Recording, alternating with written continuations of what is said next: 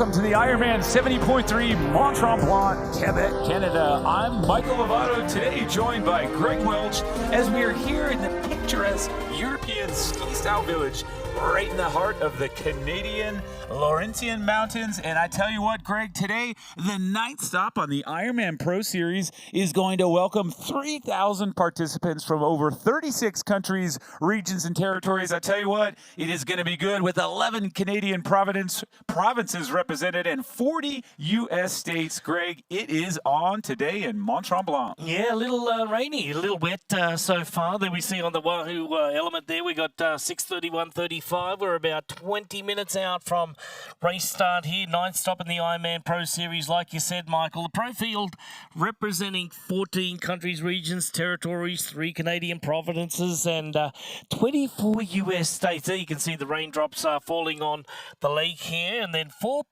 pro females here today and 5 pro males competing are in the top 20 in the point standings, which is really awesome. They're getting after the 2,500 points. They'll go to the male and female winners. It's $50,000 in prize money. And latest news out there is the swim course has been shortened to 1,170 meters just because of the conditions out there, Michael. So that will come into effect today. And good luck to Lionel Sanders on that one, because that's fallen right into his hands, same as Chris Leiferman. That's right. And having a look here at some of our highlight athletes in M1, we've got Lionel Sanders here, Canadian hopeful. We've got Jackson Laundry as well. Cody Beal, so top 3 representing the Maple Leaf. Chris Leiferman and Matthew Marquardt, 2 top U.S. athletes, as well as Colin Suk, Ben Canute, Justin Reel, and of course, all the way from Australia, Cameron Worf. A dynamic field, Greg, and those are just 10 of our highlights. I can't even count if that was actually 10, but yes. What about these women? Well, I tell you field. what, you said it was dynamic in the men. Well, I have to agree with you on that one, but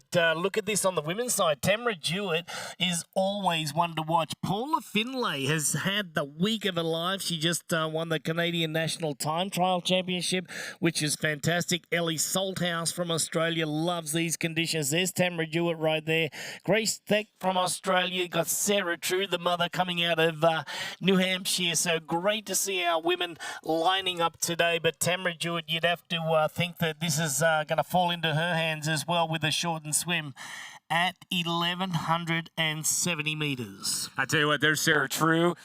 Great to see how well she came back to racing and, you know, sort of focused on those Ironman events, but then I think really dialed across all of the long course from 70.3 up to Ironman, just really well-rounded. A superstar swimmer, came obviously 4th in the Olympics, so did extremely well at short course, but looking at Sarah as she walked away there on camera. Greg, I can't even wait to get into dive into all of these athletes and what it means to be here in this Ironman Pro Series.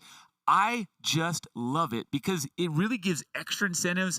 We'll talk about it later, but every second counts. So you can't just cross the finish line. You can't give up because you're in second. You've got to charge to the end to get more money. Yeah, more every points. second matters there, Michael. And as we go over now to look at our course maps, let's go over and have a look at the Roker swim course here. We got 1.9 kilometres or 1.2 miles was the distance. Now we've been shortened to 1,170 metres. This was the 2023 Athletes' Choice Award winner here. This is Lac Tremblant, right down here in the beautiful Tremblant region there. So 1,170 metres. Back into transition and off onto the bike course here. That's right. On the full gas bike course, it's 90K or 56 miles, one single lap, very hilly. And this landscape here, it boasts incredible riding conditions, great roads, a total of 694 meters, 227 on the feet, lots of climbing.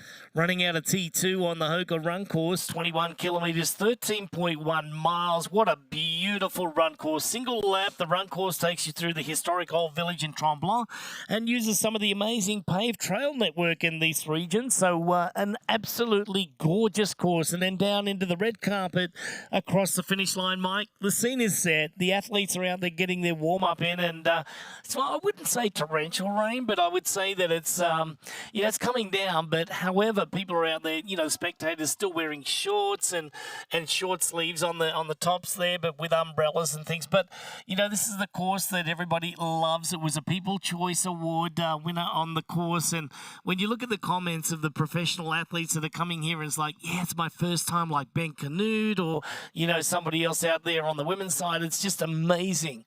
So there we go. We got the male pro series standings right here. There you go. There's no changes to the top two positions. Number one, Matt Hansen there, and Patrick Longa in second. Nick Thompson, he moved up 35 spots into ninth after his ninth place finish at Cairns Airport Ironman Asia Pacific Cairns just last week. And then Braden Curry, huge move for him, up 61 spots, second at Cairns. And then Jackson Laundrie, look at him in seventh there today racing. Gregory Barnaby, huge mover, big mover with 48 spots jumped. Okay, all of these are from Cairns. Joe Skipper, he jumped a ton, 69 spots up. And of course, the first place pro male today and pro female, they're going to take home 2,500 points. Yeah, Kylie Simpson went way up too. She went up 5 spots into the lead with 10,900 points there. Fenella Langridge, Jackie Herring in third. She had a great win at the European Championship pro female. And then also a lot of Vilms is having a great year. Hannah Berry, Danielle Lewis.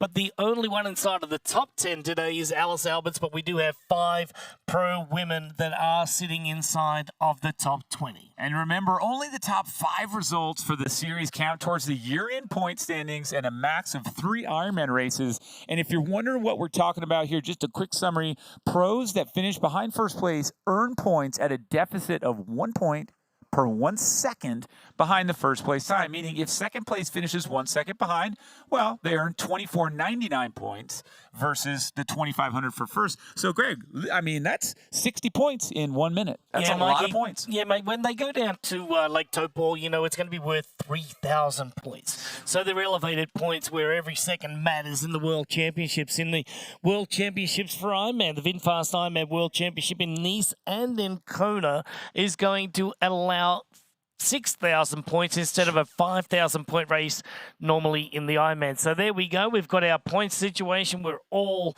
set with that. And remember, the top 5 results will count towards the year-end point standings, and only a maximum of 3 Ironman results will be counted. So today, very important if they want to tick off one of those 70.3 results. That's right. Very important. And I tell you what, as we watch this, I think you said athlete's choice. It's a favorite event. I'll say that same holds true for the pros, Greg, because when they come out here, they experience a challenging but fast course for these, thoroughbreds up front. This conditions normally in the swim, beautiful, very quick, very flat, very clear. Oh, just an amazing lake, an amazing, beautiful swim. Long transition, but when they get onto that ride, the roads out here are just perfect, smooth pavement. Very, very fast, even though you're going up and down 2,200 feet of elevation. And then the run, also challenging but quick. So the pros always look to this. Also a great time of year, but they look to this as a really good sort of early summer test, Greg. And they're entering into some of those big races. Others they have queued up for the fall. But despite this weather, it's a great, great day today to be on the pro field. Yeah, we're just waiting our male introductions right now. It's not weather for ducks, it's weather for triathletes. Come on, we're up in this beautiful province of Quebec here today, just outside of Montreal. This is Lac Tremblant, and we're going to go over to our top 10 bibs coming up in the male pro division. Here we go. We're going to be starting out. Mikey, who we got? Well, let's look at it. It's going to be number 1. Folks, you're going to know who we're talking about here in just a split second. Maybe just a little slow getting rid of your rain jacket, but that is him, Mr. Lionel Sanders. This man, he is arguably the man to be back on top, back on fire this season. Yeah, let's hope that he's over that rib injury that he sustained just after Oceanside this year. An incredible win that was for him down there. Wearing number 2 today, another Canadian is having a good year. He was the Oceanside winner as well before his first ever pro race, Mike, here in 2014 in a 51.50. This is Jackson Laundrie. That's right. Another Canadian hot superstar here, Cody Beals.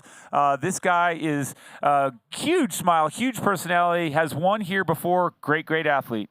And out of Colorado here, Chris Leiferman, he had a great Ironman just a few years ago with the 4th place. And I think that he really wants to get the job done today. And, he's used to this sort of weather. And it's not really that cold, but up in Colorado where he trains. That's right. And as we come in here looking at bib number 5, that's Matthew Marquardt representing USA. Go, Matthew. Big all-around athlete there. Very strong across all disciplines. Yeah, you watch out for Matthew. He is definitely one of my favourites today. And then number 8, this is going to be Colin Such from the USA wearing the pearly pink cap here today. We haven't heard too much about Colin recently, but he is in there and he will fight. He will, and another fighter also representing the U.S. with great facial hair. Come on now, Ben Canute. This guy, he is an absolute superstar. Almost won the World Championships back in Chattanooga. Took second to Javier Gomez, one of my favorite races to watch. Also almost won in St. George. Love that guy. There we go. I'd love to see a mullet with that little snappy Tom moustache. There's Justin Reel from the USA. Men's 11 there wearing the yellow cap here. Look out for Justin. He's been very consistent this year. And then also here, looking at some of our other athletes, waiting to see them get called across. Nope, not me, they're saying. And again, looking for Cameron Worth from Australia is who I'm predicting they're all kind of trying to call up. In the end, our athlete services folks are incredible volunteers and employees of Ironman getting these athletes queued up. It can be a little bit like herding cats with these pros running all over the place. Greggy? Let's go over to male 13, Antoine Jolique des Roches. Out here wearing the green cap here today. So continuing along with our male pro category here. And then we are going to get the rest of our field coming out through our little opening here at the moment.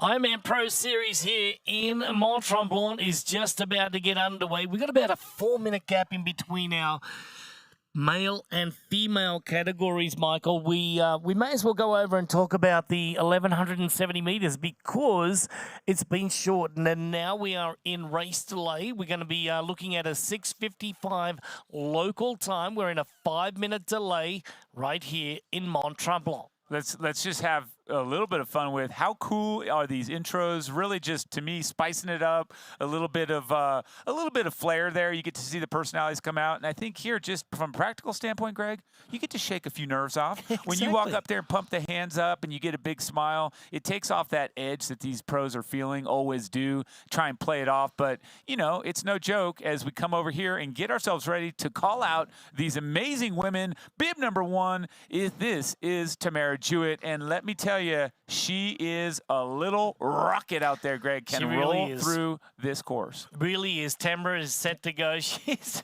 shaking a little bit. She's been out there all morning in the rain getting prepared. This is Paula Finlay. As we said, she's having a great year as well. And just a few days ago, won the Canadian National Time Trial Championship for the 3rd time. So well done to Paula. She's had an incredible career. She was ranked number 1 in the world back in 2012 as well in the Olympic distance. Wearing number 4 is Ellie Salthouse from Australia. Fresh off a win, Ironman 70.3 Boulder. She's on top. Great chances here today to come away with that top step. Wonder if Ellie will jump up to the Ironman distance. Okay, Grace Tech also from Australia wearing the violet cap today. She's been racing a lot as well, so been very consistent. Series rank is at 63. Probably going to jump up a bit after today, I would imagine. There you go, Sarah True. How good is that? She came in again with that vibe, shake off the nerves. Watch out for bib number 7 from USA. Yeah. Oh, yeah. This is Sarah True. Look at the bubbly Sarah. Look at that nice little wry smile on the face. Double thumbs up. She's ready to go. She's a mother in the field too. So Alice Alberts from the USA. She's ranked number 9, having a great year. That she is, and she is sure to factor in today looking for some valuable points as we come on all the way from Great Britain. We've got Jody Stimson. She is another one that rocks and rolls at the short course all the way up to the Ironman 70.3. Could be beyond at some point to the full distance, but Jody, what a superstar here, right? Watch for her to come out of the water quick.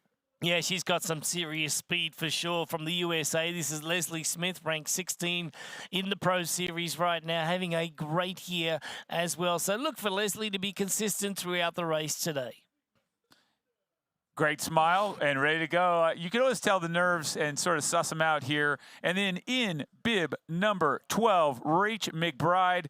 Man, watch out, because every time they're on the race start, you know it's going to be a dynamic swim, bike, and powerful run. Great, great character.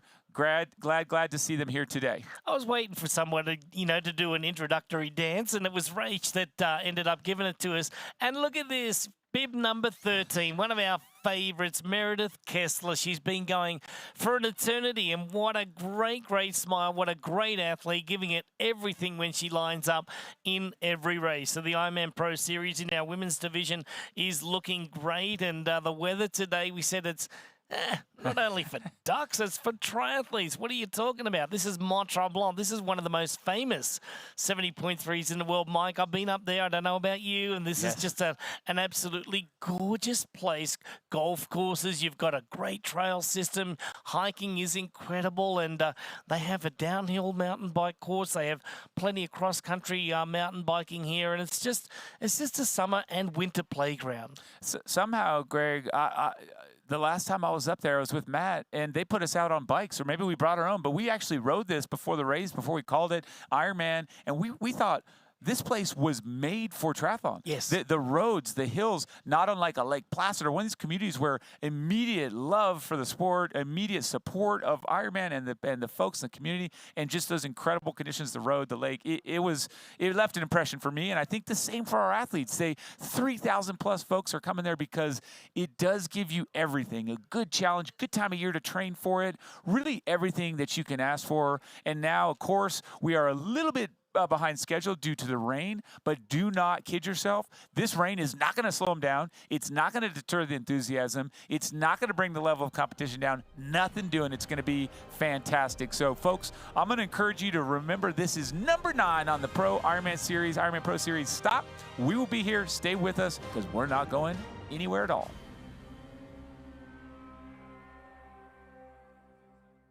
Introducing the Ironman Pro Series Virtual Edition on Full Gas. Join athletes from across the globe as they conquer bike courses from the Ironman Pro Series. Challenge yourself, travel the world, and earn your exclusive Finisher's Medal. Push your limits and make your mark. Exclusively on Full Gas. Unleash your inner champion. Register now at fullgas.com.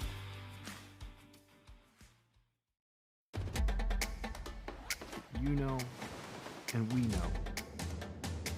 The thing about challenging yourself is, you're always looking for what's next.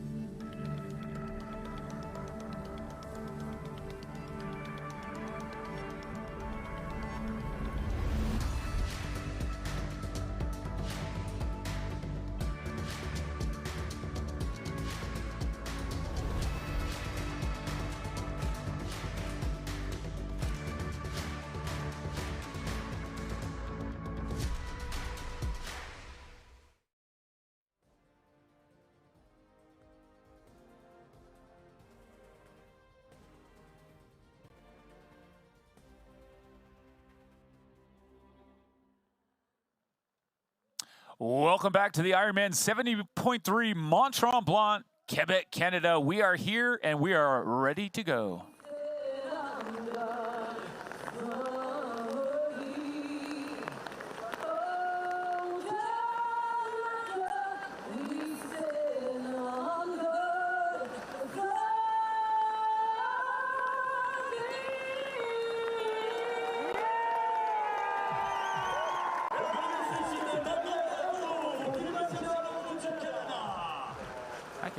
Yeah, what a beautiful rendition of Oh Canada. You know that they're going to be playing that on Monday night for sure in the Stanley Cup Finals down there in Sunshine in Florida when the big one comes, the Game 7. That would be the Panthers and the Oilers. Go Canada! Go Oilers. Anyway, that's a little bit too much about ice hockey, but let's get back and focused on Ironman Pro Series right here in a little bit of a delay at the moment. So expecting around about 5 minutes from now, our start here. We see some of our pro athletes just getting ready. There's Ben Canute over there having a bit of a chuckle as well. We can see Cody Beals and Lionel Sanders in the orange cap, and he's all talk right now and just getting ready. So what do you think they're talking about out there, Mike? What do you think? Well, there at the last second, Greg, I think it's a little bit of, hey, is that left turn up there the first right turn? Can you see it? How's the conditions? A little bit of race specific right there on the spot. I think that right now,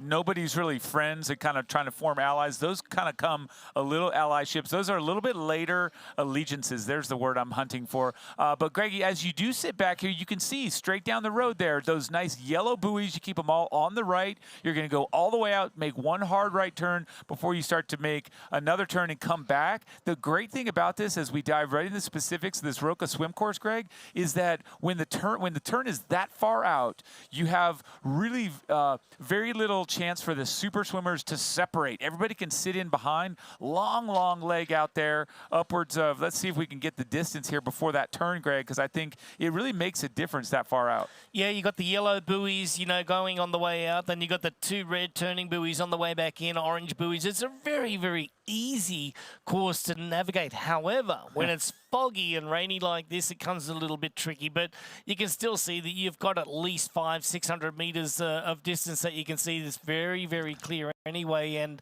it's not going to be a problem for someone like Matthew Marquardt and the good swimmers out there today. So I think that Lionel a moment ago was telling Matthew, you have to keep swimming until you reach the island, which is about 2 or 3K up the road.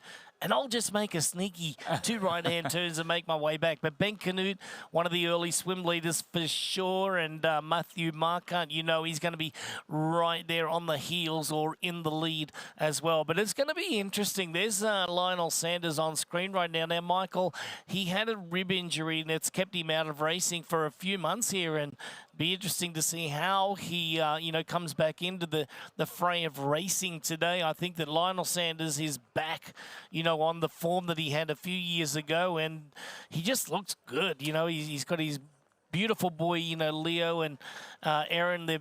It's wonderful that he, travels like a great family, and he's got everything. He's got a great support system, and everything seems to be lining up for Lionel Sanders. And then on the Canadian side of things, Jackson Laundry has had a great year as well. And looking to see Jackson, he just really wants to go there. Now, I read a few comments in his report during the week, and he said, I am absolutely going for broke today. So the men's pro athletes make their way down toward the start line there, Mike. These are exciting times. They are very exciting. An in-water start here, water up to the knees. They still have to obviously make a run in before they do that first dive and start swimming in earnest. But, Greg, look how wide that men's start is. And, folks, they're saying, hey, move out of the way, get out of my space here, talking to those boats. You get a little panicky. These guys know what they're doing. Those boats will get out of the way. But no, the tension is high as we get ready to kick off the 9th stop in this incredible story that is the Ironman Pro Series, Greg. Today, Ironman 70.3 Mont-Tremblant, Quebec. This race will shock some folks because I think someone's going to go for broke today to try and get those valuable points. Who will it be? Marquardt, Leiferman. Will it be Beals, Laundry, or someone we haven't mentioned today? Any of these guys, who's going to take out that top spot? Yeah, another one of them, Deroche, is going to be in there as well. But over 50 athletes in our men's division here today, which is absolutely incredible. And same on the women's side, over 40 professional women's athletes lining up on the 9th stop of the Ironman Pro Series, where every second matters. Now they'll go all the way to the finish line and then keep the pressure on. The clock will start ticking down from that finish line from 2,500 to 2,499 all the way down to 0. And that's how they accumulate their points. Michael, the Roca swim start is just seconds away. That's right. We've got a few folks to look for here. You mentioned Lionel Sanders in the cap, color orange. Laundry's in green. Beals in yellow, Leiferman in violet or purple. You can see them, and they're off, Greg, today into that Roca swim course, diving into the one lap here.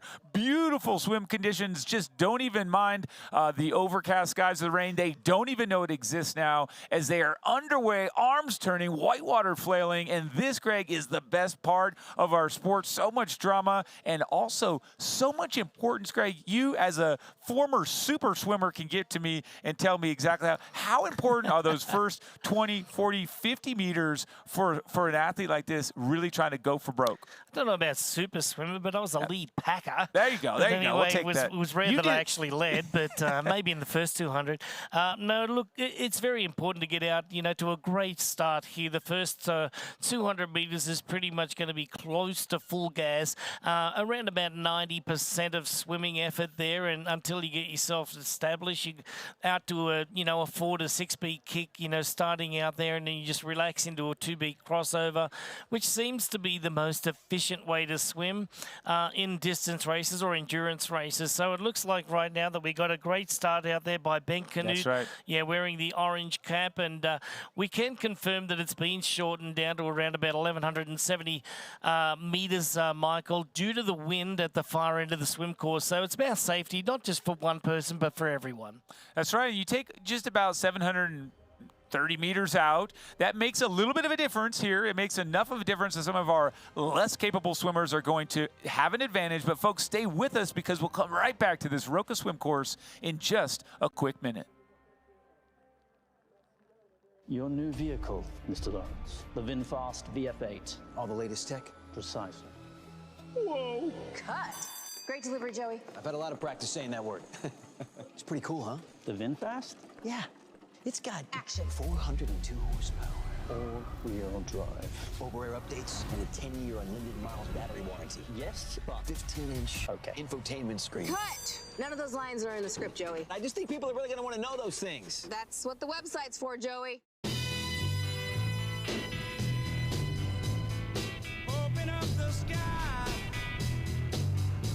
'cause I'm coming up to you. So send down your wings and let them bring me to you. You know I'm standing at the station, ready to go. Oh, big old aeroplane, I'm trusting your soul. Get on up, Big Bear. Here's Elizabeth in the middle of the perfect workout for her. To create it, we analyzed her biometrics and genetics, her recovery rate, injury risk, and aerobic potential, her recent training sessions, the temperature, humidity, and elevation, the demands of her next race, and billions of data points from athletes just like her. With TriDot, Elizabeth gets faster. And what does she have to do? I just opened TriDot and did my workout. TriDot. We do the technology, you do the training.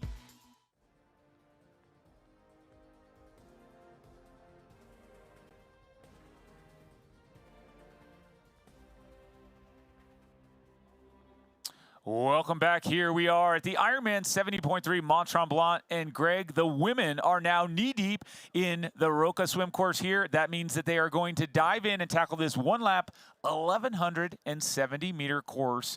We got some colored caps here. We got some highlighted athletes, but all of these women are going to tackle the swim the same, flat out. Hip deep in water here, 1 or 2 strides there, and then I'll be tucking those hands together, chin between the biceps. They will get a beautiful hydrodynamic dive underneath the water, maybe a couple of dolphin kicks, and away they go. So you can see them lining up right now. Jodie Stimpson should be right up there in the swim today.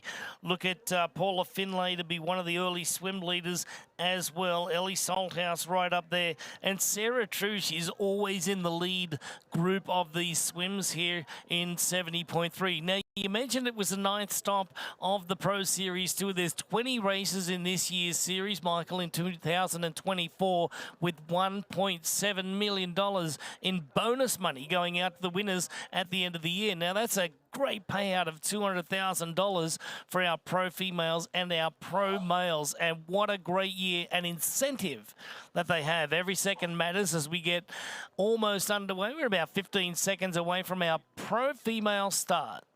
Keep an eye right there on those two athletes. Orange, that is Tamara Jewett. And then right there we had in the pink, Sarah True.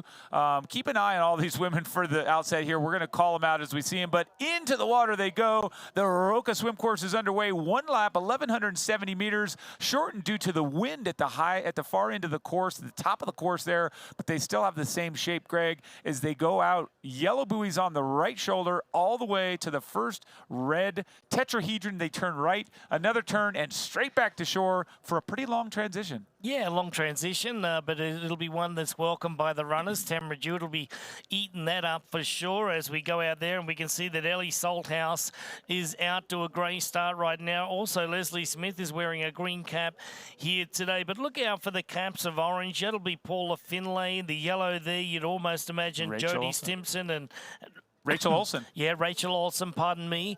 And they're back in the pearly pink. Sarah True is definitely out to a good start. Like we mentioned, she's always up there in the lead group. But right now, what a great start out here by our women. You know, you can see the raindrops falling on Tremblant here in Mont-Tremblant in this beautiful mountainous area just outside of Montreal. It's just a winter haven, a summer haven. You can do just about everything that you love to do sporting-wise here. Recreation-wise, great golf courses. It's one of my favorite places and one of my favorite races to visit all year long. But today you can see that the rainfall is consistent. It's not torrential, Michael. I don't think it's going to be too bad out there. Just have to practice caution on the bike course here today. As a matter of fact, I think that the athletes will probably release a little bit of the tire pressure out there today, as you would normally do on a rainy day like today. It'll be a little slippery going around those corners, but we're off to a great start. Our men are 6 minutes and 45 seconds into it, coming up to the 2-minute marker on our women's, coming up to that 200-meter marker, and it's pretty easy to navigate out there. There's Lionel Sanders. He'll be wearing a orange cap. Jackson Laundry in the green. Cody Beals in the yellow. So pretty easy to, navigate and see our athletes out there with their swim caps today.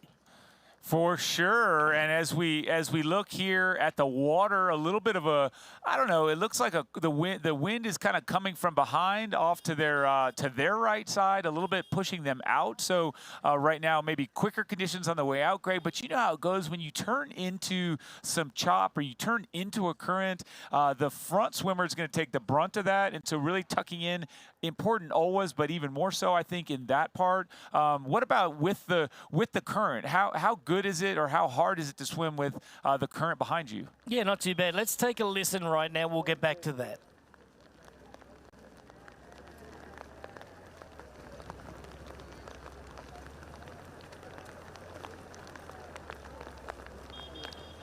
Yeah, as we mentioned, the right side breathing at the moment might be a little bit tricky on the way out there, as you can see now with our leaders in our men's division. And, Ben Canute right now is just really stretching the field out. And you can see, as you mentioned, Michael, being a little bit windier at the far end of the swim course, and that's only going to get a little bit more, I would say a little bit more on the wavy side of things as we, go through the next half an hour or so, and that will definitely affect our age group athletes. But you can see that the change of the wind out here, when the athletes get out there and make that right-hand turn, they're going to make 2 right-hand turns and then come back in the other way. So on the way out, the right-hand side breathing is going to be the difficult side, and on the way back in, it's going to be the left-hand side. So bilateral breathing is going to be possibly the best way, or just breathing on the one side, and that would be on the way out, on the left, on the way back, on the right, to get away from any of that chop and any of this fresh water, sneaking into your mouth and swallowing that. I know some of these athletes are going to just still be tickled to come around that first turn buoy already,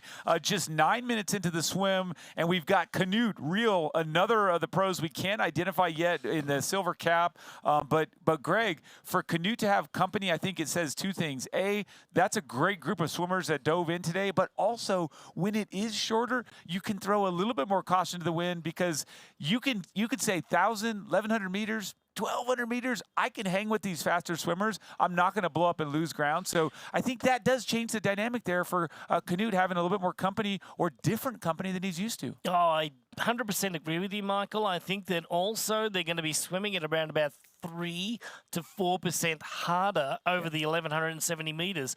Now, it's not quite the 1.9 or kilometers or the 1.2 miles that they're actually doing today because of this wind-shortened race here in the swim course in this discipline of the Roca swim. It's going to be a little bit more effort on this discipline. As you can see right now, Justin is just really streeting ahead of Ben Canute, takes a couple of backstrokes, and just to make sure that he knows where everybody is stretched out in this field, he's probably taken a look back. Where is Lionel Sanders? Where is Matthew Marker? Where is all the athletes that are in the field here today that can really bike strong? What do I have to do? Do I have to change my strategy, or do I just stay on my consistent pace and stay on my numbers? And today that's going to come down to where they all are situated when they get out of the water here in just a few minutes' time. Let's give another little nod here to last year, this exact time. Chris Leiferman from the USA, he won Ironman Coeur d'Alene. I bring that up now. Here he is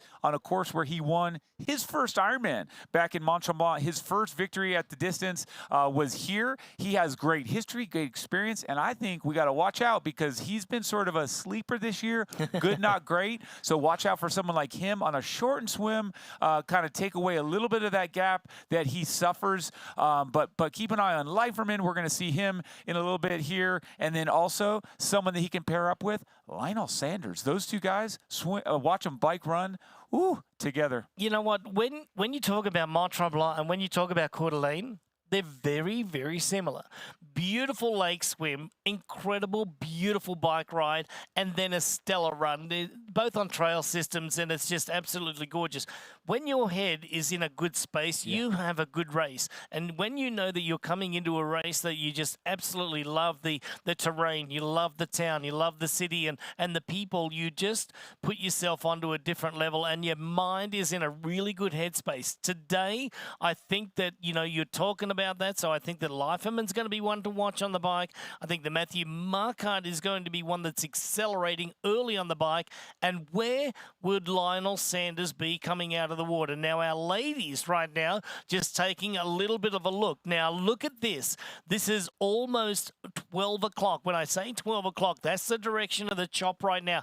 They are swimming directly into the chop on the side part. This is the far end of the course, which is the reason why the swim course is shortened today. And navigating is a problem right now for the athlete in the silver cap. So just follow the yellow cap right now. They do have a lead paddler out there showing them their way around the swim course, and I would just be focusing on that at the moment until they turn around and start coming back in. But once they start coming back into the finish line here, they'll get a cross chop, which is going to be the problem. And now we've got Jodie Stimpson from Great Britain up front, handling that very well with Ellie Salthouse, the Aussie fish, great swimmer right behind her. We'll look to see who else is getting disoriented. There's Paula Finlay in orange on fourth position there. But Greg, that was an incredible display, a great picture of just how, A, composed these athletes are, but B, tough these conditions really are. It is this right here, folks, is why we take caution and say, hey, you know what? If there is wind, we are going to make sure that this is a safe course.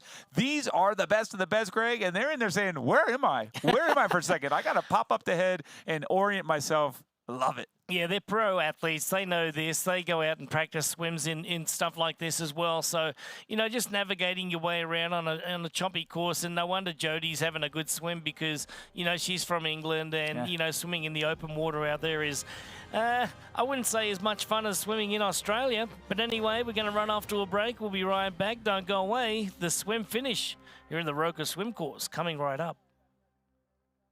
Hey man, do you have a non-alcoholic beer that actually tastes good? I think you mean athletic. Excuse me? Do you have that great non-alcoholic beer? I'll set it. Found it. Do you have a favorite non-alcoholic beer on the menu? Mm-hmm. Ah. Athletic it is. She's funny. The feed is everything you need to fuel your workout. Hydration, bars, gels, chews, high-performance supplements. We even have breakfast shakes. Ready for your ride? Totally. Let's go. Gels every 20 minutes. Just started training or plan to be a world champion? We've got you. Thanks, Feed Coach. Don't forget to hydrate. We'll help you pick your fuel for your run, ride, or triathlon. Shop today to get a free water bottle printed with your name. Visit thefeed.com. Fuel your workout.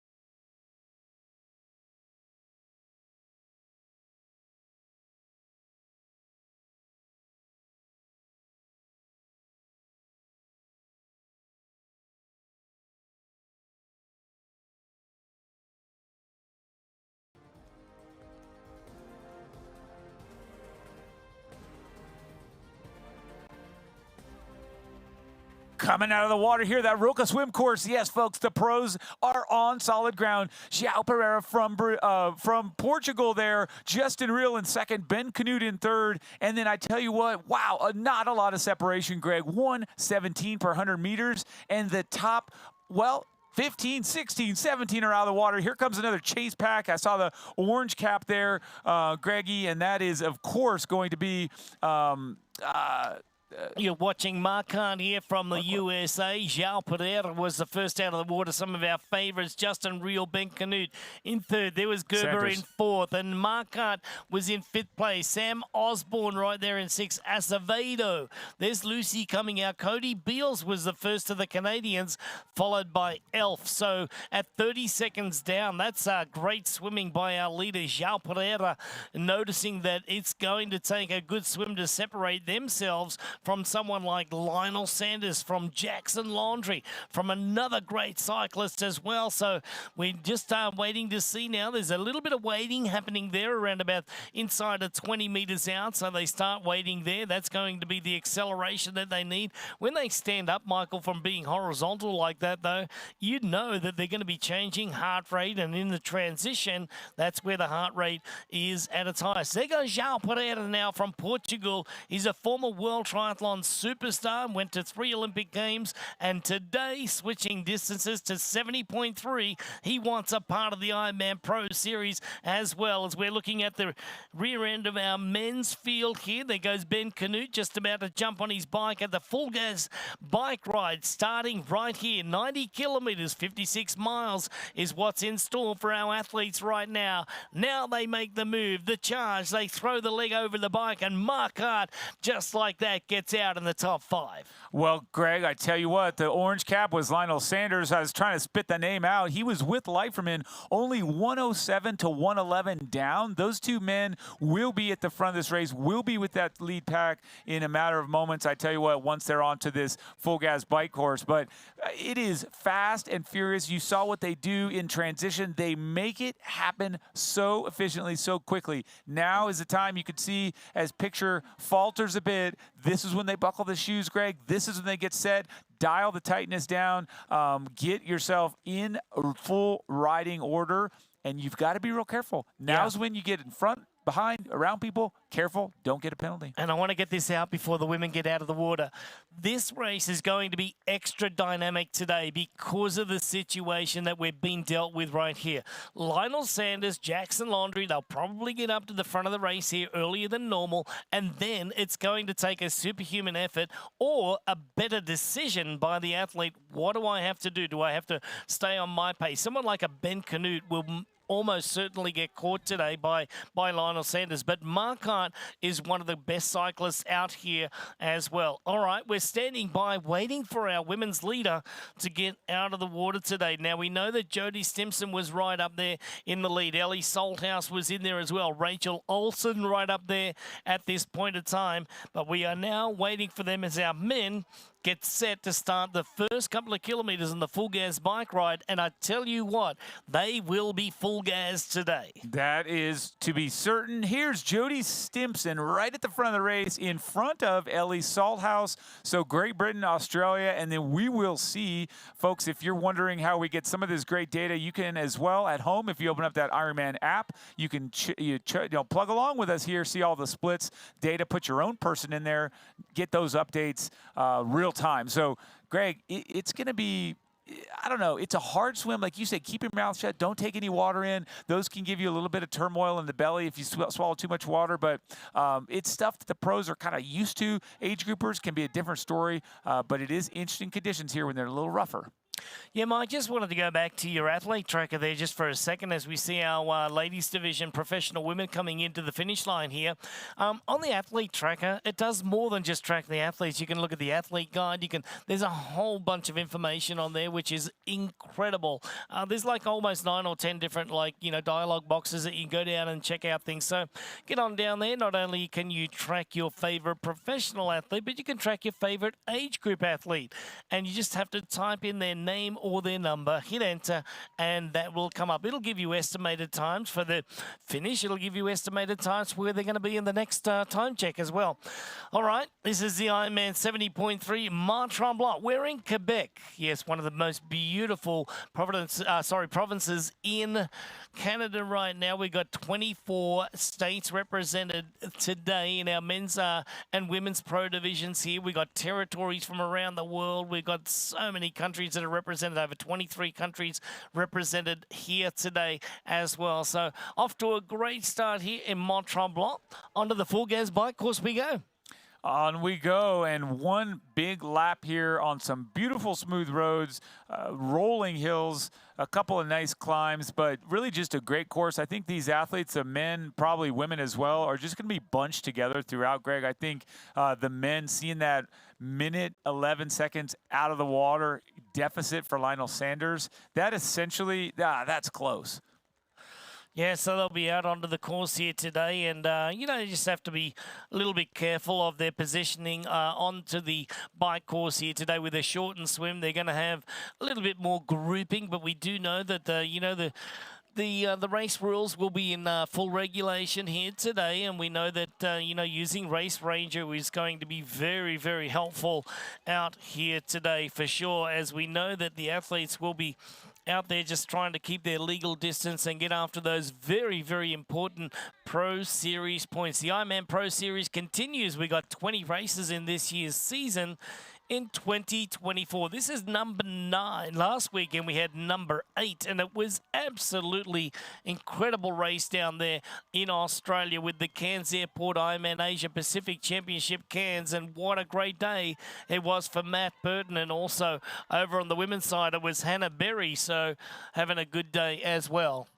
That's absolutely right. And I tell you what, as we sit here and we look at a picture on our screen of some of these athletes, we are watching anxiously as these women come out of the water, and we would like to see a little bit of an update here, but knowing that when we last looked, we had Jody Stimson, Ellie Salthouse, of course, coming out of the water here in fine fashion. What a great time, 16:54. Wow, 16:57. And then as you roll through the rest of our field, folks, smoking fast. Yeah, Marchant was in there as well. There's Paula Finlay in 5th position. There's Lumpkins in there from the USA. Grace Tech from Australia inside of the top 6. Sarah True, the bubbly, smiling New Hampshire mum, wearing number 7 today at 17:09. So she was only just a little bit down by 14. Grace Alexander, there's Meredith Kessler in number 9. Thomason coming in from Canada, rounding out the top 10.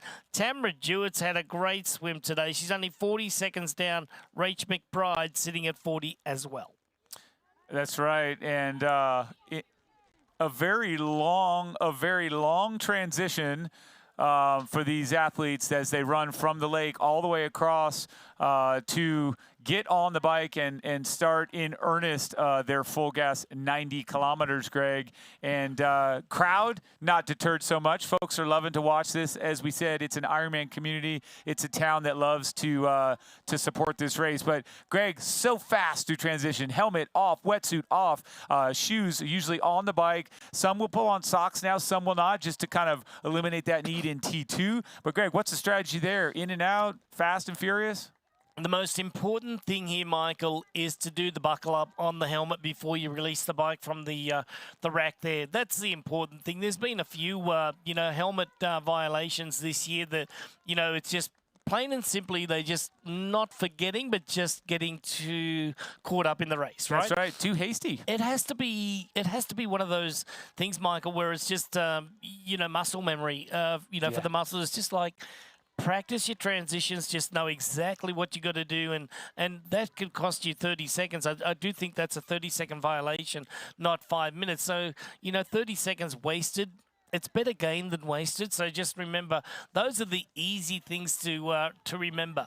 All right, it's going to be pretty well tight in the first part of the full gas bike ride. They're going to have to make sure that they keep their distance. They got 25 seconds to make those passes, and then going in transition area today in our women's race, it was Jodie Stimpson leading in, and Tamara Jewett just at 40 seconds down. Mike, I think she's sitting in the best position ever, and Ellie Salthouse, the ever colourful Ellie Salthouse, is right up there as well. That's right, and colorful in spirit and figuratively, but always in her race kit. She chooses some great colors to rock out there. Great sense of style. But so Ellie Salthouse, we mentioned, she won Ironman 70.3 Boulder. Very different conditions, dry, windy, completely opposite here. Also, the elevation was at play in that race, but she won that one in fine form, and now she is sitting second position here. Early stages of this full gas bike course, 90 kilometers, also known as 56 miles. And she's dangerous up front. She likes to race from the front. She likes to be in contact with the front runners if she's not the person. And Greg, there's such a difference there, right? The style of chasing versus being chased. Look, I tell you today, Michael, it is going to be a very tough task to stay with Paula Finlay's pace up there. She was incredible. Last week, during the week, she rode a time trial, 30-kilometer time trial. Took her 32 minutes. 39 minutes. She was riding at around about 42 kilometers and on average at 300 watts.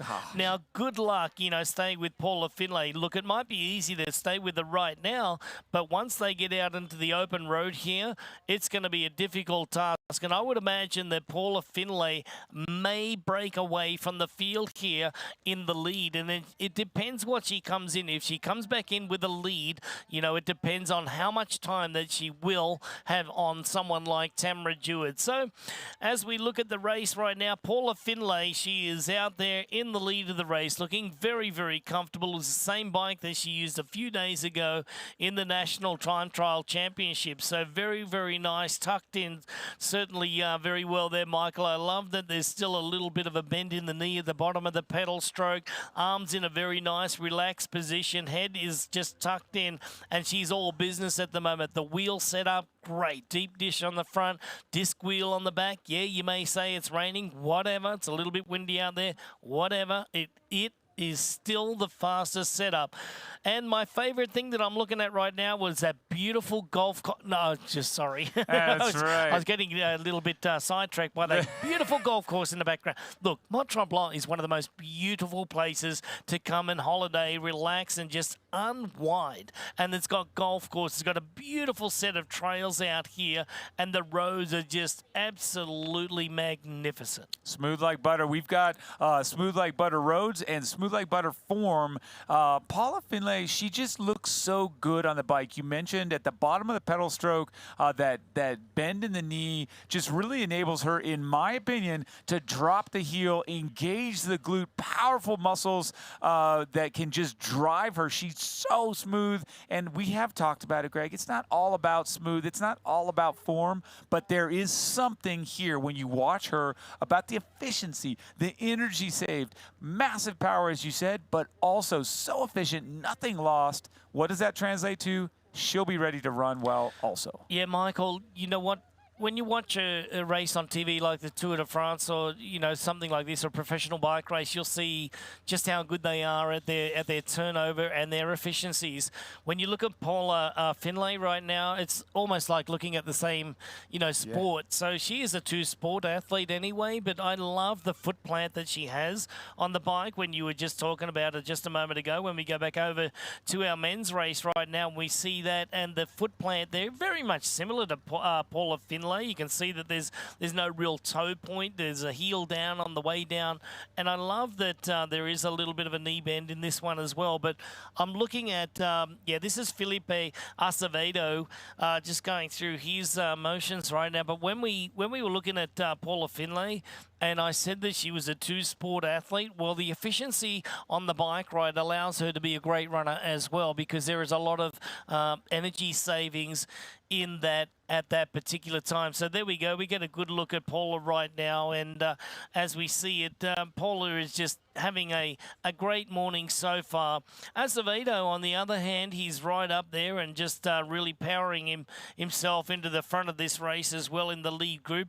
He was only 10 seconds down at the early part of the bike ride, whereas Paula Finlay came in the top 5 in the swim, but she's made her way to the front of the race. That's right. And two-sport, obviously bike run you're talking about, but incredible front pack swimmer as well. So she's right there in the mix, and very smooth as we get back here at the front of the men's race. The action is hot despite the cool and rainy conditions. These guys have lit it up, and the engine is rolling. So another little difference here as you look at that compared to Paula Finlay. A higher cadence, still great position, very forward, but ultimately we've got an athlete that is just ticking over an ultra high cadence relative to what we saw with Paula Finlay. Great stuff here. You can see the water on the lens of the camera, Greg, telling us that rain is coming down. It's coming up as well off the road, but it is not slowing these athletes down as they roll out here and get ready to jump onto the main highway. Action will continue, so stay with us. Yeah, I tell you what, Michael, Race Ranger is going to earn its money here today. Yes. I saw the flashing lights of Race Ranger working just a moment ago on the back of João Pereira's bike there. João Pereira, being from Portugal, he was our swim leader today, and he was incredible. Don't go away. We'll be right back to Mont-Tremblant. You know, and we know. The thing about challenging yourself is you're always looking for what's next.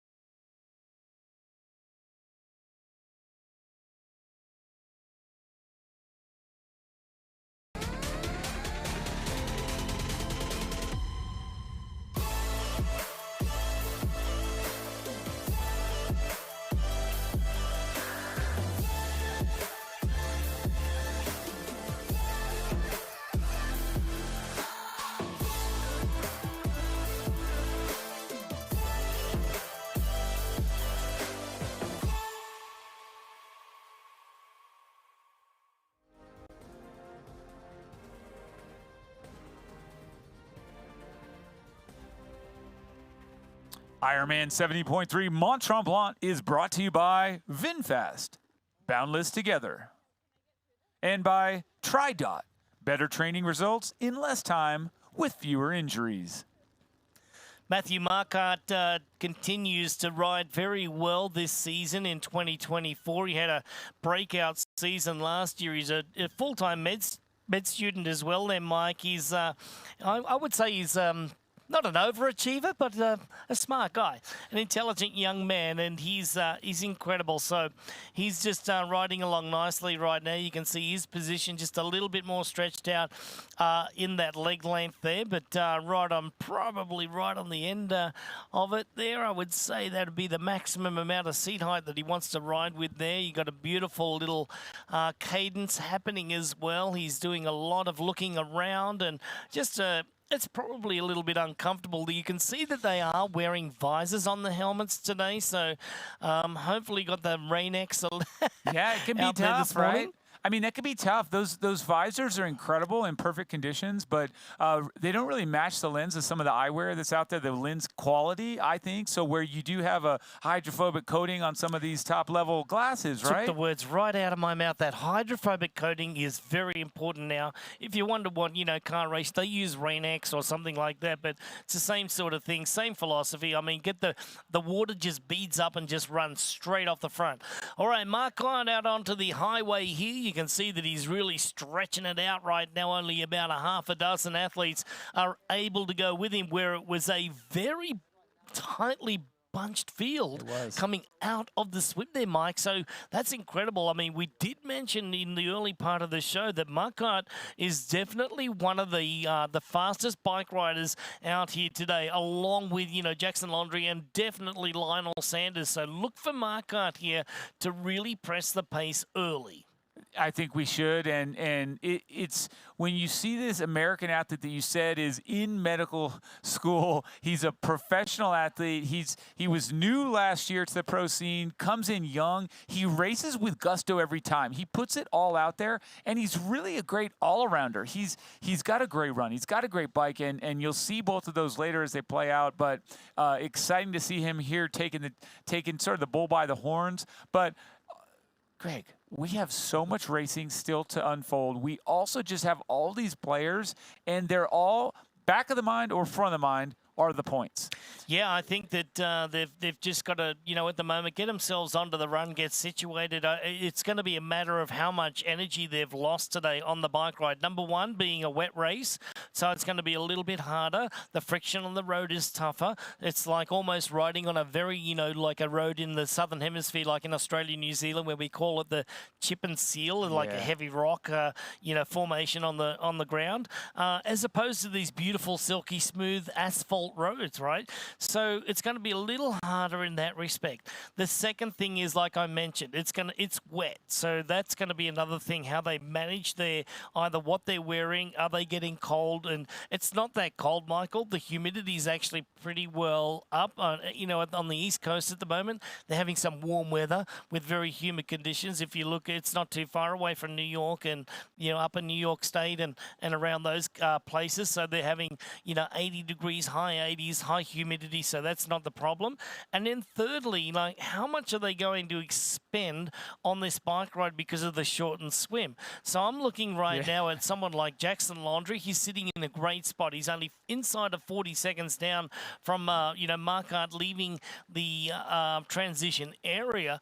But how much farther back was Lionel Sanders? How much farther back was, Cody Beals and people like that? So Cody was around about another 15 seconds behind Jackson as they went out onto the bike ride today. I would imagine that the energy that they will have to expend out here today is going to be a very large one at the early part. Getting back to the women's race with Ellie Salthouse. Ellie Salthouse looks very smooth. Another athlete that does very well across all disciplines, certainly swim, bike being her strengths. But this is a extremely successful Ironman 70.3 athlete as we watch Paula Finley roll right through. Yeah, there you go. You can see that the race ranger, flashing red now. That's because she overtook Ellie Salthouse. Ellie now has the responsibility of dropping back. There's the flashing red light. She has to get outside of that. There it goes blue. So now she's in the safe area outside of that 12-meter zone there. Paula Finlay coming off some very good racing at the moment. Look at that beautiful turn over there. That's what you call a great rhythm, Michael. That's a 360-degree turn. Yeah. When we talk 360 degrees, that is a circle. You don't want to be pedaling rectangles, nor do you want to be pedaling squares.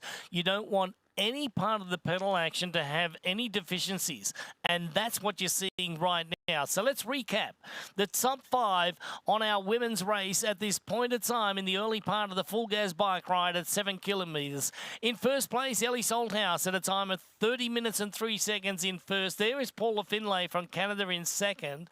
Jodie Simpson from the UK is at 5 seconds down in third. There is Lumpkes from the USA at 15 seconds, and it's only 26 seconds down that separate the top 5, and that's Grace Thick from Australia. Wow.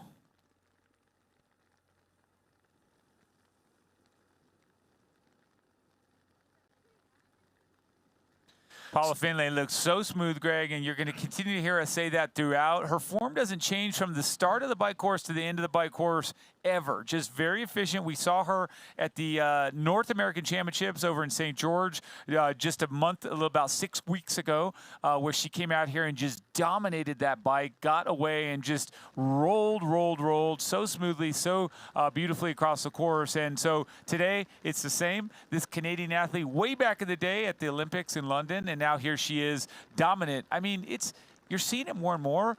With athletes that are going like a Taylor Knibb to the time trial, to cycling and performing. Long gone are the days where it was, we're good at all three, but we're not exceptional. This is an exceptional, pure single sport cyclist, Greg, that is now performing this well. This is really funny. I was reading some of the comments on social media about Taylor Knibb, last week after she won the USA National Time Trial Championship, and, just saying that she's just one of the world's best cyclists, and there was a lot of comments about, no, she's not put her in a professional women's bike race. Well, yeah, bike racing as opposed to individual time trialing are two completely different sports within a sport. So Taylor Knibb is, in my mind, one of the greatest time trialers out there, but she's also the best biker in triathlon right now. So, and I'm looking at Paula Finlay. She's probably number 2 at the moment in triathlon, to Taylor Knibb. So to do these two sports is just incredible. So, when you see comments like that, I don't pay any attention to them because these two women are just absolutely incredible. Could you imagine being a two-sport athlete and being one of the best, like first, second, or third in the world in triathlon, and then in time trial, like you're inside of the top 20 in the world? So, you know what, I don't pay any attention to it. I just tip my hat and just say well done to Paula, well done to Taylor, because you're just incredible athletes that I so respect. I mean, I just deeply respect these athletes for what they do. All right, so back to the action here. This is Paula Finlay, and Michael, coming into this race, it was planned that she would do the time trial, and then just a few days later, I was asking you this question. Is it going to take a little bit out of her, or do you think that she'll have enough in the tank to get the job done on the run as well? I think she'll have enough, and the reason is when you kind of talk about the training volume, the overall load that these athletes, an athlete like Paula has, the recovery is there. It's basically, you call it a taper, a hit out, a prep. That race, the time trial, I think it fine-tunes the engine. Now, if it were a hard run, it might be a different story when you're beating up, pounding on the ground. But I think that ultimately, yes, she's going to have it in the tank to deliver the goods all across this entire race and through that Hoka run course as well. See Race Ranger down there on the underneath the seat there where it says Finlay. That is a solid orange, and that means that it's 12 to 14 meters. And then once you're outside of that 17 meters, the light will go off. But inside of the 14 to 17, it will stay as a solid blue. So everything is going along just good right now. Jackson Laundry in a very aggressive position. He said he wanted to race aggressively today in our notes. And then also, when we got a chance to catch up and talk to him during the week, he's like, I am putting everything on the line today. I want that 2,500 points to go towards my tally in the Ironman Pro Series of 24.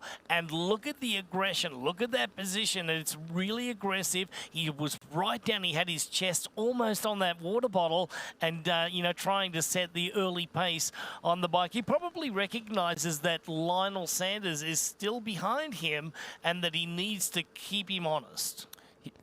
Those are great points. And one thing I can't help but notice, Greg, Jackson Laundry, we were talking about the visor. He's got his pushed up, eyes exposed to that rain. You can see him squinting into those conditions, into that wind, into that water. That's not easy, but he made the choice. I'm going to pop this visor up. Why? It was obviously holding water. He couldn't see well with it.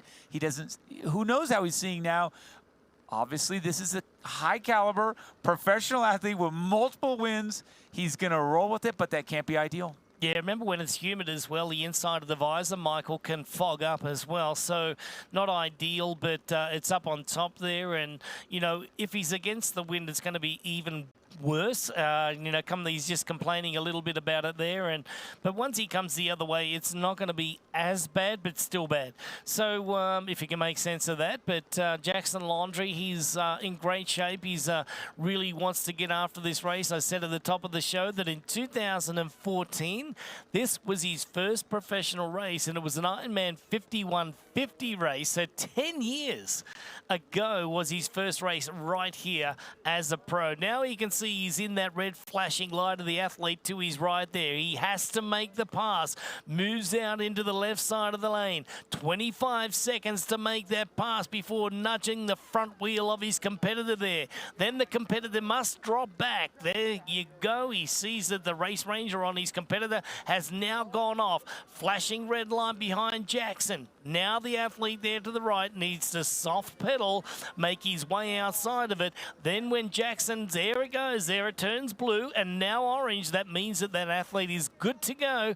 Orange, 12 to 14 meters. Blue, 14 to 17. And when it goes off, they are completely out of that 17, distance. They don't have to worry about anyway. The rule is 12, and he's good to go. He's good to go. We saw him a minute ago go past that 20-kilometer mark, 12.4 miles or 20K of the 90 here on the full gas bike course as we zip right back over here to Paula Finlay, and a nice shot there again of that efficiency. Ellie Salthouse behind at least 12 meters plus back, but Paula Finlay working hard, the visor down, doing its job, protecting, being aerodynamic, everything. And you are starting to see, Greg, those two women drawing away. You cannot see anyone down that long lens of the camera. They're gone. Yeah, they've really they've dusted Jody Stimson and Lumpkes from the USA. Grace Tech has been dropped as well as Sarah True. Grace Alexander and Rach McBride sitting right in there at 55 seconds down right now. Marchand from Canada in 9th place. Kingsford has moved up into 10th place there at 112 down. But Jewett has made a way outside of the top 10 where she had a good swim today, but she has lost some serious time. She's lost 30 seconds over the first 8 kilometers of the bike ride today. So Tamara Jewett has got a little bit of work to do with the pacing today, but no doubt about it, Paula Finlay is in fine form. Now, when I read a note about Ellie Salthouse today, Ellie Salthouse said, these are the conditions I love. I love a hilly bike, I like a technical bike, and I like it windy. Now, I don't know about the rain, but you can throw in all of those other elements, Michael, and this would be a dream course for Ellie. That's right. And this is something that we all say over and over. Can't control the weather. You got to control how you respond to it. That is very true today. When everyone saw the forecast coming and they start to look at it and you get real close and you understand, hey, you know what? This is what it is. If you are horrible in the rain, you have to figure it out. You have to say, what do I do differently? You mentioned it, lower tire pressure, easy on the turns. Figure out that it's not a big deal when you're going straight, maybe a nuisance. But I think talking about the weather specifically, Greg, it's really important to say, what are those little adjustments? Fueling, a little bit different. Sweat, you'll still be sweating. You mentioned it, higher temps, higher humidity. Sweat, you have to watch that because you're not going to feel as hot. Everything kind of plays out where you just have to be very adaptable as you're out there on the course. Yeah, very adaptable is, the word of the moment, because when you talk about a rainy day or a wet day, a lot of athletes will probably not think about taking so much nutrition on board, and it's just because of the weather, if it is a lower temperature, but yeah, so anyway, as the athletes now are getting ready, just start to refuel as they get toward those turns out there on the bike course here today. Paula Finlay is doing a good job of monitoring her nutrition. She sure is.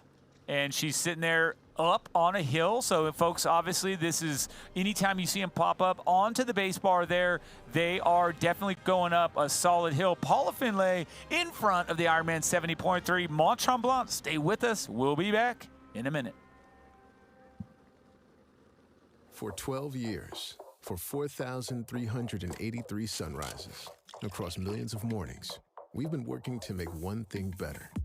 This, AG1, is foundational nutrition, a science-driven formulation to support whole body, brain, and gut health with just one of these, or one of these, once a day.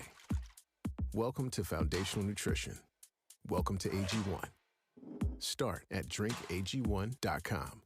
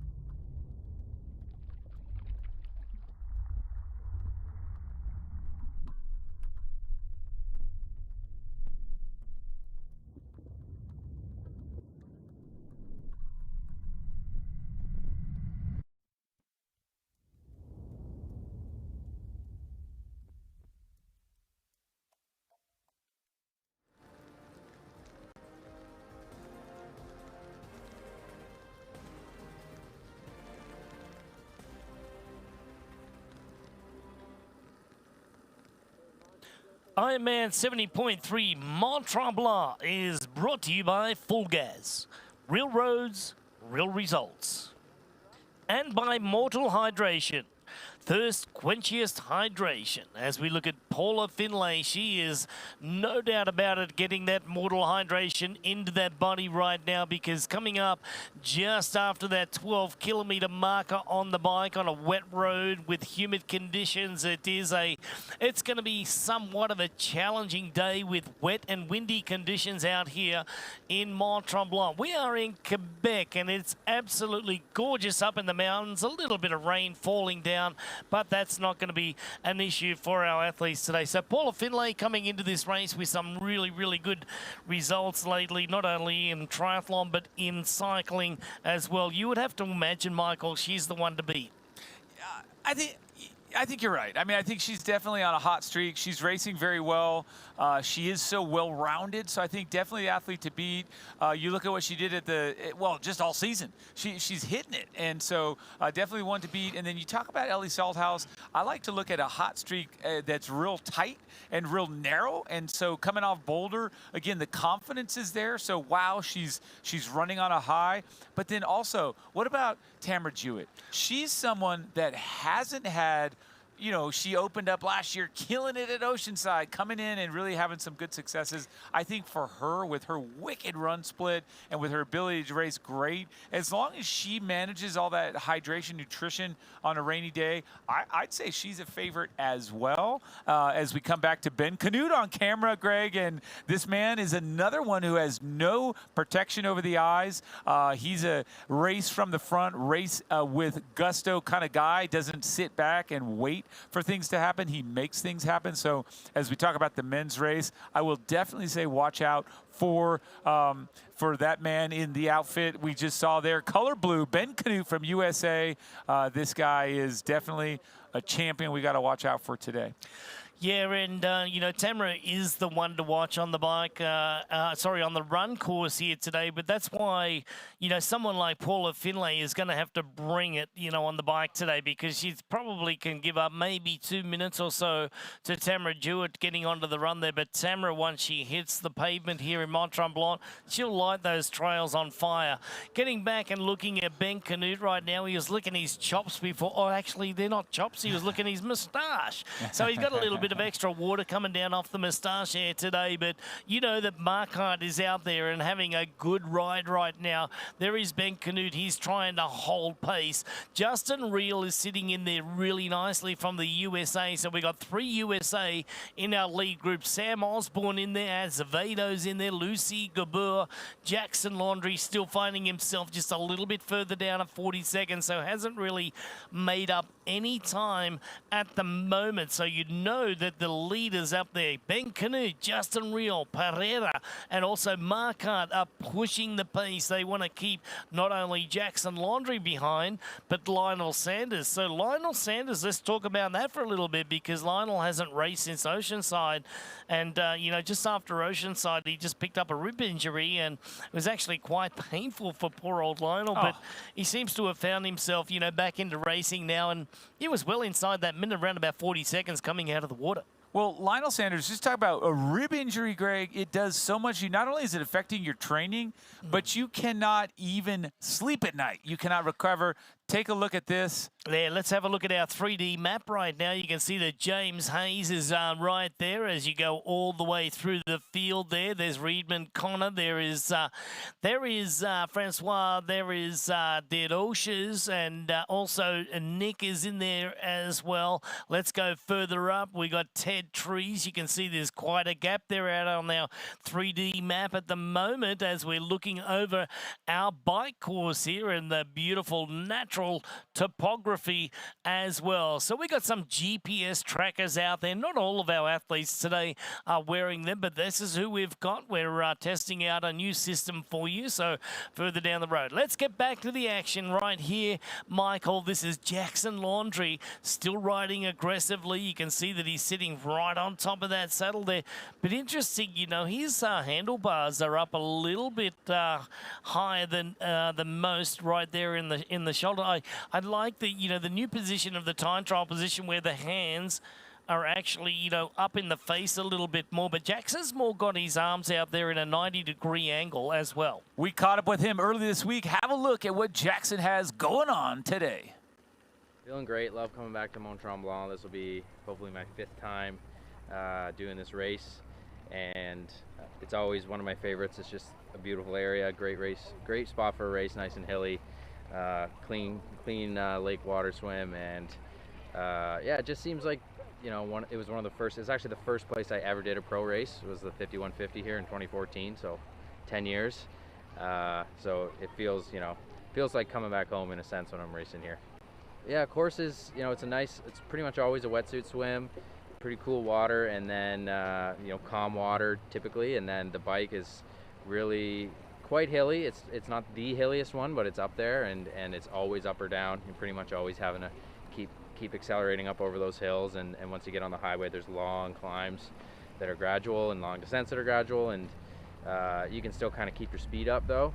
The last 20K of the bike is pretty tough. There's a good long uphill section on Duplessis, and then into the run, hilly at the first and last quarter, and then pretty flat on the bike path for the middle section. So a little bit of a mix of everything, and it's just one of the nicest courses in the nicest areas, I think, to race. So fingers crossed that we can get out there and have a good one again on Sunday.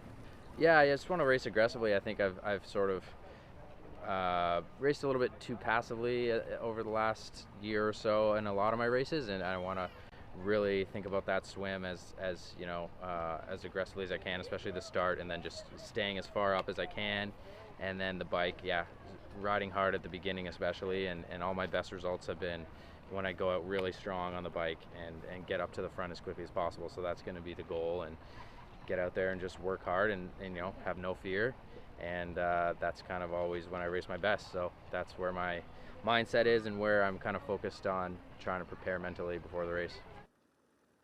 Jackson Laundry, one of 3 top athletes here from Canada. We have many, don't say that, we have many, but here we are with American Sarah True. Wow, she looks great, Greg. Again, so fun to watch her. Another one that swims with the best, bikes with the best, has a great run.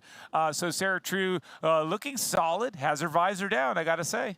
And best smile. She gets that award for sure. And not only are we talking about best smiles out here, but this was voted the best swim course of 2023 and the best run course of 2023 as well globally. So if you're thinking about doing a race, the IRONMAN 70.3 Mont-Tremblant is one of those bucket list races. As you see Sarah soft pedaling right now and actually having to brake a little bit because she's getting into that zone where it becomes a little bit tough there to read. You got the race ranger, which is going to be flashing red if she needs to make that pass. But here comes the ever smooth riding of Paula Finlay from Canada. So Canada, the local lass here. She is leading the race right now. I know she's from Alberta, but up here in Mont-Tremblant, which sits in Quebec, just a couple of hours drive outside of Montreal in this beautiful neck of the woods here.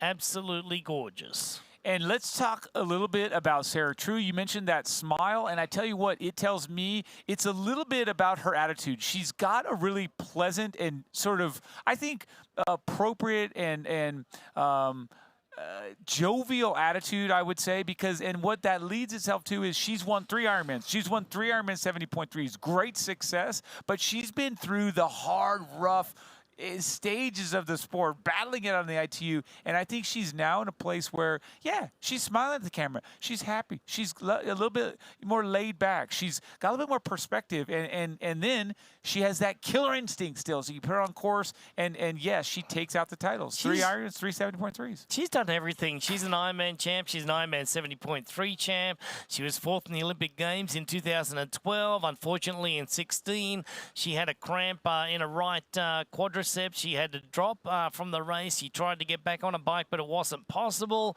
And then she's gone on to have a great 70.3 career, a great Ironman career. I mean, she probably hasn't achieved that one result that she wanted, in Kona right up there, and to either win the race or get 2nd or 3rd. But I do think that she's got the talent to do that. She's 42 years of age. She didn't have any set structure coming into this year.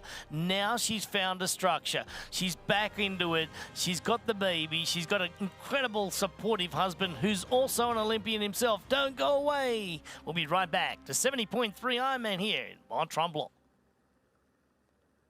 Your new vehicle, Mr. Lawrence. The VinFast VF8. All the latest tech? Precisely. Whoa. Cut. Great delivery, Joey. I've had a lot of practice saying that word. It's pretty cool, huh? The VinFast? Yeah. It's got action. 402 horsepower. All-wheel drive. Over-air updates and a 10-year unlimited miles battery warranty. Yes, but 15-inch okay. infotainment screen. Cut. None of those lines are in the script, Joey. I just think people are really going to want to know those things. That's what the website's for, Joey. Introducing the Ironman Pro Series Virtual Edition on Full Gas. Join athletes from across the globe as they conquer bike courses from the Ironman Pro Series. Challenge yourself, travel the world, and earn your exclusive Finisher's Medal. Push your limits and make your mark. Exclusively on Full Gas. Unleash your inner champion. Register now at fullgas.com. The feed is everything you need to fuel your workout. Hydration, bars, gels, chews, high-performance supplements. We even have breakfast shakes. Ready for your ride? Totally. Let's go. Gels every 20 minutes. Just started training or plan to be a world champion? We've got you. Thanks, Speed Coach. Don't forget to hydrate. We'll help you pick your fuel for your run, ride, or triathlon. Shop today to get a free water bottle printed with your name. Visit thefeed.com. Fuel your workout.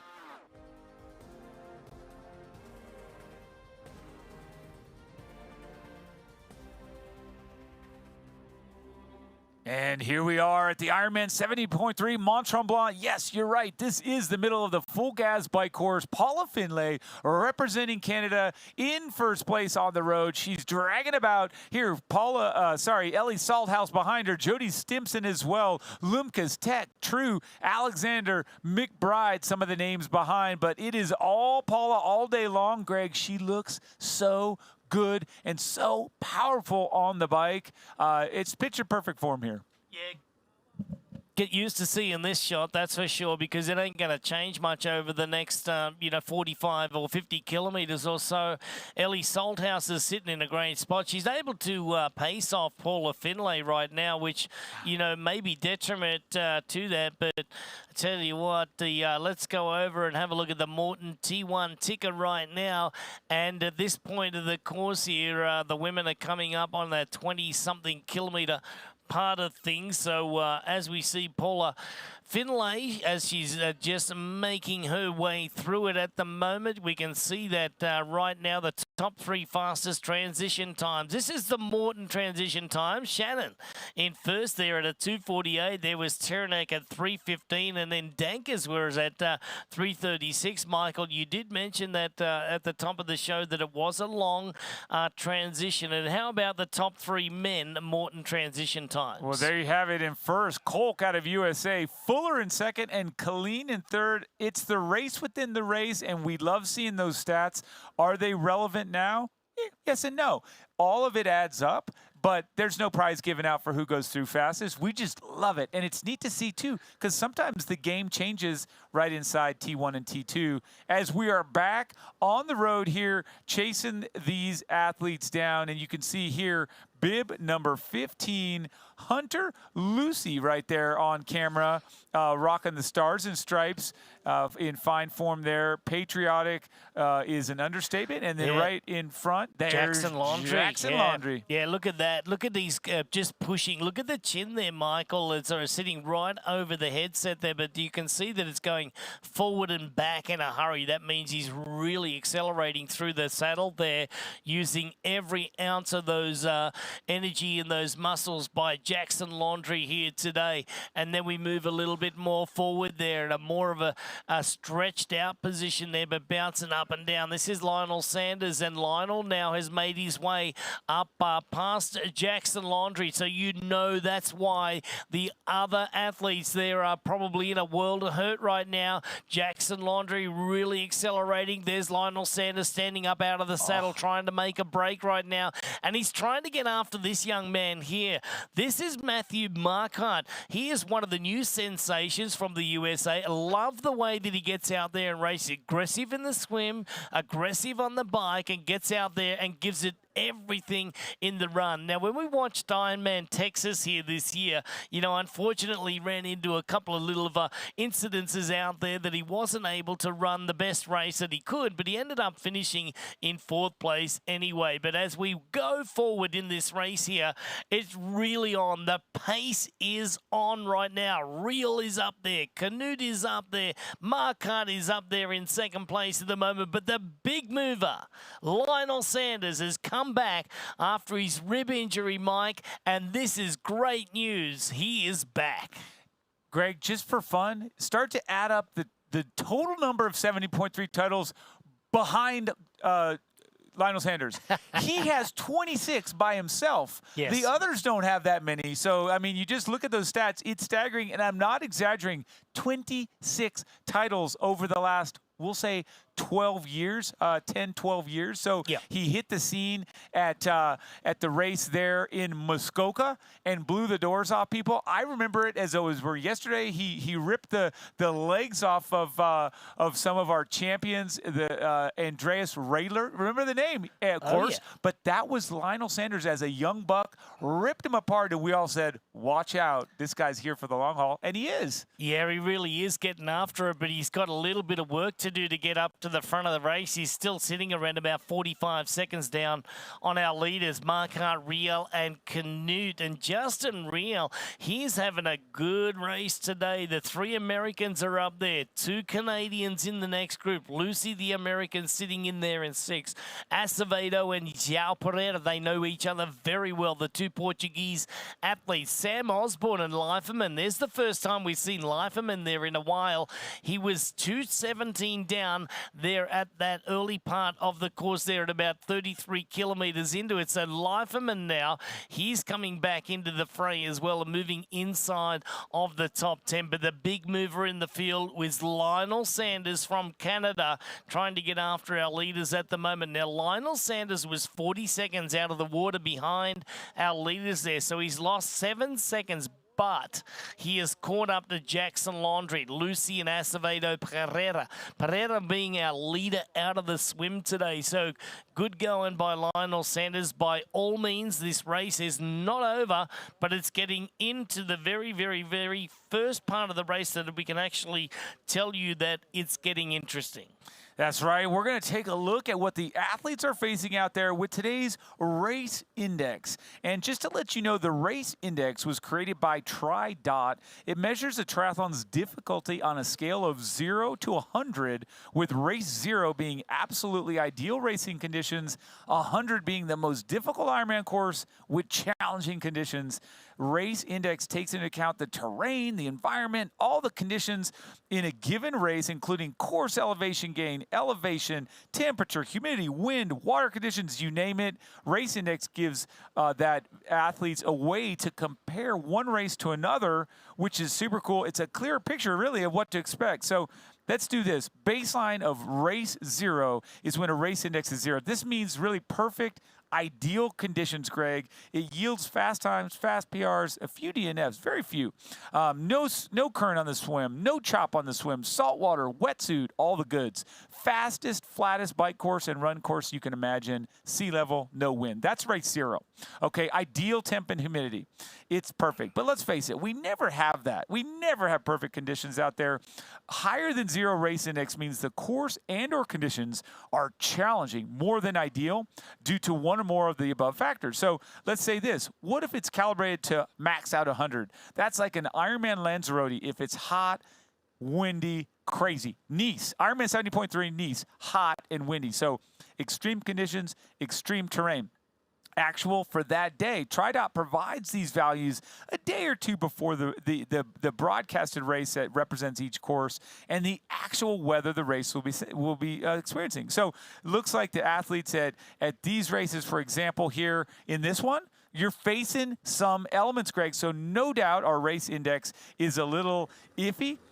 59 out of 100. So that's pretty high. It's not 80, 90, 100%, but 59, that's up there. So that's today's score, and that's typically going to be something to do with, the rain, the fact that everything is kind of a little bit more unpredictable. So good stuff here. Race Index brought to you by TriDot. Pretty cool.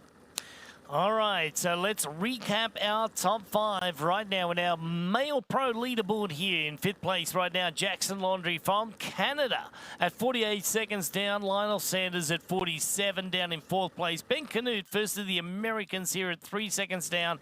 Justin Real at 1 second down. Matthew Marquardt is our leader at 1 hour and 2 minutes and 20 seconds on the race clock.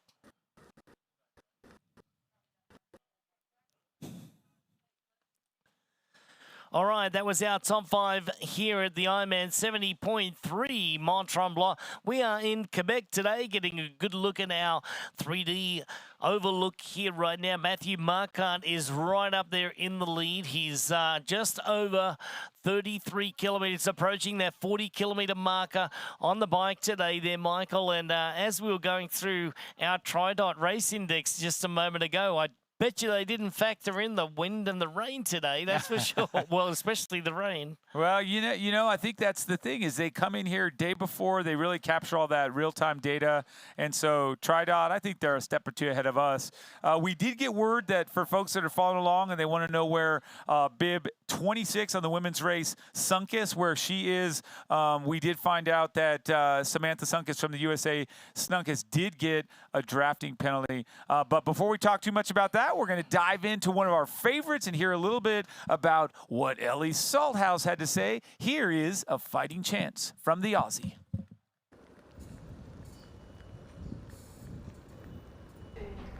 Hello. Bonjour. Bonjour. This is your race to win. Yeah, that's the plan. Best time here. Really enjoying it so far. It's very beautiful. Yeah. No, we've been super lucky. The weather's been really nice the last couple of days, and yeah, great place for training. Everyone's really friendly. Humidity here is like surprising. Yeah. Well, finally we get to sweat. Feels so good. Feel like drinking all the time. Yeah. So, yeah, it's a really nice surprise. So I feel like the conditions are in my favor, although it is predicted to rain on race day. So it'll be a bit different for everybody in that case. Do you like the rain? Yeah, I mean, it cools everything down a bit. I don't mind. Like, it makes it a bit more of a technical day on the bike, which for me, I think, plays into my favor because I feel like I know how to handle my bike pretty well. So we're about 2 weeks removed from Boulder, 70.3. Now that we're mid-season with the Pro Series and the standings and everything, what are your thoughts? Do you think this race will bump you up? Yeah, I mean, I think if I have a really good day here on Sunday, I can move myself into, we worked out around 8th. So not having done any full distance, I think that's pretty good. I know I can't win the series without a full, and it would be a big ask to go top 5. But if I can sneak into that top 10 overall at the end of the year, then I'll be pretty happy with that.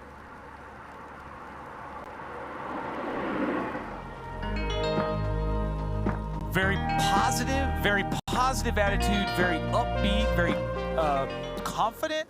Ellie Salthouse, couple weeks off of that Boulder 70.3 win. Very different conditions, but she's here and she's racing in great position.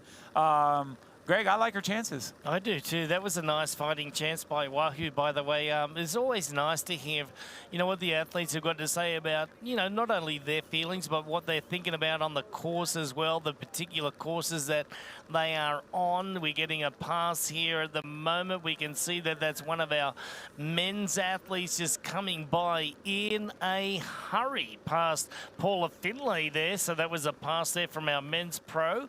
And there we can see now just slowing down. We got a U-turn coming out, so put that right leg down on the outside. The left leg goes up on the inside. There goes Lionel Sanders now. Look at this aggressive position. This looks wonderful. I love the position here. Pretty much the same as Jackson Laundry. That's right, and Lionel Sanders, you watch him, he is not one to be still on the bike, still on the run as far as side-to-side lateral movement, and you know what? It works. It is him transferring power side to side, a rhythmic riding style that pushes him forward so fast. I don't have to talk about his stats to you guys. What I said before speaks all the info. 26 Ironman 70.3 titles over the last decade, and this man is going back for more. He's made it very clear. This is the year he's going for Kona. He's going to make good on all his Ironman dreams, and just, I think, racing, yes, the injury slowed him down this spring. That can be a good thing, Greg. That can keep you fresher. That can keep you motivated. That can keep you keyed up and queued up for a great fall race. But we're talking about Mont-Tremblant, and we're talking about Lionel Sanders, head down, visor up, and visor on, and this man focused, driving it forward. The Canadian looks good. Yeah, he looks great. He looks very comfortable, and when he's rocking and rolling like that, you know that he's doing great.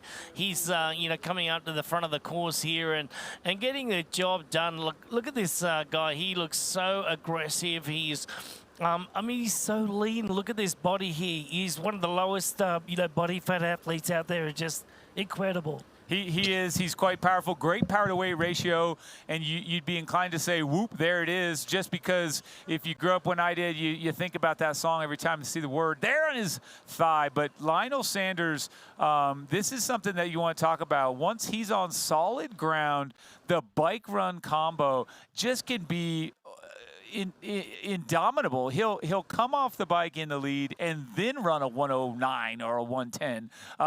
It's a lot of these athletes where they have that kind of run power. They use it from coming from behind, but not with Lionel. Just really a strength athlete. And the thing that probably I enjoy the most, he has probably in the top 3 of athletes racing right now, he has an affinity or almost a requirement to have a proper battle. He does not like to have it be an easy win. As we come to our 3D map, remember folks, GPS trackers on many of our athletes out there, many of our professional athletes, not all of them. Some elected not to wear the GPS device today. But as you roll through, see the likes of Meredith Kessler, Rach McBride, some of the other names as we whiz past them here to catch up on this full gas bike course. The graphic, Greg, it's so cool. Very cool. And we've got some nice tight shots here of, guess what? a dry section. No rain splashing off the ground, nothing coming from above. That's got to feel good. Paula Finlay, consummate professional here, living that triathlon life, recording it, sharing it across social channels, YouTube, Instagram, and the like. And Eric Lagerstrom, her partner, they just do such a great job giving access to all of us fans out there. So tune into, it says there, TTL, that's their brand, that's their channel, that's their vibe. So check her out, Paula Finlay. Yeah, no, I can watch her all day. Oh yeah, fiance now. Yeah, fiance Eric Lagerstrom, just documenting most things. He's a great athlete himself, but you know, she was on the dry part of the course just a moment ago. It's about to get wet.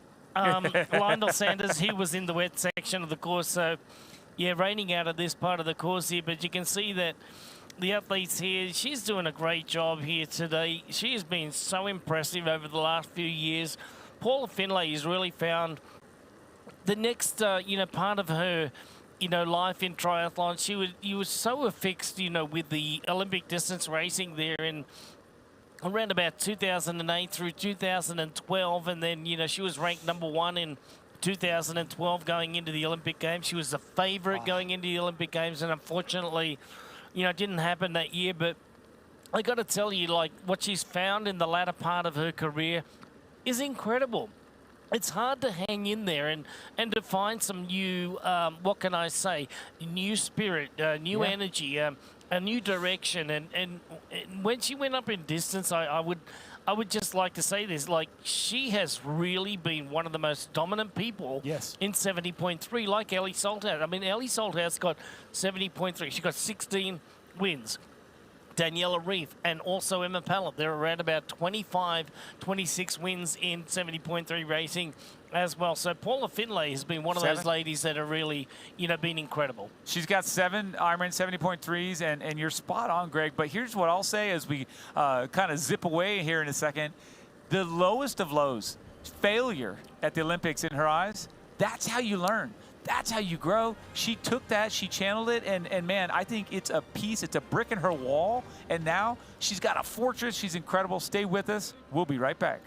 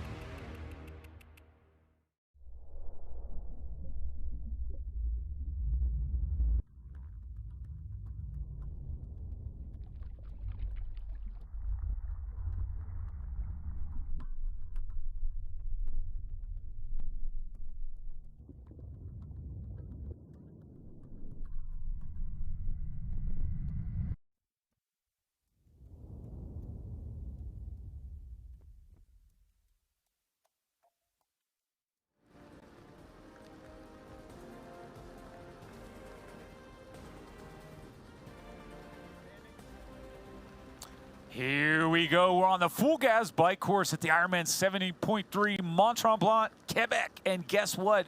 Matthew Marquardt from USA right there in red in the front of the men's lead pack. And then Justin Reel, also from USA, tucked in and rolling fast. Ben Canute is the next. And this guy, Lionel Sanders, has just closed the gap. You can see, Greg, he's right there behind those three. So we suddenly have, I mean, that's a 20-meter gap. So he's there, and it probably tells me he's collecting himself. He's just a little bit kind of preparing and resting, gathering a bit of energy. But he has caught the lead pack, Greg, and I think in a minute he's going to do a big move and blow past. I think it's time for a knock-knock joke. Knock-knock. Who's there? Lionel Sanders. Lionel Sanders who? Lionel Sanders, I've been at the back just waiting my time to get to the front. There we go. Lionel Sanders has made his way to the front of the group right now. He's sitting in that position there over 14 metres behind there. So legally, as you can see, Race Ranger is not giving him the flash yet. And Lionel Sanders is probably just getting nutrition on board, taking a couple of deep breaths before he makes his move toward the front. Now, what's been impressive so far, Michael, is Justin Reel has been doing a lot of the pace setting. So very proud of what Justin's been doing today. Ben Canute, a little bit. There was Matthew Marquardt, a lot of the pace setting as well. So the three Americans are now being joined by the well, we're not going to say the hometown boy, but the home country boy. There is Lionel Sanders, and you were mentioning before, Michael, about Lionel's injury.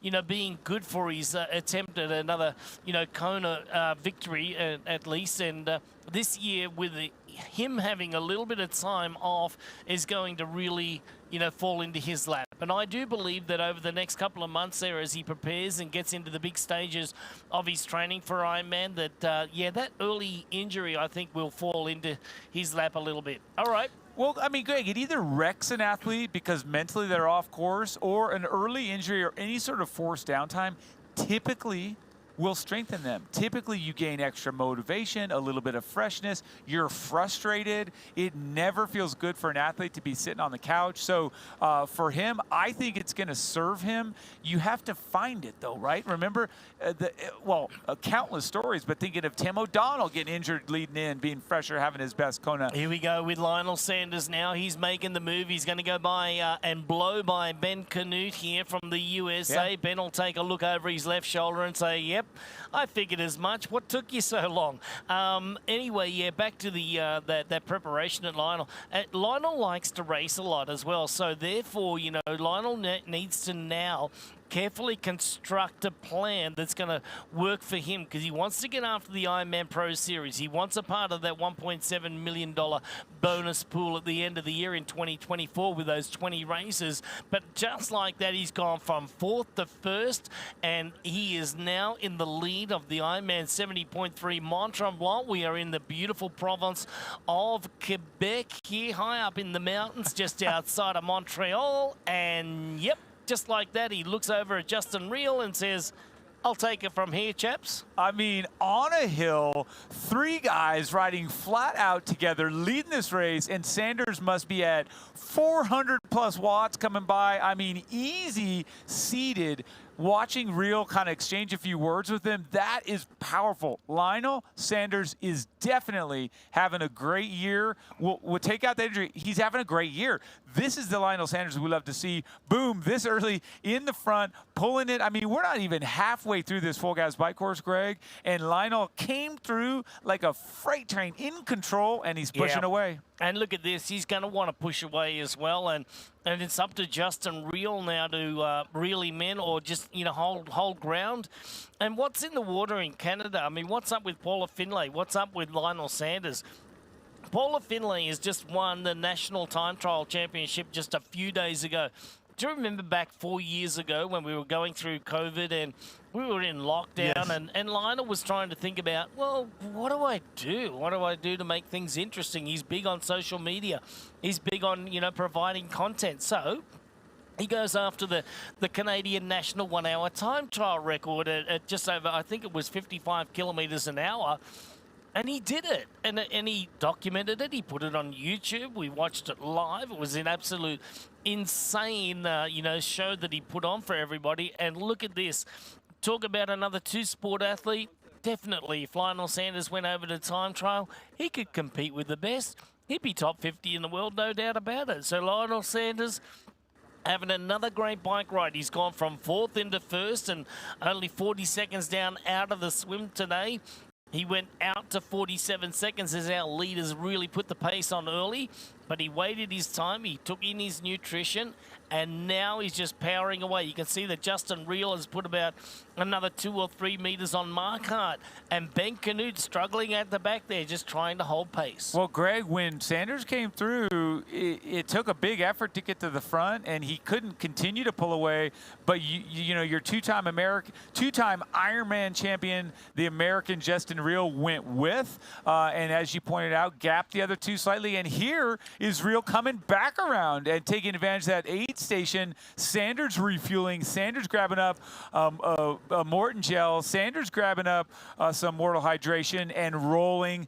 Reel, he took off. He said, hey, you know what? I just want to make sure you know you're not leaving me. I'm still a part of this lead. Marquardt has the gap. He comes through the aid station. And as you said, Canute fourth wheel now. Greg, it's not a sort of make or break situation, but it is important. Athletes, when they make those gaps and they make those breaks, psychologically it stings this man who gets ridden away from.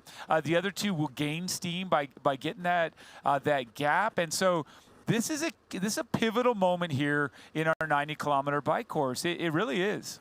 They're racing this bike ride. This is an effort. I mean, he's going to have to put in a huge effort to stay on the pace here, because as our leaders went through that aid station, it was Reel that accelerated, and he just made that plan beforehand, and he knew that he wasn't going to take any nutrition, and that's why he went, by Lionel Sanders really fast, and it was Sanders that was the one that was, trying to pick up something.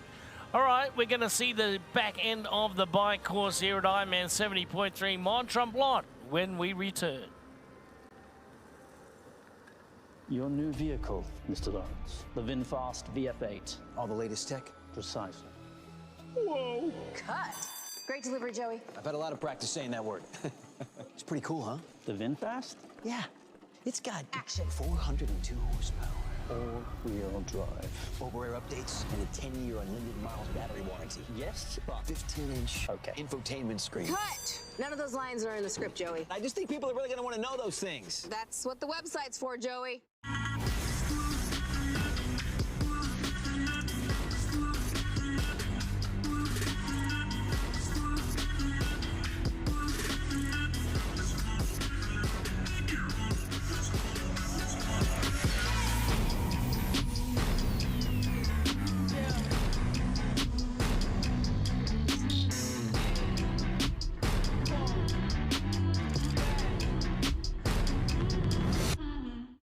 For 12 years, for 4,383 sunrises, across millions of mornings, we've been working to make one thing better. This, AG1 is foundational nutrition, a science-driven formulation to support whole body, brain, and gut health with just one of these, or one of these, once a day. Welcome to foundational nutrition. Welcome to AG1. Start at drinkag1.com.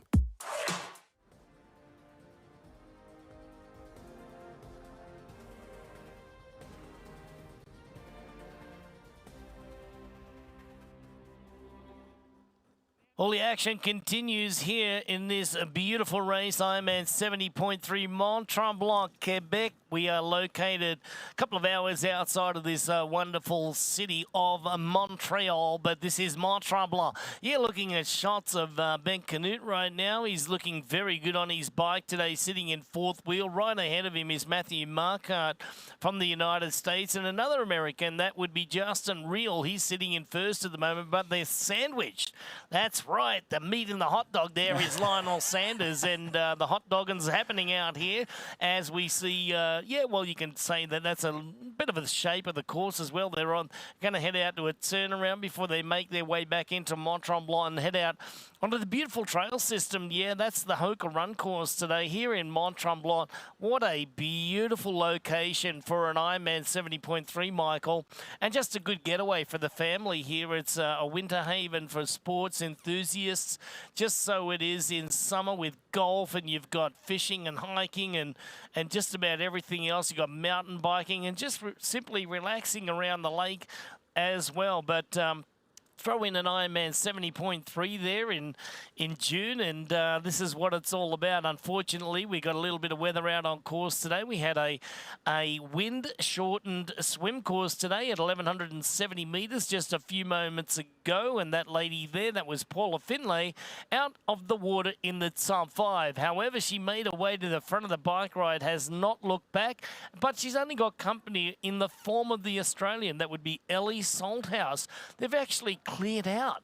They were with a few other athletes. Sarah True was in there for a while. Grace Theck was in there for a while. Tamara Jewett had a good swim, but they are finding themselves way back as the pace has been really set fiercely by Paula Finlay.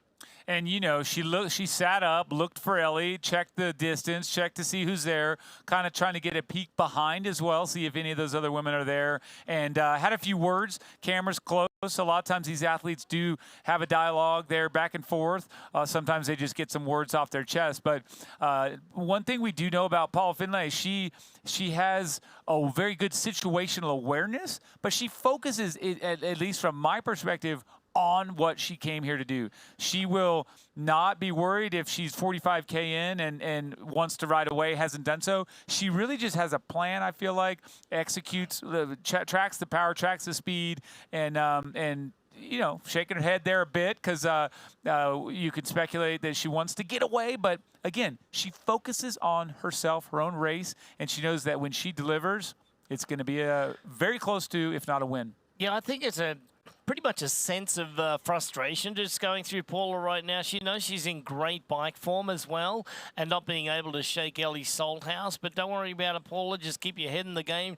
Let Race Ranger do the decision-making there for you. And that's what it's down there for, is to give the indication for the athlete that's behind. If it starts flashing red, they need to make that pass. If it's blue, not a problem. If it's orange, not a problem at all. And then once you're out where there's no light flashing or on there stationary, that means that you are clear. You're outside of that drafting zone. So well done to Race Ranger for providing that great technology these days. What a great technological advancement in the sport of triathlon. Ironman 70.3, Ironman distance racing as well. Continuing along the road, you can see here now, heading back toward Mont-Tremblant is Paula Finlay at an hour and a half into racing right now. The Mortal Nutrition is just about to start setting into these athletes' legs, running through their veins at the moment. You know that the nutrition is very, very important on a day like today, Michael. I imagine that a lot of people just, you know, don't stay on the nutrition plan because number one, it's raining. You don't feel as though you have to be taken in so much, but quite the contrary. Quite the contrary, Greg. As I look at this top 10 through that last time split, notable things that I'll mention here. There's 3.5 to 4 minutes now from Salthouse Finlay all the way back to the Chasers. That's one. Two, we finally see Alice Alberts pop into that top 10. She's moving her way up, jumping up the leaderboards. And then finally, point number 3, where is Tamara Jewett? She's no longer in that top 10. That doesn't mean to raise the panic flag just yet, but we like to see Tamara a little bit closer. We like to see her still in contention and being able to race her way into a podium spot on that crazy fast run that she has. So just something we noticed as we're watching this women's race unfold. Yeah, if you're watching out there and you're wondering why Tamara Jewett's probably back as far as she is that little point to make here early on in the race day here. I was watching early and she was out doing a press interview at the beginning of the show there. But she didn't have a rain jacket on, Michael. She only had flip-flops on. She had a wetsuit, down around her waist and just like a fleece top. And I would imagine she looked like she was shaking a little bit too, so she might have ended up, getting a little bit chilly, chilled coming out of the water there today. So remember, if you're out there, if you're an age grouper, and stay warm. Always, make sure that you've prepared for the race. Make sure that you got the right equipment. Make sure that you got, you're dressed right, and head out of the door of the hotel or wherever you're staying at your Airbnb or your VRBO, whatever it is, and make sure that you have everything. Don't let any stone unturned here, because this is exactly what happens on a day of a race that you turn up and you don't think that it's going to happen with conditions such as today, but It looks like it's actually quite nice out there at the moment. The rain has eased up just a little bit. Ellie Salthouse, as you can see, got the sleeves going there. They wore the wetsuits out there this morning in the swim, and the helmet. She got the visor on, and she is just doing fine. Unable to, lose the wheel there of Paula Finlay, or actually unable to go around and do any pace setting, because Paula Finlay is all business at the moment, and she is setting a ferocious pace out there, especially when you look at the likes of Jodie Stimson and Grace Thek, and they're great bike riders. Grace Alexander as well, Sarah True, Rach McBride. You would imagine, it's sitting down there 4 minutes ago going, wow, Paula's riding crazy out there. That you get these splits, you hear those numbers, you do start to go, wow, I feel like I'm riding pretty well. Can't believe that she's doing that. But again, it doesn't often come as a surprise. People watch. We're not the only ones that saw her win that time trial. We're not the only ones that saw what she did in St. George and all along the way this spring. So the women respect what Paula's capable of. And you put her up there, I think you said it. Probably if you took a poll, she's going to come on first or second for everyone's radar for best cyclist in the sport. You can't look past Taylor Knibb. Next, very close there, Paula Finlay. She just has that. She has that reputation, and it's well earned. So the women will know. The women will know.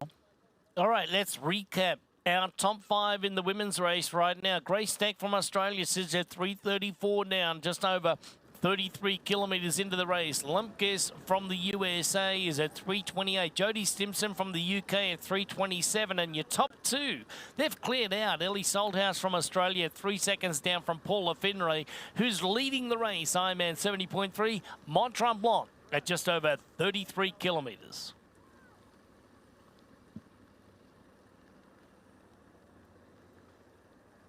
Ellie Salthouse climbing up onto the cow horns there and just making sure that she's keeping pace. You can see that they're on a slight incline there, Michael, and interesting to see that she's still got the water bottle on the back there. It's about 3/4 full, and up front there, the nutrition is tucked in nicely. But Ellie having a good race today, making sure that she's keeping pace with Paula Finlay, and that almost would tell you that at the moment they've got a lock on the top 2 positions. Anything can happen. I know it's early to call that, but Ellie Salthouse to keep pace with Paula Finlay is a very decent day. Decent, yes, sir. And guess what, too? This looks like about the same hill that we saw 5 or 8 minutes ago, the massive move from Lionel Sanders. So it's a solid gradual grinder of a hill, Greg. All these hills are there's some in the area that are punchy and sharp. They were on the original Ironman course and 70.3 course. They don't face those here like they did in those days, but these hills, they just tear, they burn, they kind of grind you down, and that's where they are now. Why she's out of the aero bars, but let's just see, because sometimes too, if you're just 4 or 5% above where you should be because you're matching someone like Paula Finlay, does it hurt her later? I don't know. I feel like she's in great shape right now. I just, I think she's in a good spot to do battle across this whole bike course with Paula. Yeah, I think you said it really well. They just wear you down, they tear you down. So that's why it's even more important to stay on your nutritional plan here and make sure that you're feeding your muscles energy. Make sure that you're feeding them something that they can gain energy by. Look, I love to use these analogies like car races or a NASCAR race or something like that. If you're in the USA, you're only as good as your support team. You're only as good as like the fueling that you take on board. You can't go the whole race with one set of tires or one tank of fuel. It's set up not to do that, right? So it challenges you, for you to think it through, and to think it through as an athlete, to know what you're putting in your body and what you get out of it and how to pace yourself. This is a fine art. It's science. It's formulated to each and every athlete individually, and it's really well done to see that the athletes can, number one, stay on pace, and number two, have the intelligence to know how many calories to take on at what time and how to disperse that energy. So, you're looking at someone like Ellie Salthouse right now. We got Paula Finlay that's 15 metres up the road here. She's been looking around. She just can't shake Ellie Salthouse. I wonder if Paula Finlay is just fueling up, waiting for that last 20K to give it a little extra to try and shake the Australian right now. But if not, she'll just have to think about the run. And you know how Paula Finlay runs. Almost as great as she bikes. That's it. That's it. And at the bottom there, as you watch that ticker roll through, that's our standings in the Ironman Pro Series. Take a look at that. And as you come, here's the men. Right at the front, number 1, Matt Hansen, with over 10,000 points. Patrick Longa in second, Nick Thompson. Take a look down there and just watch that. It shows you with the graphic, the up-down arrows. They tell you if you've lost or gained ground, but very fun element. I think that was added this year. There it is, Greg. That's the gap. We're on this hill, and you can see no longer is she in that 12 to 15 meter. It's now 40 meters back, just kind of roughly estimating. But that was the break on this same hill. Yeah, we saw Lionel Sanders make a break. That was a planned move, Michael. Yes. And you know that she was waiting for an upper percentage type of area to make her move. And this is Paula Finlay overtaking one of our pro males out there on the bike ride right now as they come through the litter zone. This is where the athletes can dump their water bottles. They do have a little bit of area to dump those water bottles. You cannot litter on course. That will be a penalty. Let's take a look at the 3D map here with McBride and Kessler together going up the hill there. You can see them on our GPS. There's Avery Ling as well. You can see up ahead there we've got the aid station 1 and 3 up in the foreground. But Meredith Kessler riding along there with GPS strapped on board today. And that is incredible. Now, the men are coming up to 66 kilometre marker up there, and the women are just over the 58 kilometre marker as well. So Paula Finlay made the decisive move here just over the halfway point of the bike course here today. Now she's opening up a gap on Ellie Salthouse. So the informed cycling portion of the race today for Paula Finlay. You know they're coming off a couple of days ago winning the Canadian National Time Trial at over 30 kilometres at 39 minutes. She took 42 kilometre an hour average, Michael. Not the first time she won the national championship. That was the third. That's so cool. It's neat to see because it really was sort of thrown around all the time. If you're an elite Ironman athlete, elite 70.3 athlete, you're just good, great at all three together, but not one individual discipline. And now that has been turned on its head a few times with several athletes, and Paula being one of them. Time trial extraordinaire, Taylor Knibb, we bring her up again, and just looking at this, you mentioned Lionel Sanders, 55K an hour. So cool stuff here. We did just get word from our spotters, our course informants, that Alice Alberts, unfortunately, standing down here or has been handed a blue card for drafting. So she'll face that penalty, and we'll have to stand into the penalty tent and serve that penalty for being inside that 12-meter draft zone for too long. So again, 25 seconds is what we give you to get in and out. Of course, you cannot slipstream in the professional field, meaning you cannot slide up, roll up behind, and pass. Very specifically stated. So here are the two men up front. Lionel Sanders in black in first position, and now coming around Justin Reel today. I love it. He's got some energy today, Michael. And Justin Reel was the one that was setting the pace out there before with Matthew Marquardt. It was Ben Canute who's sitting on there holding pace with these guys. But right now, as Justin Reel just taking a look over his shoulder, I do think that he's sensing now maybe a gap that is unfolding. Let's take a look at the VinFast performance analysis on the bike today. Justin Reel at 2 hours and 2 minutes into it. Estimated next split is coming up there, but 47.11 kilometre an hour average there. So that was great from Justin Reel today. I think that he's really having a day out there today. This is going to be one that he'll remember for a long time. I think so, and you have to wonder too, every time he passes, was it one of those unintentional sort of, I got inside the 12 meters, I have to slide over and make the move? Maybe. Or is he just going for it? We'll find out in just a minute. Introducing the Ironman Pro Series Virtual Edition on Full Gas. Join athletes from across the globe as they conquer bike courses from the Ironman Pro Series. Challenge yourself, travel the world, and earn your exclusive Finisher's Medal. Push your limits and make your mark. Exclusively on Full Gas. Unleash your inner champion. Register now at fullgas.com.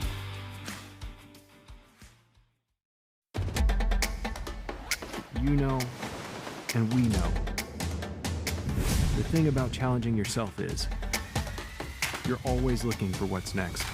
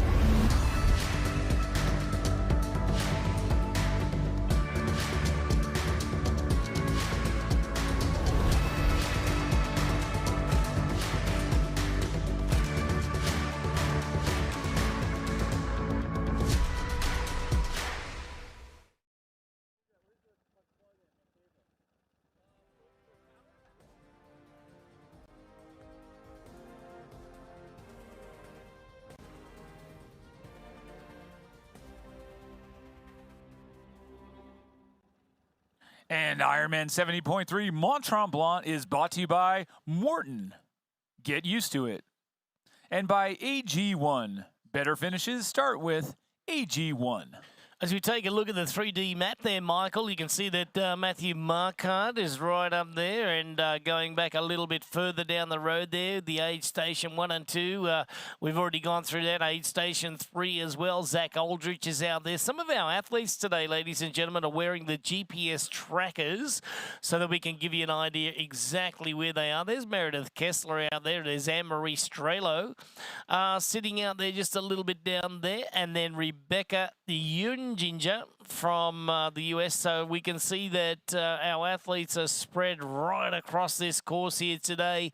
We know that Paula Finlay is leading our women's race and really cleared out now from Ellie Salthouse, making that decisive move just a moment ago. And Lionel Sanders catching up to our top 3 that's been pace set today by Justin Reel, the American athletes. 3 Americans in the top 3 there was Matthew Marquardt and also Ben Canute.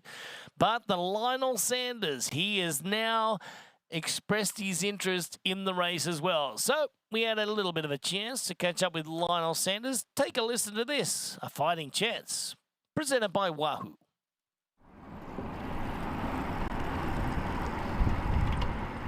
If the race was today, would you be excited? Would you be ready? Talbot and I keep having this conversation. I would love to do a race where they give us like a 24-hour window, and they're like, at any point, we're going to give you 1 hour heads up, and you got to be on the start line. I would enjoy that. But I've already trained 4 hours today, so if we had to race right now, I could. It wouldn't be my best, but I think I could put up a okay 70.3. Fortunately, the race is not today. Well, this morning, had you asked me that question, I would have said yes, 100%. And you'd say this is your favorite course. Can you kind of tell us about Mont-Tremblant? I think if we look at my Ironmans and double the times, I think I've done the course like 11 times or something in races. So I know the course very well. If I make a wrong turn on this one, then there's something really wrong. I love this course. I love this community. Every time I come here, I'm like, I live in Tucson now, but I'm like, oh, I can move here. I could live here. I don't know about the winter. I've never been here in the winter. That's why I moved there anyway. After Oceanside, I was maybe a bit too ambitious, and I started feeling something really bad in my back, and I trained through it, and then I was icing it on the couch, and I moved, and I heard it pop, and it was my rib breaking. I was basically 4 weeks completely off of swimming. But so actually what that did for me, though, and I think it was a blessing in disguise, one thing being I started listening to my body a lot more. I would say my new mantra is, do I really need a power meter to tell me how I feel? Do I really need a GPS watch to tell me how I feel? I know how I feel. Those things can provide insight into what I should do today. If perhaps I feel horrible and my heart rate is really high, then maybe I can make a better decision on the day. But you could have made that decision just based on how you feel if you feel horrible. So that is something that I will carry with me till the end now, for certain. And that is one of the blessings of an injury.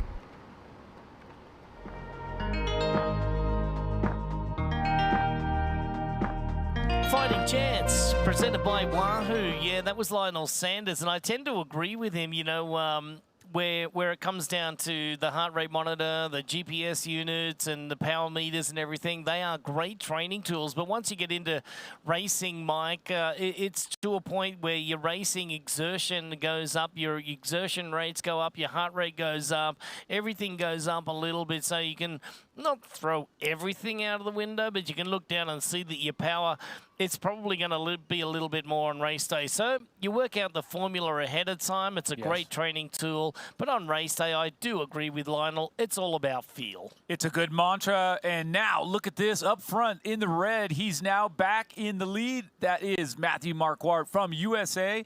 And then behind him, Lionel Sanders. Behind him, Justin Reel. And here in your camera shot, that is, of course, Ben Canute. This is your top four. And that means those guys caught back up, Craig. And so dynamic race, ever-changing race. And to your point, what if you're sitting there trying to look at the power meter and this stuff's going on? You cannot. You have to race. Forget It'll it. be great to look at later, but you have to race based on how you feel, what you can do, what the body's telling you. Because guess what? If it says your power's 200 and it's supposed to be 3, you already know that. You don't need to know. Yeah. You don't need to have that in your face. You feel bad and the numbers tell you. It's just irrelevant. Yeah, they're training tools, and I agree with you, Mike. And, you know, you just throw everything out the window on race day and just go according to feel here. And, look, at this point of the race, when you're looking at coming up on 2 hours into it, we're getting very, very close to the end of the bike ride here. Matthew Marquardt has been very, very strong today. I think he's been very calculated as well, so I really love what I'm seeing out of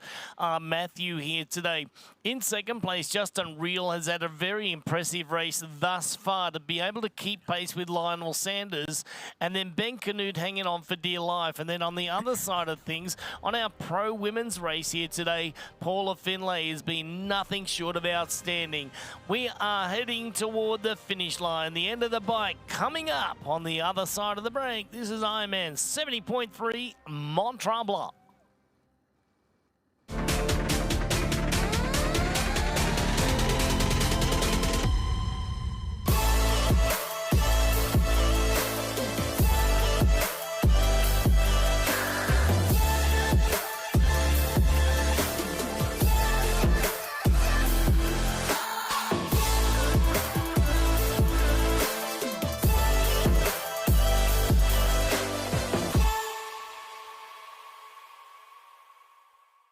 Your new vehicle, Mr. Lawrence. The VinFast VF8. All the latest tech? Precisely.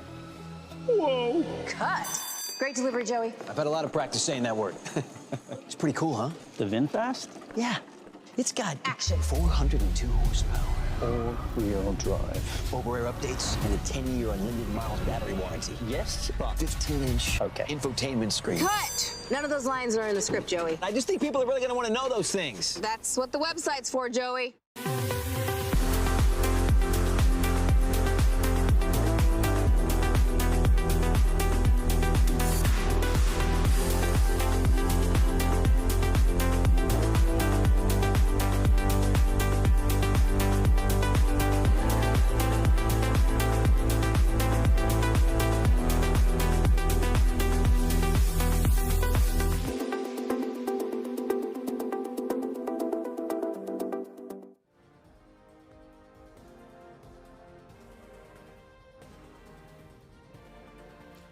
IRONMAN 70.3 Mont-Tremblant is brought to you by Morton.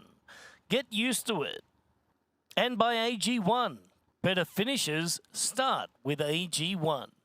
So, Michael, Paula Finlay is really clearing out of the women's race here right now. She was riding up just over 50 kilometres into the race with Ellie Salthouse from Australia, but now moving out, now starting to take prisoners. She's now overtaking some of our men's pro races. They started 4 minutes ahead of our women's today, so Paula is in very good form. She is, and having dispatched Ellie Salthouse not only feels good and gives Paula extra power, but it also dictates or informs the strategy that she came in here. And I think it's why she was shaking her head. Hey, she probably said, you know what, I'm going to get through 40, 45K. I'm going to ride strong, great, and then I'm going to up the ante. I'm going to push the effort because a back half strong ride leads itself to not only a great ride, but a better run.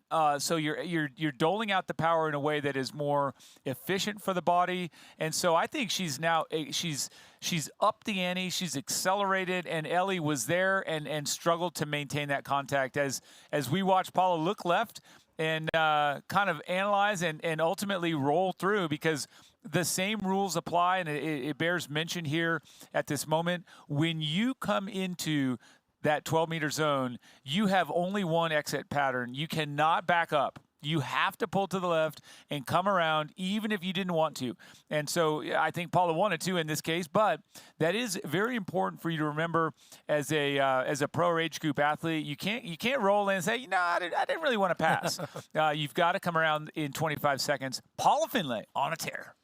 She's on a tear, all right. You can see that the age group athletes now heading out of town, getting stuck into their 90 kilometers of riding here. We can, you know what? Let's have a little bit of a question out there. What are the average FTPs of our top pros? What do you think? Well, first off, we're coming in here, and that's going to be huge. Like FTP, functional threshold power. What is their operating threshold on the bike from a wattage standpoint? Well, this number, Greg, from back when you and I were racing, way higher now. No, so percentage-wise, no. But like, I think if you're looking at Paula, she held, you said 300 watts for her time trial.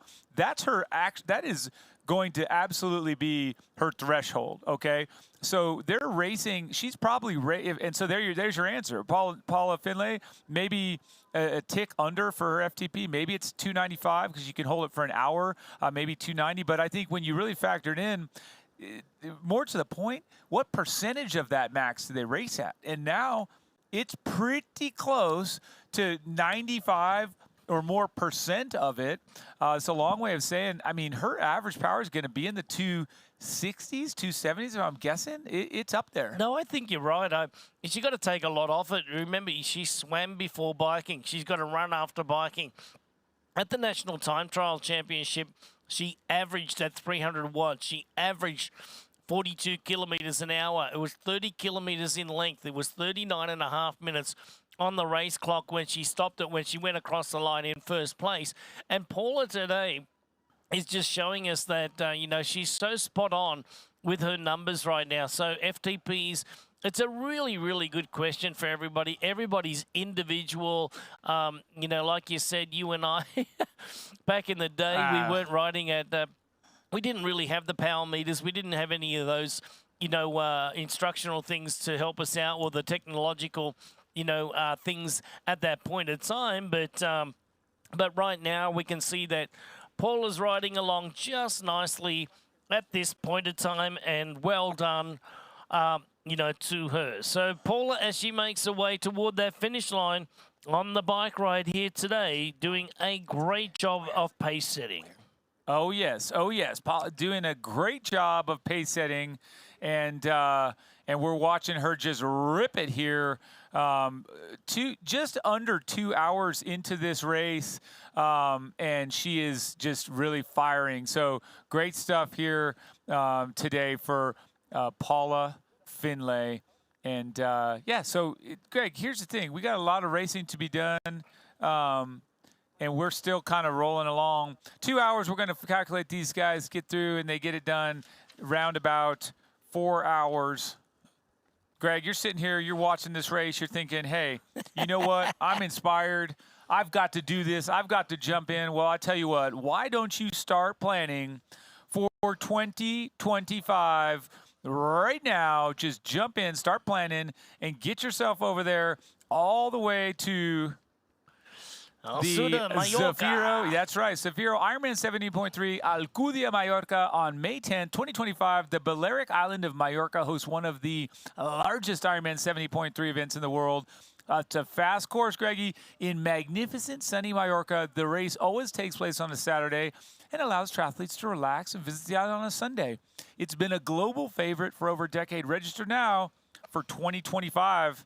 That could bring me out. I'd go over there. You know what I'd do? Tell me. I would race on Saturday. Yeah. Let all the triathletes go and see the island on Sunday, and then depart on Monday. Then on Monday and Tuesday and Wednesday, I would have the whole island There to you myself. go. I like your style. In beautiful, sunny Mallorca. It is absolutely gorgeous over there, and the Spanish just love their triathlon. All right, let's recap our top 2 in our women's field right now. This is Ironman 70.3 Mont-Tremblant. In first place right now, it is Paula Finlay from Canada, who leads Ellie Salthouse from Australia by 50 seconds now at the 66-kilometre marker.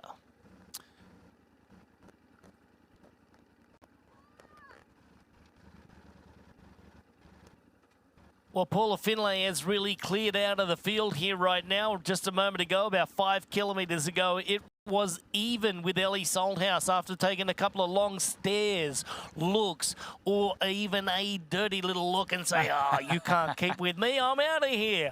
A little bit of stink eye and I'm gone. That's right, I've got 50 seconds lead right now inside of the closing kilometres for the Canadians. So in the race here in Canada, we got a Canadian leading our women's race. We got a Canadian leading our men's race. We got 3 American men on the other side of things in the men's race that are really putting pressure on Lionel Sanders at the moment. But it's great to see Lionel Sanders back racing again after breaking a rib in the early part of 2024. He raced very well down there in Oceanside for the victory, but soon after that got injured. But now he is back into the form that we always know that Lionel's going to get into and having a good day out. But focusing our pictures right now on Paula Finlay, she is having it all of her own way. That beautiful cycling stroke here. You can see that she's riding at around about 92 cadence. That is 92 revolutions per minute. Those legs are going around and very, very efficiently, I must say. And she looks good going into the run here today, Michael. She does. As we know, it's an equation. You have to balance out. So you can't overdo any one element. You want to push it to the very edge, to the very limit, and stay there.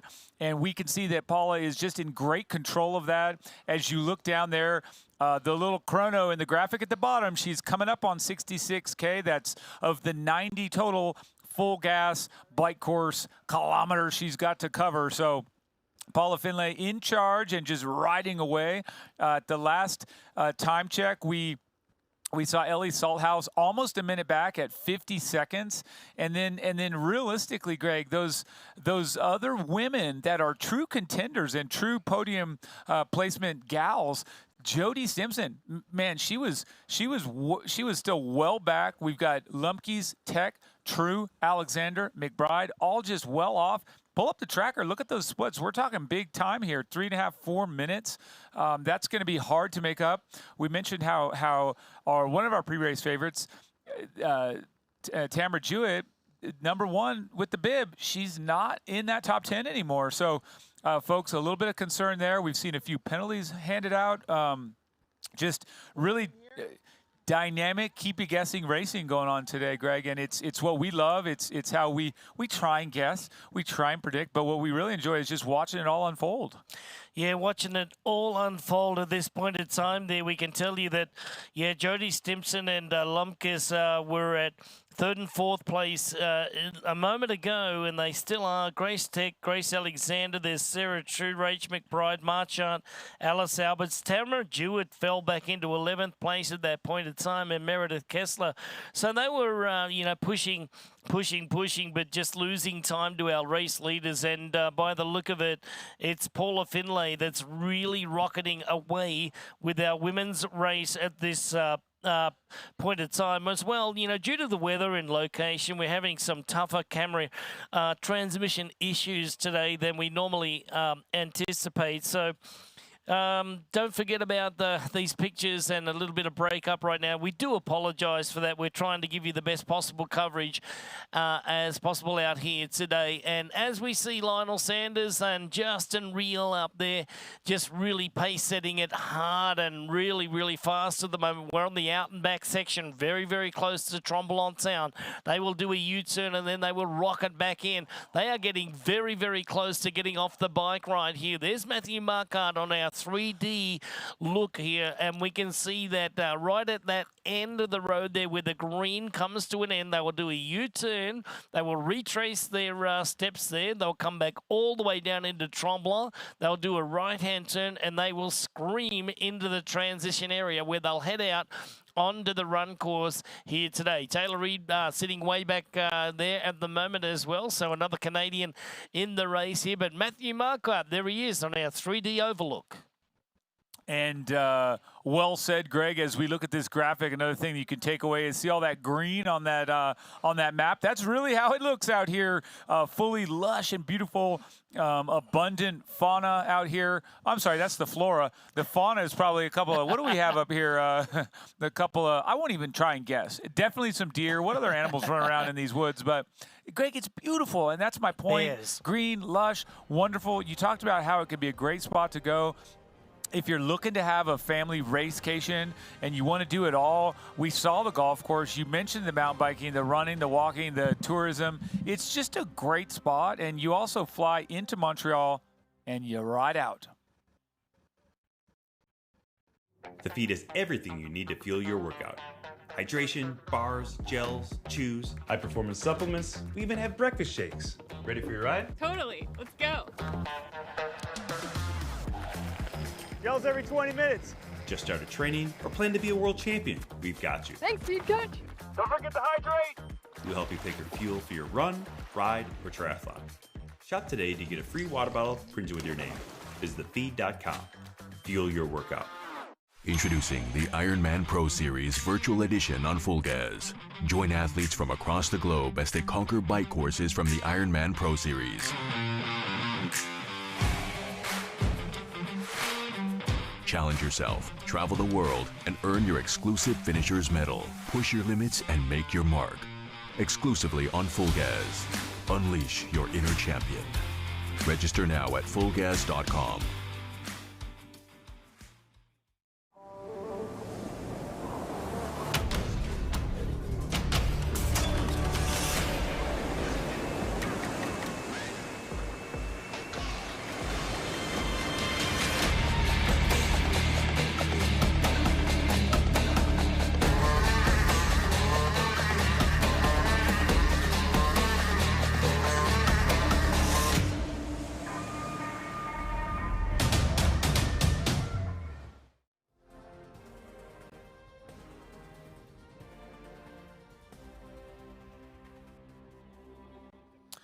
And we are back here on the Full Gas bike course, 90 kilometers about to be wrapped up here for the professional men. You're behind Lionel Sanders, who is one of 4 men who is ridden away. In this camera shot, you can see the red outfit there of Matthew Marquardt. Right behind him, we have Justin Reel. Lionel Sanders is next, and then getting gapped a little bit there is Ben Canoe. You can see at the last check, 54 seconds back. So I called it a group of 4. It's now a group of 3, Greg.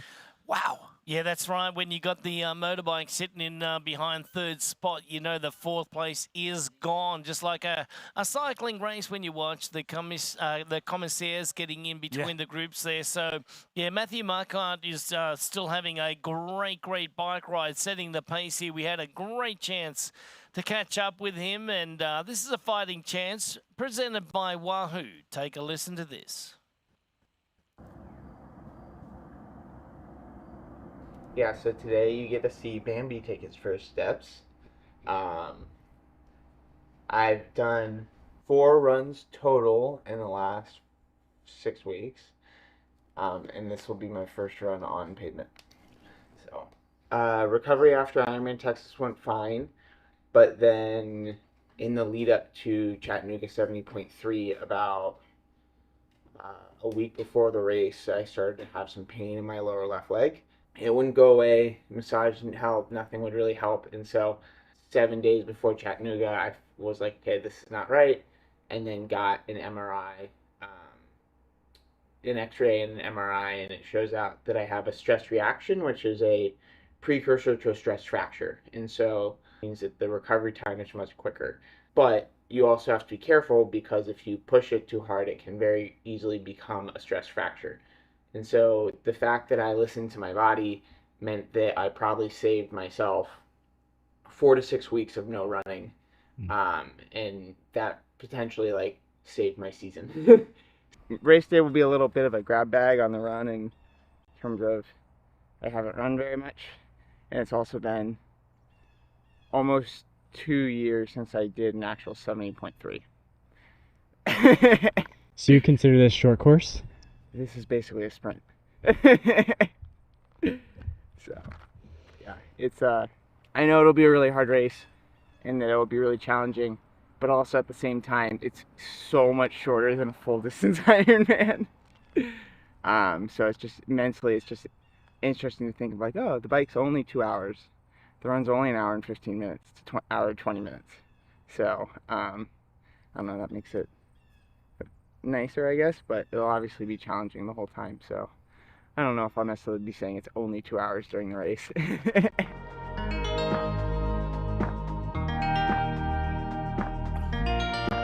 And Matthew Marquardt, he is talking about the specifics, the ins and outs of this race. A fun, well thought interview, and I'm a fan. You know, we got to know him a little bit last year, and now just really exploring what he's capable of. So it's cool to see. And look, so you've got the fans out here not deterred. They're just a couple ponchos, a couple rain jackets, but rolling with it. And I think you said it well, Greg. It is Ironman weather. It's this sport. We don't do this sport because it's just easy. Yeah, we do it because built it's tough. challenging. It's you want to get through it, get into it, see what you're capable of, and maybe we don't always want rain, but it is good for us to get out there and race in all the elements. It's cool, and you can go back, and some of our most epic stories are those races where remember when that rain was coming down in sheets and buckets on me. That is what it's all about. Yeah, well, you know what I always say? Expect the worst. Expect the best. Train for the worst, right? I try and expect the worst, which expect. Yeah, which is what we've got here, you and me. Train for the worst. Yeah, there you go. Yeah, sorry about the picture breakup here. We're in the mountainous area as well today. The rain's not helping as well. But anyway, you are watching live action from Ironman 70.3 Ironman Mont-Tremblant. The end of the full gas bike ride coming right up.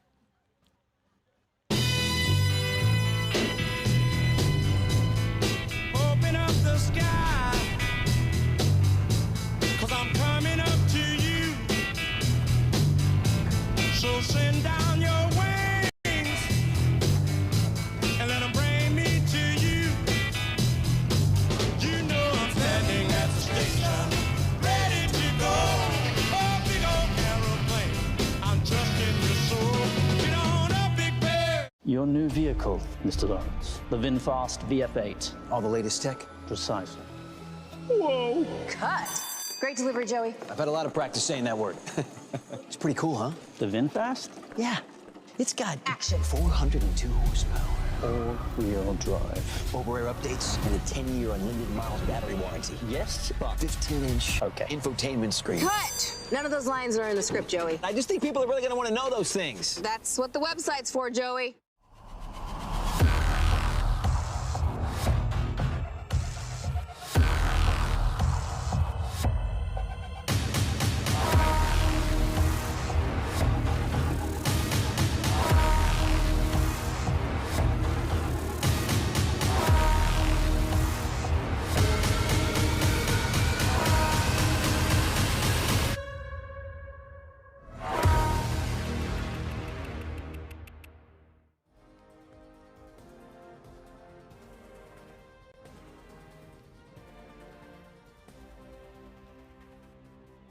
The rain continues to fall here in Mont-Tremblant. We're in the beautiful province up here today of Quebec, and a couple of little breakups today in our coverage. Unfortunately, we'd love to apologise for those, but we are in a mountainous area up here just outside of Montreal. We're going in and out just a little bit, so this is the coverage that we have for you right now. We're expecting a finish here coming up at the full gas bike ride. Lionel Sanders got to the front of the race, Michael, just after halfway point on the bike today, but it's been Matthew Marquardt and Justin Reel have been the strength of the lead group as well. Lionel Sanders a part of that. Ben Canute's going to fall down to over a minute behind on the bike ride in 4th place, but Jackson Laundry has lost a lot of time out there. Lucy now sitting down at 4:20. There's Felipe Acevedo. Grabowski from Poland sitting right in there at 5:49. Leiferman, that's a big loss today. That is 6:24 from Chris Leiferman. Never been in that position where he loses so much time on the bike. And Such, who's sitting in 5th position right now in the 2024 Ironman Pro Series rankings at 6:26. So momentarily, we will have our leaders off the full gas bike ride, Michael, and I would imagine that the trails of Mont-Tremblant are going to get busy, but they're waiting for a fast run that's going to come out of Sanders, Reel, and Marquardt. And that lead trio, Greg, we're expecting and predicting based on previous speeds for them to come in to T2 here in about 2 to 3 minutes. So as you look at the tracker, which does a really good job estimating and extrapolating forward that data, they're saying right about 9:14, 9:15 local time. And so that does put us 2-3 minutes away. So when they come in, they dismount and they roll into T2. Obviously, the next step will be the Hoka Run course. They get out there and they rip it across. This is the course itself right there, obviously. And those those spectators are out there waiting it out, ready to see all their favorite athletes roll through and cheer them on. So great diehard fans. But let's start to do this because obviously, folks, we're with you. We would love to be looking at these pictures, and we have to understand that when weather hits and it complicates a situation that's already tough, there's nothing we can do. So we make the most of it. We talk, and here's what we're going to talk about, Greg. Throw it out there. Which man is going to win this race? Go. Yeah, I think it's going to be Lionel Sanders, to be honest. I think Marquardt and Justin Reel will probably, round out the next 2 positions. I just think that they're too far in front right now, going after that next 21-kilometre loop. Maybe Jackson Laundry can keep, catch up and maybe, battle into the top 4. I don't know, but Ben Canute, remember, just a few years ago, 2nd place at the Ironman 70.3 World Championship in St. George, Utah. And he's like, that wasn't his only top 3 positions at the World Championships. He also did it in Chattanooga a few years before that as well. Two second places. Yeah, there you go. Yeah. But so here's the thing, though, as we come back to Sanders, the big difference is when we see Canute in that incredible position, he's there at the start. He's there at the beginning. Michael, they are now just 200 metres away from turning right, and then they just have a couple of 100 metres before they get off the bike. He goes the right turn in the slippery conditions. There goes Lionel Sanders, very, very careful as he chases after Justin Reel, who is just up ahead. They don't have too far to bike now before hopping off the bikes. And my favourite part of this whole race course, Michael, is the trail system that they're going to be using here in Mont-Tremblant. It's absolutely gorgeous. It's narrow, it's winding, you're out of sight, you're out of mind, then it opens up, they go into the downtown part of Mont-Tremblant, then it opens up a little bit, you get to see your competition for just a little bit, but this is Matthew Marquardt from the USA who's going to lean off the bike, presses the computer off the bike before the dismount line. He will get that bike handed off to the rack. He will make sure that the rack is done, the racking is done before they undo those helmets, and then they will transition into the run gear. Great ride today from Matthew Marquardt, Justin Reel, and Lionel Sanders. That's right, an incredible 2 hours, 20 elapsed total time here for the swim and the bike. Matthew Marquardt, helmet off, into the bin, finding the run shoes. Again, everything bagged up for those that are in the run.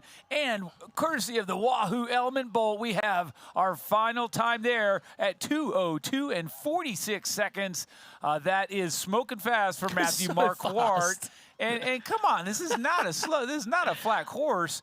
Sitting down, and I always like to pick apart and analyze these transitions. We see Real in and out and getting away while Marquardt is pulling the socks on and putting them on, taking his time, gritting it out as the rain hits. But it is all Justin Real getting it done, shoes on, pulling on the visor, and getting everything set, Greg, on the go. That is textbook right there. Justin Real going to be first out, pulling the race bib down over the top, getting it set, and getting his hand held and getting everything ready, tucking the fuel into the pockets, Greg. I like what I see here. On to the run. Almost textbook, Michael. He didn't know which way to run out of transition. Come on, you're a pro athlete. And he got a little bit of information from one of the officials there. All right, you always got to know where you got to go, that's for sure. Ben Canute just getting off the bike ride right now. It was first out of the bike on the run course was Justin Real in first. In second place, it was Lionel Sanders. Third place, it was Matthew Marquardt from the USA. And fourth into the transition area was Ben Canute. Then in fifth place, you know it's going to be the other Canadian here today in Jackson Laundry, our two favourite Canadians, that's for sure, for the race victory. However, it looks like Lionel Sanders now is going to be our Canadian that we do focus on, because he is now out chasing Justin Real from the USA. Now you can see that really soggy red carpet there. You know it's been raining quite consistently here this morning at just down Lakeside. There we go. We got the lake on the right-hand side now. That's where it all happened a couple of hours ago. And a 2:02 on the bike ride today. That's a very, very, very fast cycling portion of the race today in these conditions. All right, there you go. There's the lead. You got nice little turnover happening by Lionel Sanders. Knows exactly what he's got to do to get the job done here, and he is already reeling him in. Well, one of these men has 26 Ironman 70.3 titles, and one of them has 0. This is not to say you can't shake that up, but right here on the front, Justin Real, he is a little bit of a prey running scared. Lionel Sanders, the power position, the hunter here, can focus in and say, when do I make my move? I'm going to say this, Justin Real, now's your chance to figure it out here. Go with this guy, see what you can do. Don't protect second place. Who cares? Go for it. That's my advice. He looks over, says a few words. Sanders cruises on this uphill and just accelerates into it. Justin Real says, all right, that's not my pace.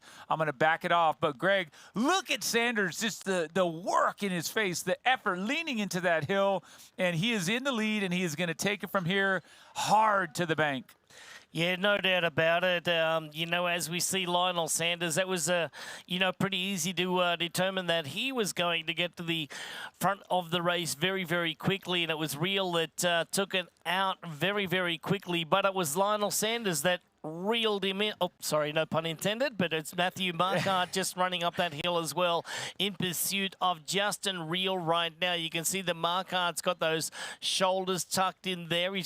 He's holding that left arm and his right arm. He holds it, very high in his arm carriage there, which can probably, cause a little bit of, muscle tension in the back of the deltoids and also in the scapular region right there. So if there's anything to critique about that, that's about it, as now he reaches the top of that hill, the aid station, the very first one of many on the course today on the run. And here is Jackson Laundry just coming into transition right now, and he's been out there on his own for quite some time here on the bike ride, so he's got a bit of work to make up. He might be able to squeeze into the top 4 here momentarily. So let's get a look at where he is exactly coming off the bike there today. So Ben Canute was the 4th one into transition and heading out there, but it was Jackson Laundry, and he finds himself 4 minutes and 32 seconds down on our leaders. And here comes our next group of athletes just getting off. Look at that nice little dismount. One leg over the other side. That's hard to do. That's right. That's Hunter Lucy coming here from USA, bib number 15, Stars and Stripes. And remember what we were talking about earlier. A minute 13 is the gap for Ben Canute. That's a big gap. That's 4th place. And then even further back to Jackson Laundry, you said he was going for broke. But Greg, as as we look at now bib number 14, Felipe Acevedo from Portugal.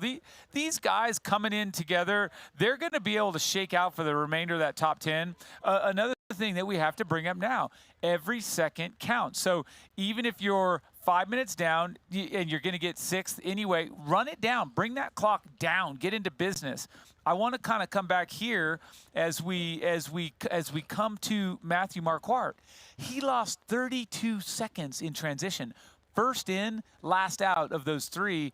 His transition definitely cost him contact. It doesn't mean it's going to affect his race. He needed those socks. He wanted those socks. His transition put him out of contact, and that hurts. Yeah, it hurts, but it comes down to comfort, Michael. And if you're not comfortable running out there without socks on a day like today, blisters can, appear on the feet, and that's no fun at all. But look at his turnover at the moment. You can see that the socks are on nicely there. Now, a lot of the athletes would have worn their calf guards under their wetsuit today, so that's not a problem. But to do the socks, that's personal preference there. Yeah. And if he needed to get them done, then he got them done. So Lionel Sanders has got the socks on, so he took time to probably do it before he hopped onto the bike ride today. So, or he did it. I didn't notice on the bike there today, but that was. Well, I just think here's the thing. There's fast socks and there's slow socks. I would just purely say, like, Matthew, and this is loving critique.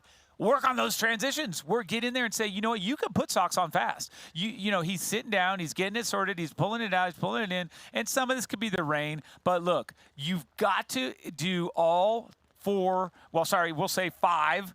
elements well, right? 3 swim, bike, run, and 2 Ts. It's got to happen. So anyway, back to this. He's still going to come top 3. He's still running great, but no, he's running great. Got to pick it all apart.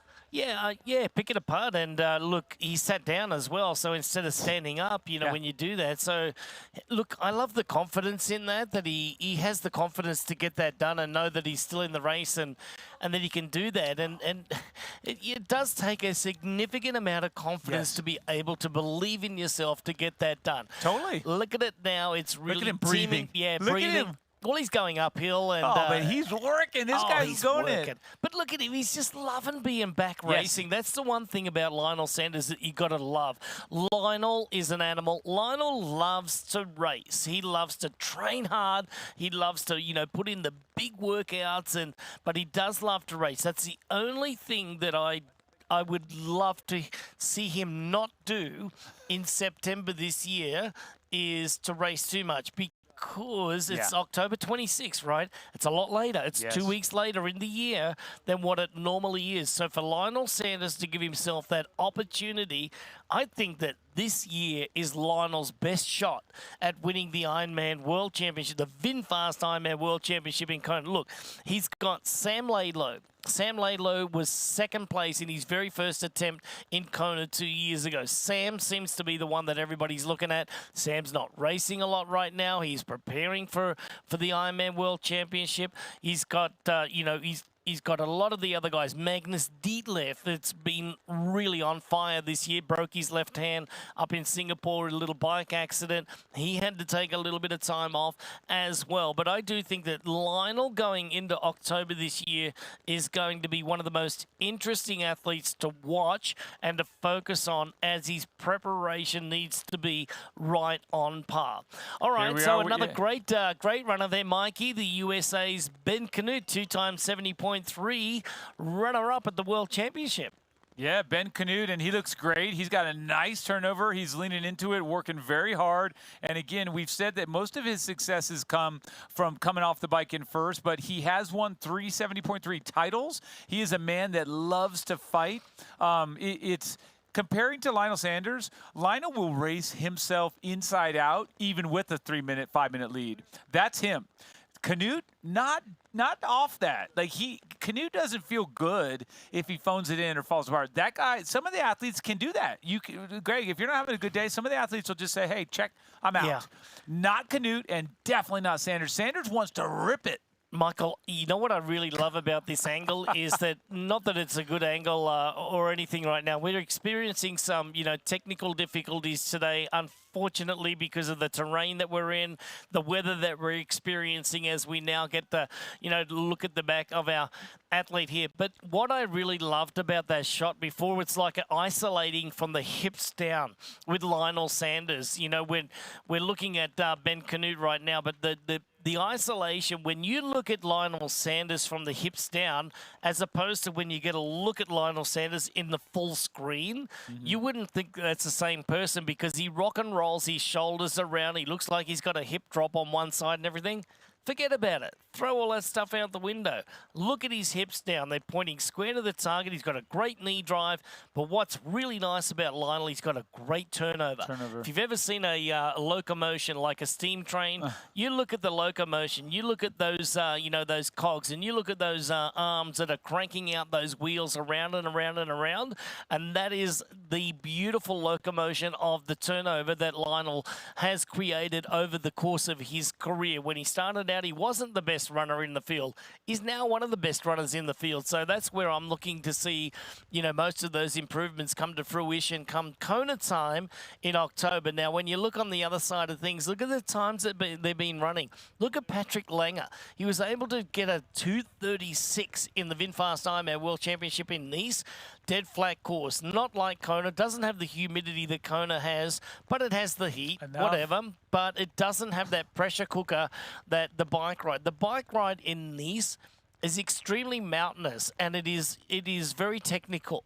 However, in Kona, there is no let up on the bike ride. Like in Nice, you can descend, you can take a little bit of, time off the legs, and there's not much time to look around and waste time because you've got to be so technically good at cornering in Nice. However, in Kona, you got to be on those pedals the whole time. Non-stop. Here's Ben Canute making a great run, trying to get on that podium. He has been in the top 4 all day long, leading most of the swim, much of the swim. But Ben is now fighting for that top 3. If he can't get it, which I think he can, but Greg, he still wants to get that point, the second deficit down. He wants every single second counts. Therefore, the more he pushes it here, the better he does points-wise overall in the series, and then that translates to more money, more glory, more accolades at the end of the season. But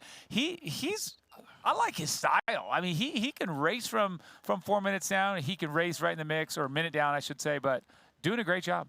Today he said that he was really going to have a, all-out race, and that's what he said. I do believe that he's got a great shot of catching up to Justin Reel for sure. Marquardt is right there as well. So I still think that Ben, he's got a chance at the podium here, probably 3rd spot at least, and he can aim at the top 2. And you can see now, this is what I love about Ben, is that he gets it. He's going uphill. What can you see here? I can see a forward lean. I can see him dropping that chin down into his chest. I can see that he's working the arm carriage and he's shortening up the stride. That's right. That's exactly how you run a hill. Especially in a triathlon. I mean, especially and that's gravity, right? Yeah, and especially in a triathlon where you've already just murdered your legs, right? Your legs are not anywhere near fresh. I think you have to go to the most efficient. Yes, use gravity, but use that forward lean and the quick turnover essential. As we come back to Lionel Sanders. And, man, the number of times, he said 22 times across this course once you factor fulls and halves. I mean, Lionel knows it. He's as close to a hometown hero or as close to a local from that standpoint because he's raced it. And he came up here. He talked about racing here with Cody Beals in the series, in the Tri-Series here in Canada as younger kids before he really burst onto the scene. And now here he is. He's had highs. He's had lows. We've watched him walk on this course. We watched him run into porta potties. But right now we're seeing him on the top of his game, crushing it. And Greg, what we said before, he didn't get in the lead and chill out. He didn't break the competition and chill out. He is running as hard as he can, and he's thinking right here in the back of his head, I bet Sam Long's watching this from home right now. I bet Sam Laidlow watches the results tomorrow morning when he wakes up. I bet all of these people are here and they want to see, and he is trying to make that statement to himself, to others. It's the athlete. He's a competitive dude. He wants to just speak volumes with a good effort, and that's admirable. I've never seen Lionel run so nice. I've never seen Lionel's. I've never seen his biomechanics being better than this. I'm with you. Where you know what? Even he has that right side hitch, that limp. He used to. It's barely there. It's like you have to there. look for it. Before you couldn't look away from it. I'm with you, Greg. He's never looked so good. No, look, Michael, this is impressive. I think that Lionel has, over the last a couple of years really matured. Now, we can talk about Lionel has pretty much done every training method available to man, right? He's tried everything. He's tried different coaches. He's tried coaching himself. He's tried everything. All right, let's take a look at the AG1 supplemental stats on the bike today. Lionel Sanders, 2 hours 38 total minutes out there, and that was incredible. Now he's running along at 3:34 minute kilometers at the moment, but remember that is up and down, so they are average times. So thank you very much to AG1, the supplemental stats out there today for Lionel Sanders. Now look at the turnover for Ben Canute. Ben's running downhill now, so this is a very undulating course. We're on the roads right now. We will head out onto the trail system here in Mont-Tremblant, which is absolutely incredible. This really is a great place to come and visit. Look at the turnover there. You can see of that foot speed right now. Biomechanics are very, very nice. This is a very experienced athlete here. Ben Canute, for the longest time, was just racing Olympic distance only. He hails from Tucson, Arizona. Now, when he said that he come up here to Mont-Tremblant, he didn't know what to expect, with the weather or anything, but he's got to take it in a stride. Now, rain down in Tucson, that's something that you don't experience too often in these conditions. So certainly not all day. Certainly not start to finish. You might get a thunderstorm, but you're spot on. He's outside his conditional element, but in the end, this is a true professional. He's got a coach. Jim Vance, been working forever with this man, and very thoughtful approach. They both work so well together in analyzing what they've done, what they need to do. A very thoughtful approach, which they've been doing that for a long time. A bunch of folks are on that train right now as well. But a very good team, coach and athlete. As he rolls into the aid station, folks take note. He does grab water first and foremost. It looks cold, but it's not. It's hot. They're sweating. They need that fuel. Lionel will do the same. Yeah, Lionel comes screaming out of that corner right over to the center line there, so you know that he's got a good rate of knots happening at this point in time. Lionel is just carefully going through that aid station, picking up what he needs, what he doesn't need, and at this point in time, didn't really need anything there as he gets onto the trail system now. This is where it gets absolutely gorgeous. Again, it was the 2023 People's Choice Award for the best run course globally, and you can see why. Absolutely gorgeous conditions out there today for an athlete. If you love water, if you're a duck, this is going to be heaven for you, but it's not too bad. The conditions is keeping you cool. It's not too hot. The humidity might be up there a little bit, but it's okay. There's Ben Canute. Now he's chasing after Lionel Sanders at this point in time here, so Ben is really giving it a little bit of an effort here as he's trying to get after that podium position there and get those points. Remember, today is a 2,500 point race. At the World Championships at 70.3, it's only elevated to 3,000 points. Now, overall, only your 3 best Ironman scores count toward the end of the year total here for $200,000. That's right, folks. $1.7 million of bonus money is on offer this year in 2024 as a part of the Ironman Pro Series, which has run over 20 races throughout the 24 season. What a great boost. It's a great time to be an Ironman professional triathlete, right? It sure is, and those are bonuses. I mean, you mentioned that, and it's worth coming up again because today alone they're competing also for $50,000 split between men and women. First place today takes home $7,500, then $5,000 for second, $3,750 for third, and it goes all the way down. They pay 7 deep. So 8 deep. So 8 deep getting paid today, $50,000 across the board. So great financial incentive put out there by Ironman, as well as these guys are competitive. The women want to beat each other up. The men want to take each other to the end and keep punching all the way. So it is also just that fun, that competitive nature. But Greg, cool stuff here. Good time to be an Ironman athlete as we watch this also, Ben Canute runs through and grabs nothing, just like Lionel. Yeah, it's the early part of the run course there, Michael, and Ben's lost a little bit more time to Lionel Sanders, so Lionel's running a very nice race at this point in time. So too is Matthew Marquardt and Justin Rial. They're still sitting up there just a little bit down on Lionel Sanders, just over a minute at this point in time, but Ben Canute is sitting at 2 minutes and 15 seconds down, but he's inside of a minute. He's around about 45 seconds, 47 seconds behind our second and third place getter right now. So we're in for a classic finish as we normally are here in Mont-Tremblant, but the rain is consistently falling on and off, but as we anticipate the arrival of our lead female athletes to be coming off the full gas bike ride and hitting the Hoka run course here momentarily, Michael, you have to look at Paula Finlay as being the lady to, run away with this race. However, in second place, Ellie Salthouse. Yes. But you've seen what Tamara Jewett can do, in the race here on the bike ride as well. So, well, this is just in. I mean, Paula Finlay now, she'll be here. They're expecting her at this moment in 2 minutes. And then Ellie Salthouse is 2.5 minutes down now, 2:27. But, Greg, Tamara Jewett now in third place. Okay, she's 8 minutes down. But wow, she has made a big jump from, fourth and a while ago. She was in 11th, and then at 66K, she was in fourth, and now here, about to come off the bike in a great spot, so watch out, folks. Yeah, we got some of our pro men and age group men just getting off the bikes right now, heading out onto the run course, but great for Tamara Jewett to catch up into third place. She's got a bit of work to do.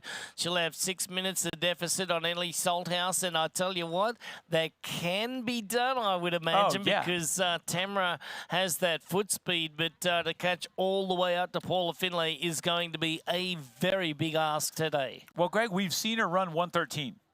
And you say a pretty good run at 6 minutes per mile or 3:45 per K, 1:18, 1:19. So you're right. It could be 6 minutes. It could happen. Again, everybody's got to deliver. And one thing I've learned, don't bet against these women. Don't bet against Ellie Salthouse and her 16 70.3 titles. Don't ever bet against Paula Finlay, who we are going to see really soon come off, and we're going to be able to watch every aspect of her transition from dismount, which is right here, all the way to shoes, helmet, and on to the run. And Greg, I believe we have her coming in here, or is this another fella? I think I'm wrong. That's another fella. And Greg, remember, so think back to St. George. Yeah, exactly. The camera was on Paula, and she was having a really bad transition. And they're saying, not bad, but slow. And we were kind of looking at her, and she's like, is that camera on? Are you asking me questions that's on the broadcast? And here she comes. Yeah, Paula Finlay from Canada, Greg. Bring her in to transition 2. Yeah, she's been in great bike form, having won the Canadian National Time Trial Championship just a few days ago. Now continuing that great form, like I said, into this race here today. There is absolutely no urgency in those legs at the moment. As you can see, the very, very, mature athlete, the very, very what can I say, experienced athlete. She's been in the sport for, coming up close to 2 decades right now. Started as a very young athlete there in Canada. Also chooses to sit down to put those socks on. There goes the left sock. Don't put that down on the ground there on that very squishy the mat there. Yeah. There goes the shoe. Then goes the right sock. Get it on there. Yep. Don't even have to look behind you. You've got a very, very decent lead at the moment there, Paula. So there goes the shoe. She's going to stand up right now. She'll probably grab a visor, maybe, probably no sunglasses today, but maybe the visor and her race number. The race number has to be firmly fixed on the front there. Just a little bit of trouble getting that right shoe on there, but just like that, she's up and running and out of transition. A little bit on the slower side of transition right now, but there's the Wahoo Element Bold. Time, 2 hours, 18 minutes, 59 seconds for the 56 miles and 90 kilometers today. First off the bike, then the female pro section, Paula Finlay from Canada. Well, you know, her transition was fine. It was as fast as it needed to be. I'll say it that way because, again, you said there's no urgency when she came off. When she jumped off the bike, her legs were moving at a normal pace, not I got to get out of here. And she looks over her shoulder and sees another athlete behind her, another men athletes. But as she enters and begins her Hoka run course, she can think, I just did 2:18, and I put massive time, at least 2.5 minutes, if not more, on my next closest competitor. So Paula Finlay in a great situation here, a great spot, and I think that betting with her to get to the finish line first is sensible at this point. Call your bookie, get the money in, because it is Paula Finlay. And just after I say that, here she comes from Australia, Ellie Salthouse, 16 Ironman 70.3 wins in her back pocket. Can she add another one? Let's see what she's made of today and if she wants to put forth a great transition. Because here's the thing, Greg, she does need to have a lickety-split transition. She does need to get in and out. Don't let Tamara catch me, and get up there and see if I can capitalize on any sort of weakness that Paula shows. A cramp, a GI distress, anything.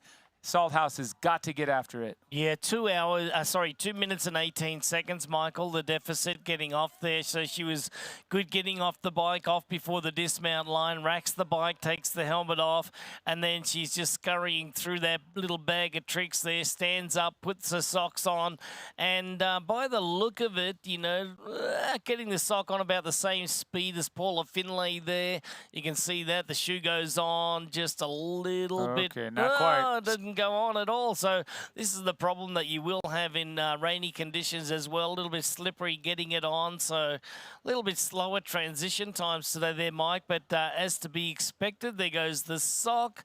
Pull the sock up so there's got no little twisties in there. Make sure that the seam over the top of the toes is sitting in there right, because that's always causes an issue. Icky, causes issues, maybe blisters on top of the toes. Well, as she goes and gets her Hokas on, it's all about this. The socks have been sitting in the rain for several hours now. The shoe's also wet, so you are probably likely going to have some discomfort, some foot issues, some skin issues, possibly blisters, but that's part of it here today. Everybody knew that, and it is there. So she did about an equal, I'd say, well, the numbers will tell here in a minute, but I think a pretty equal transition. Now what it comes down to is, can you get right after it? Can you transition on the physical part here now? Get into that run, get the legs moving, and do you kind of still think about every second counts? Am I right? You still have to look for that season point total. Yeah, every second matters here, and as we go through that, you know, this year, it's gonna click down from 2,500 points when the athletes go through. That beautiful statue there, that sits high atop the finish line. We're going to be coming there in less than an hour for our men, and just about over the hour on our women. This is Ironman 70.3 Mont-Tremblant. We're in the beautiful province of Quebec. On the other side, the Hoka Run course. Yeah.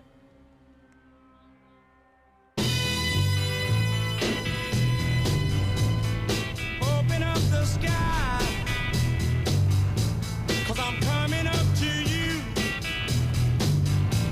So send down your wings and let them bring me to you. You know I'm standing at the station, ready to go. Oh, big old aeroplane, I'm trusting your soul. Get on up, big bear. Beyond the finish lines, our commitment goes the extra mile. We are the Ironman Foundation. We've given back more than $55 million to support our mission of leaving a positive impact throughout race communities. Without our amazing athletes, volunteers, and givers, we wouldn't be where we are today. Together, let's continue this journey of impact. Join the Ironman Foundation and be a part of something extraordinary.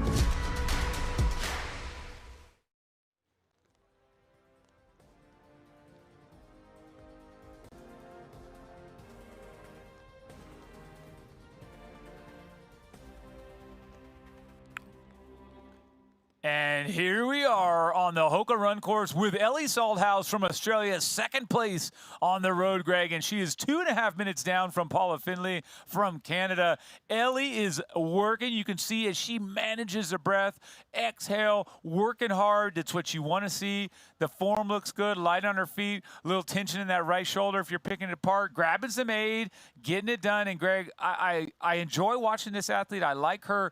I like her style.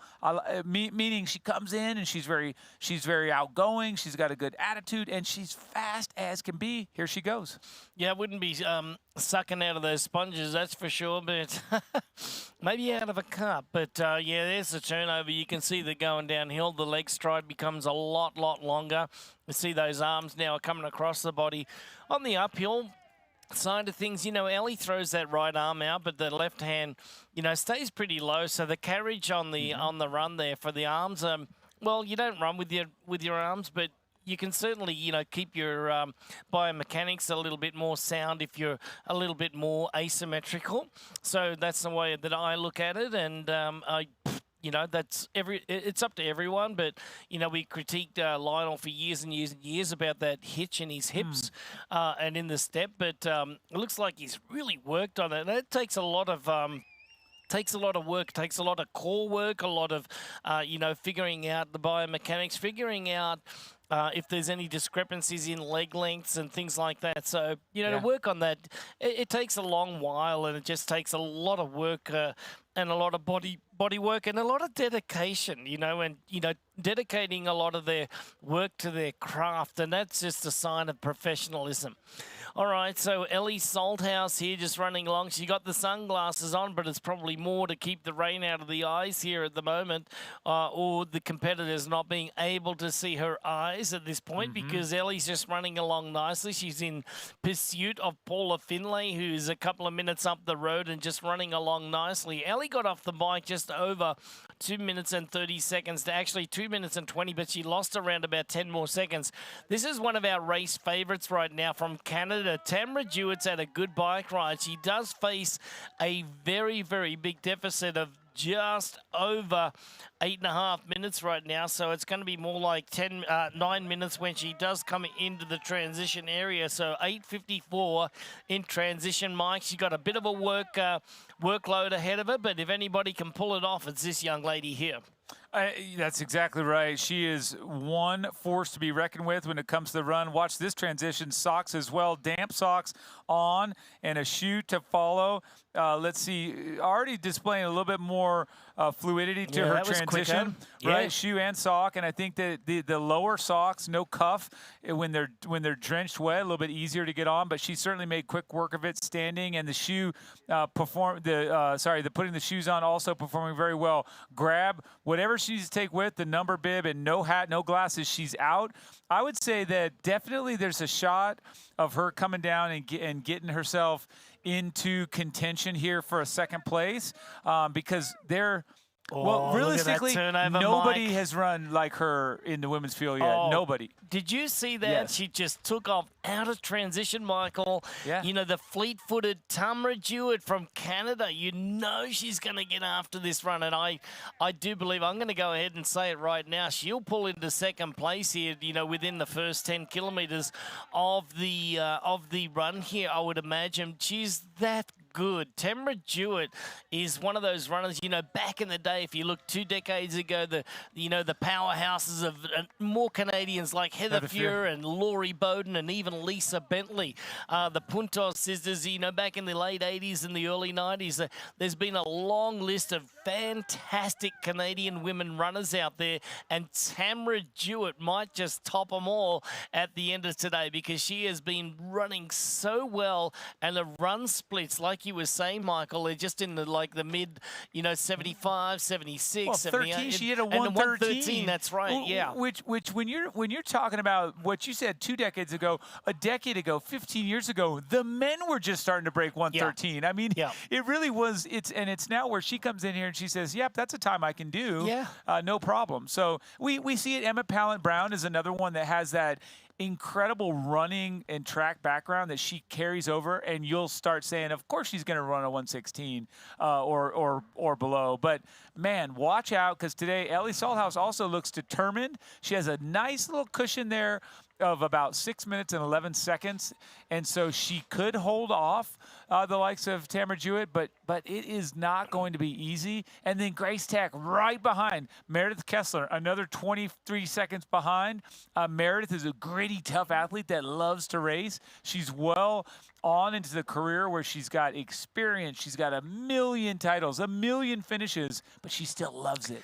And this Lumpker's also getting in there at 10:20 down. Now, if you're wondering why you're not seeing Jodie Stimpson, she is unfortunately out of the race right now. So, unfortunately for her, done and dusted for the day. So one of our early swim leaders on the swim and the bike there today, Jodie Stimpson, out of the race. Right, let's get back to Ellie Salthouse, and running along nicely here. Just got that turnover happening. The arm carriage is looking a little bit better than where she started. She's on a slight decline right now. We know that Tamara Jewett is going to be moving forward in a hurry here pretty soon. When we pan back, we'll be able to see Tamara coming into vision momentarily, but they're all chasing Paula Finlay at this point in time, having another great day out. Good swim fight, Paula, today. We know that she's one of the better swimmers in this field here. The best bike rider for sure, because she has put 2 minutes and 20-something seconds into Ellie Salthouse. Then into Tamara Jewett, she was 8.5 minutes in front of her, so putting 8 minutes on Tamara today alone on the bike course, and just goes to show you what type of talent she is on the bike. And as I come in here and I want to just revisit on Meredith Kessler, the American legend of our sport, she also has 12 Ironman 70.3 wins, and that goes together well with her 11 Ironman wins. So fantastic, and she's in 5th place right now. Watch out. Yeah, we'll get caught up with our men's race in just a little bit. They're at the far end of the course. They're having a little bit of difficulty trying to get some images at this point of time. So we'll stay with our ladies' race right now. The women's pro athletes here, they're racing for 2,500 points today. Every second matters. The clock will tick as soon as our first athlete gets across the line. 24.99 all the way down to 0 points. But every second represents a point there, Michael. So every second matters all the way down to the final race of the year, where they'll be competing for that $200,000 payday that's going to go out to our leaders in our men's pro and our women's pro divisions for 2024. How do they get it done? They got 20 races to get it done. How many point scores? Well, they can take up to 3 of their Ironman point scores throughout the year and 70.3 scores, but no more than 3 Ironman scores, which are heavily weighted at 5,000 apiece, whereas the 70.3s are sitting at 2,500. Ellie Salthouse, like you said, she's got 16 victories worldwide, globally, so we know that she loves to race a lot. This is a favorite distance. Do you think we'll see her step up to the Ironman distance this year? Well, you've asked me that a couple times here off air, so I'm going to say yes now just to sound smart. But I don't know. I can see her staying here. There's room to be a specialist still. I think that when you look at the success of 16 victories at this distance, and you start to say, why mess with a good thing? I think when we saw Jeannie Metzler kind of go into Ironman, it pushed her over into a training territory and a recovery territory that she didn't adapt well to. Unknown, yeah. And I think it's an unknown, and it's something that when you have a formula, maybe you just continue, and if you see a change or a drop in your performance at that distance, then maybe you capitalize on going to Ironman. But I think by and large, Greg, our sport in Ironman and 70.3, we encourage and we lean to and we draw to. We even use phrases like stepping up to, and that's it. It's not for everyone. Yeah, exactly.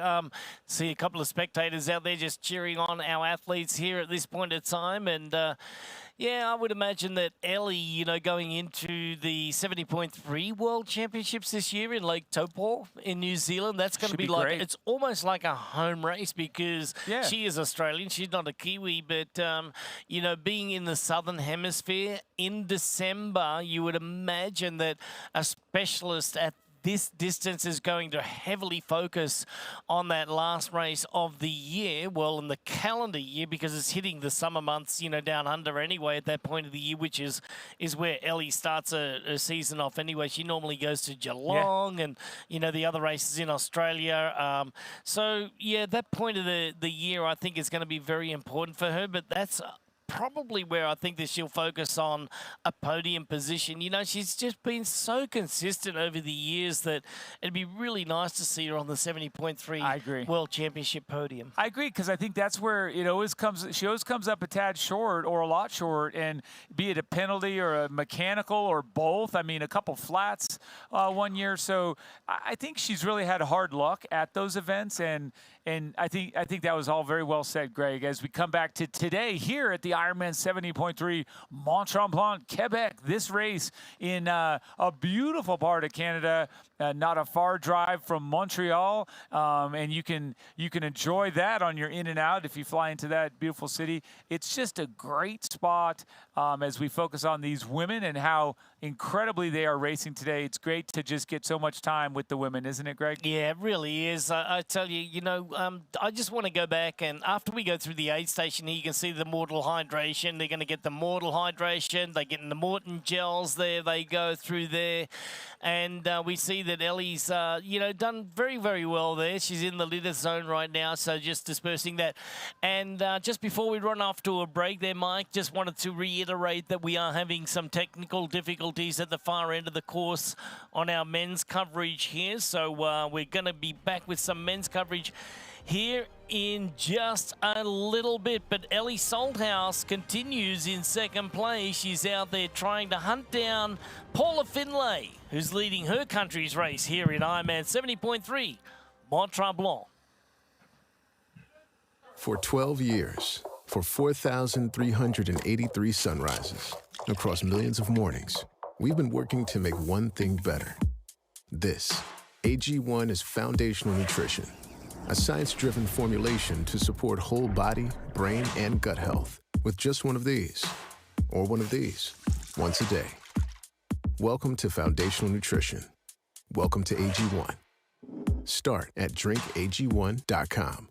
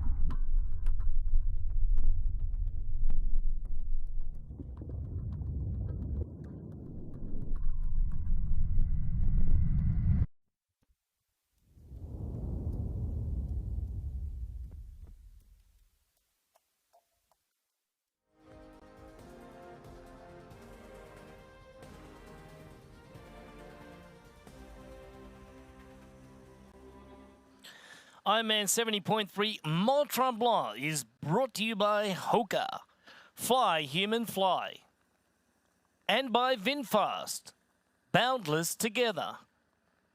Ellie Salthouse continues to jog along this beautiful run course here in the gorgeous province of Quebec right now. We are situated here in the Mont-Tremblant Mountains, just a couple of hours drive outside of Montreal in this gorgeous state. And Ellie Salthouse is doing just a fine job of pacing herself through the run course right now, having a good swim today. A solid bike ride. She was with the leader, Paula Finlay, for more than half of the course here today, but then she had to relinquish that power that Paula Finlay had on the front. She came off the bike with a 2-minute and 30-second deficit and now finds herself running along nicely. She's only lost a few more seconds over the first few kilometers of the run here today. It sits at 2:42. However, Tamara Jewett gets off the bike at 54 down, and she has already made up 1 minute at 2.3 kilometres into it today. So Paula Finlay has the lead. It is Ellie Salthouse in second place, Tamara Jewett in third place at 7:58, Grace Thick from Australia at 8:37. So Tamara Jewett is already on the move. And Greg, here's why. We are seeing 3:52 per kilometer pace in that first split relative to 4:08, 4:12, and 4 minutes. So look, Jewett's running fast, very fast. And then I love to look at this next split. Paula Finlay at 3:46 as she came through her next split. So also dropping that down for folks that aren't on the metric. That's 6 minutes per mile there at that 3:46. So gosh, Ellie looks great, though. We've got her on camera, and I think she just looks smooth, and she's running well.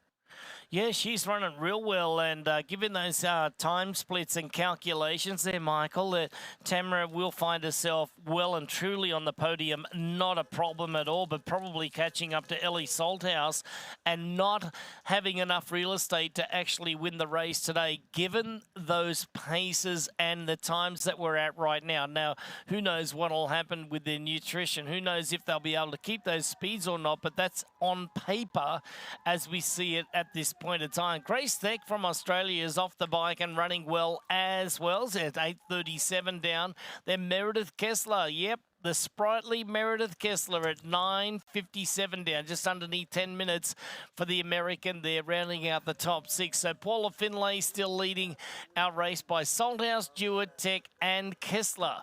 Our top 5 athletes in the course. There goes Ellie Salthouse. Yeah. She'll make the right, then she'll make the immediate left. She'll go through the aid station, and then she will hit the beautiful trail system right here in Mont-Tremblant. You'll find a lot of weekend warriors out here. You'll find a lot of people just out there walking. It's a gorgeous spot to visit. So come visit Ironman Mont-Tremblant right here, and Ironman 70.3 Mont-Tremblant, nestled in the beautiful mountains here. Great cycling, great mountain biking. You can get up there on the lifts as well and go and do some sightseeing. It's great to do some photography as well.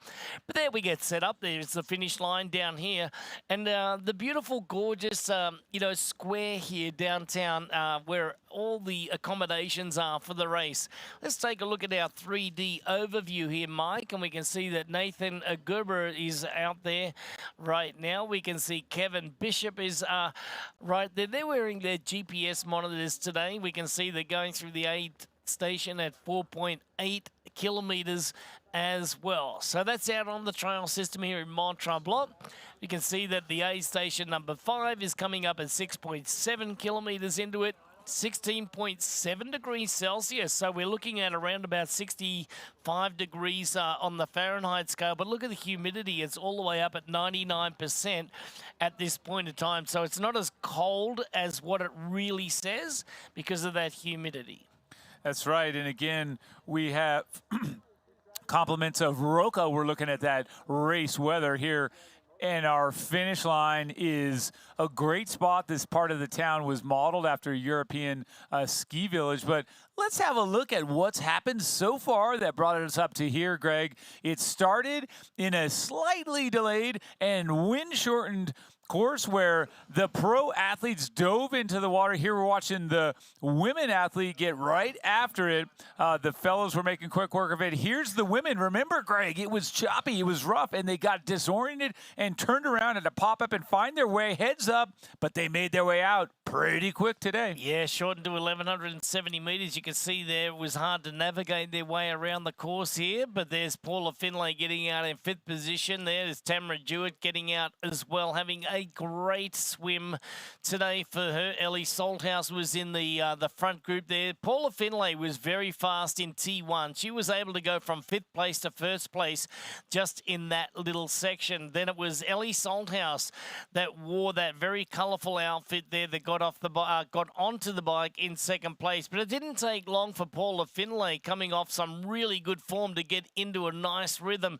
But on the downhill section, Ellie Salthouse making great speed there and getting down into that tuck position. But Paula Finlay was so consistent throughout the day, just powering away from the rest of the women's competition. and she just continued to push, push, push. She had company with Ellie Salthouse for a while until a long gradual grinder where Paula was able to distance herself from her Aussie company. And Greg, she never looked back. Paula Finlay managed to just keep the pressure on the pedals as the rain broke a little bit there on that backside of the course. She just looked down the road and went with it, and there the gap began to form. Yeah, intermittent rain showers out on the bike course. The course does go a little bit outside of Mont-Tremblant, which is experiencing more, of the consistent rain showers downtown. But out on the course, intermittent rain showers in and out of the water there. And it was a point of nutrition, making sure that the nutrition was right on point today. And Ellie Salthouse was on point with that. Then we got underway with our men's pro division just a little bit earlier. But as you can see, the conditions were not so good this morning, and that's why the windswept course forced a shortened swim course. We can see that João Pereira from Portugal was underway very fast there in the yellow cap, and then he was followed by Ben Canute in the orange cap as well. But Justin Reel from the United States was one of the first to get up out of the water and get onto the bike, so he had a really, really solid swim today and set himself up for a good start on the bike. That's right, and here we had the likes of Ben Canute and Matthew Marquardt. Also, as you mentioned, Justin Reel. Those men managed to stay at the front, having jumped on the bike so early there with the leaders. They got away. They took off, and they made it a chase. Here we had Jackson Laundry from Canada also continue to be very present for the first half of the bike, really in contention, and then started to gradually just slip, which is very rare for the superstar from Canada. Yeah, get some stingy eyes along the way as well because of this rain, forcing a little bit of fog or, just fogging up on the inside of the visor there. So having to put the visor up on top of the helmet and suffer, with those eyes getting hit from that sharp raindrops as well. Very painful. But then it was Lionel Sanders that made his way to the front of the course. He was so strong that he went right through the Jackson Laundry group and left them like a sack of spuds back there. And that is our little race recap thus far. So there we look at our finish line right now, down in the beautiful square in the village of Mont-Tremblant for the Ironman 70.3 Mont-Tremblant, Quebec, as we anticipate the finish of our men's coming up here in just a few minutes' time. We've got a couple of dark zones out there on the run course here today where the cameras aren't able to pick up any type of coverage whatsoever. So on the trail section here, it's been very, very difficult. But once they come out of that section, we'll be able to bring you back up to speed with some of our shots here today. But we can go back and tell you that Lionel Sanders is enjoying a very nice lead right now. Matthew Marquardt still sitting in second place. Justin Reel not too far back in that third place. And Ben Canute hasn't been able to make up as much space as we thought. No, Canute still just at a minute back, and will Justin falter? Will Ben be able to come through? It doesn't seem likely now, but when the real racing begins is in the second half. This last 8 or 10 kilometers is when it still really, I think, starts to shake it up. And Greg, although we're not with the men on camera, we know that race is still heating right up. We've seen a lot of women, and of course we said it. Tamara Jewett, wow, rolling through this course on foot. We got to catch up with her, and we'll have a look here at the Fighting Chance presented by Wahoo. You're no stranger to this course. We're back again. Yeah. How are you feeling coming into this one? Yeah, pretty good. It's nice to have a race in Canada, and this is an area that's pretty familiar. Looking to enjoy it, hoping that weather doesn't get in the way on the day, and glad that it seems like the heat is going to die down because it is a bit of a brutal course in the heat, but that affects everyone, so it is what it is. Do you prefer the heat or the cold? I prefer the cold, but I try to tell myself that I don't have strong preferences so that I can just sort of adapt. I think prep has been good. Like, my training's been good all year. Just trying to keep my mindset kind of low key and enjoy the experience, and I think things should be set up well. trying to stay as calm as possible and really focus on the enjoyment. I think I go wrong when I start to worry too much about the outcome of the race and kind of tense up around that. And sometimes I almost I'll schedule times to be nervous to try to prevent myself from just spending a week being nervous. So I'll be like, okay, Friday morning at 10 a.m. I can be nervous for 30 minutes and then I need to focus on something else. The field is pretty stacked. How does that play into your tactics? I think it doesn't change the mindset very much, but I think it just really underscores wanting to try to get out of the water with a good group and do my best to stick with people on the bike, or if I can try to stay close on the bike, then I have a good shot with my run. And on days where I'm having a bit more trouble on the bike, they'll open up bigger gaps and I have to work really, really hard on that run. So I think it's exciting in 2022, it always gets a good field here, but not such a high caliber field in the past few years. So I think it'll be really exciting to have so many top athletes coming to this race.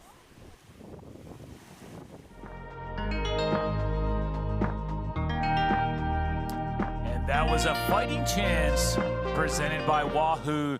Tamara Jewett, great interview and great insight into what's going on as we come right back here to the men's race. And that is Lionel Sanders just grinding it out, putting just more and more time in after it. And you're starting to see a little bit, Greg, of the hitch come up as we get later into the second half here. You notice just that what we called his limp. I think you're right, though, even just to see him for 8 or 10K as smooth like I've never seen him is cool. It's never slowed him down, obviously. It's never deterred him from winning or racing incredibly well, his form, that efficiency problem. But if he works on it and he gets better, he's going to be that much faster. Now that you see it returning, Greg, it's just probably a fatigue thing. I mean, it just shows up, and but it is still through and through Lionel's head, Lionel's heart, and he is using them to the best of his ability, which is incredible. He's a fighter, and he loves, I think the only thing he likes more than ripping other people's legs off is ripping his own legs off, right? He just wants to drain the tank. He wants to come away, job well done, and rest satisfied with knowing he gave his best. And it's such an admirable trait. I really enjoy that. Yeah, so Matthew Marquardt now at this point, just over 15.5 kilometres into it, is 1 minute and 42 seconds down on Lionel. So just getting back to Lionel there just a moment ago, just wanted to say something about biomechanics. Biomechanics will deteriorate as fatigue sets in. That's not a problem. Like, we all know that. Yeah. That's not rocket science, right? So we know that it's fatigue. But look, it's so hard to, critique the fact that Lionel's hips, he's had that hitch in his step there for, quite a few years, but he's worked on it so well. I'm just so impressed with his running today. So I love the fact that he's, worked so hard. I think that a lot of core strength training has gone into that. But we'll see as he makes his way toward the finish line. He's within 6 kilometres of that finish right now here at the IRONMAN 70.3 Mont-Tremblant, the finish of the Holger Run course coming right up. Here's Elizabeth in the middle of the perfect workout for her. To create it, we analyzed her biometrics and genetics, her recovery rate, injury risk, and aerobic potential, her recent training sessions, the temperature, humidity, and elevation, the demands of her next race, and billions of data points from athletes just like her. With TriDot, Elizabeth gets faster.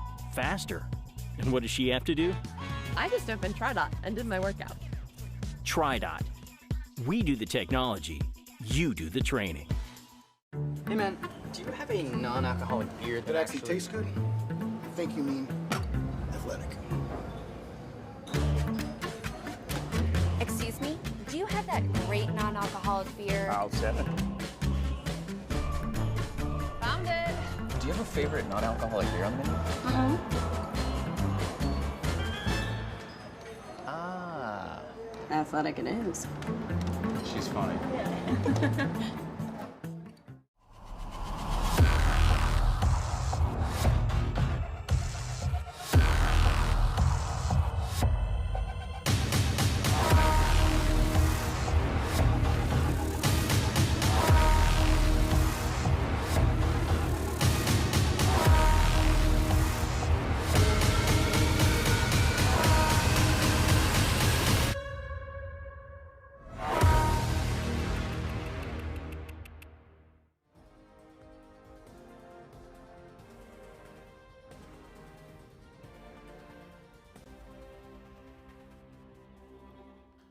And here we are on the Hoka Run course right in front of Lionel Sanders. The only people in front of Lionel Sanders today are the cameramen because this guy has run away with it. He did a great job on the bike, and he is ripped into this run course and is just exploiting his strength after exploiting his strength, and that's what we just really admire about the way he races. And I think 2024 is lining up to be a great, great year for the Canadian Lionel Sanders. A ton of fans behind him, a ton of folks that are rooting for him to have a great season, and he's showing us right now that injury is behind him, the recovery, the time down behind him. He is back and racing great. Yeah, no doubt about it. He's back in great form. Not that he's never in good form, but right now with that forced break there, giving himself about 5 weeks off of running there, you know that he was probably doing some Alter G or some water running at that period of time, especially when his body was starting to recover. I mean, a broken rib is no fun, right? So it's very, very painful, not only just to sit down, but to,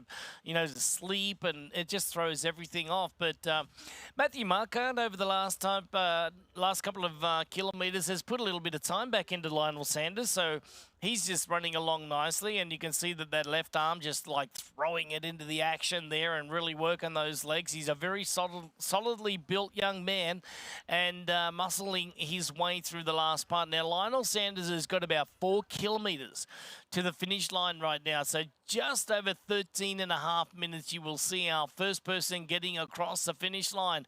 Marquardt is closing in, but he's running out of real estate, and that is probably going to be good enough for that podium position in second place today. On the other hand, Justin Reel is still running really well, and there's Ben Canute. He's in there as well, so you've got around about 30 seconds that separate Marquardt. So let's have a look at this course profile. We can see that our athletes are at around about almost 18 kilometres into it. All right, VinFast performance analysis on the run today. Matthew Marquardt expected to clock out at 3:23 at next split, running around 3:33s on average on this undulating course there, Michael. So that's a pretty decent average on this course. This is not such an easy course. No, and that puts the overall split right around 112 for the overall, which would be a great time, a great run, 112, 113. And you're right, Greg. It's not, you can go fast on this course as the bike, but it's not easy. It doesn't come easy. You have to push up. You have to, roll the downhills, carry the momentum. You've got a lot of twists and turns. You said it earlier, and I really like this. Out of sight, out of mind with these turns. Yeah.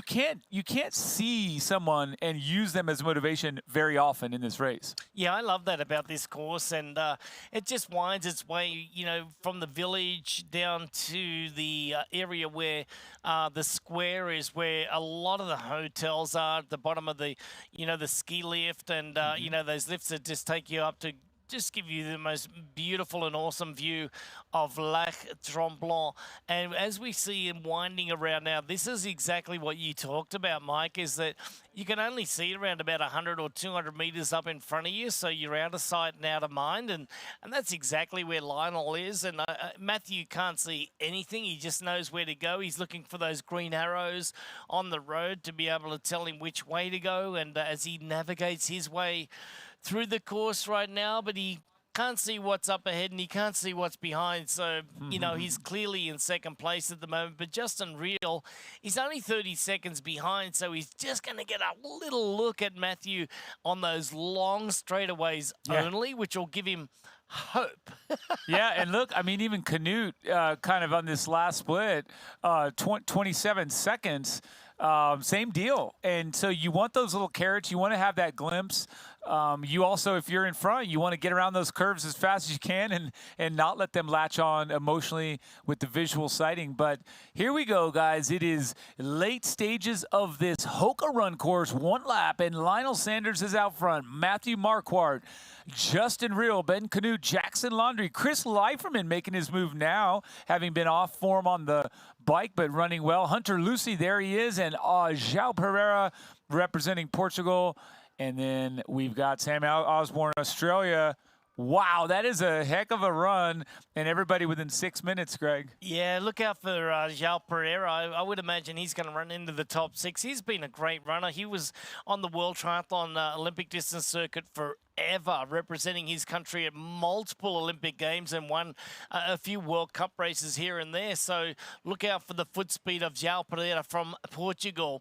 However, getting back to the second, third, and fourth places here right now in our professional men's division, there's only 58 seconds in between these two. Now, this is synonymous with, or deja vu, with what happened in Ironman Texas with Matthew Marquardt just pulling up and having a little bit of a walk here. So, and remember back to Texas, Michael, where he had those cramps and he gets back up to speed straight away.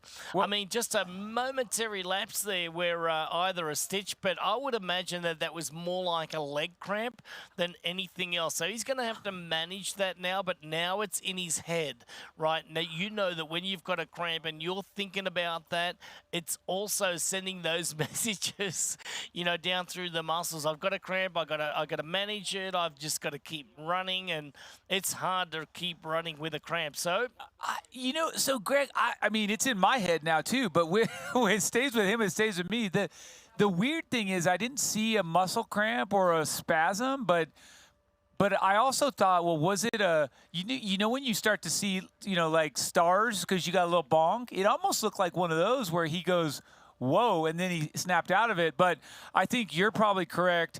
Either way, come back to our last point. Out of sight, out of mind. If the third place guy, if Real sees Marquardt walk even for a split second, boom, massive power goes right to Real. So let's stay with that. We'll be back here in a minute, and we get to see more exciting action. Ironman 70.3 Mont-Tremblant, Quebec. Yes, the Hoka run course is winding down. We'll be here, so please stay with us. Beyond the finish lines, our commitment goes the extra mile. We are the Ironman Foundation. We've given back more than $55 million to support our mission of leaving a positive impact throughout race communities. Without our amazing athletes, volunteers, and givers, we wouldn't be where we are today. Together, let's continue this journey of impact. Join the Ironman Foundation and be a part of something extraordinary. Open up the sky, 'cause I'm coming up to you. So send down your wings and let them bring me to you. You know I'm standing at the station, ready to go. Oh, big old aeroplane, I'm trusting your soul. Get on up, Big Bear. Your new vehicle, Mr. Lawrence. The VinFast VF8. All the latest tech? Precisely. Whoa. Cut. Great delivery, Joey. I've had a lot of practice saying that word. It's pretty cool, huh? The VinFast? Yeah. It's got action. 402 horsepower. All-wheel drive. Over-air updates and a 10-year unlimited miles battery warranty. Yes? 15-inch infotainment screen. Cut. None of those lines are in the script, Joey. I just think people are really going to want to know those things. That's what the website's for, Joey.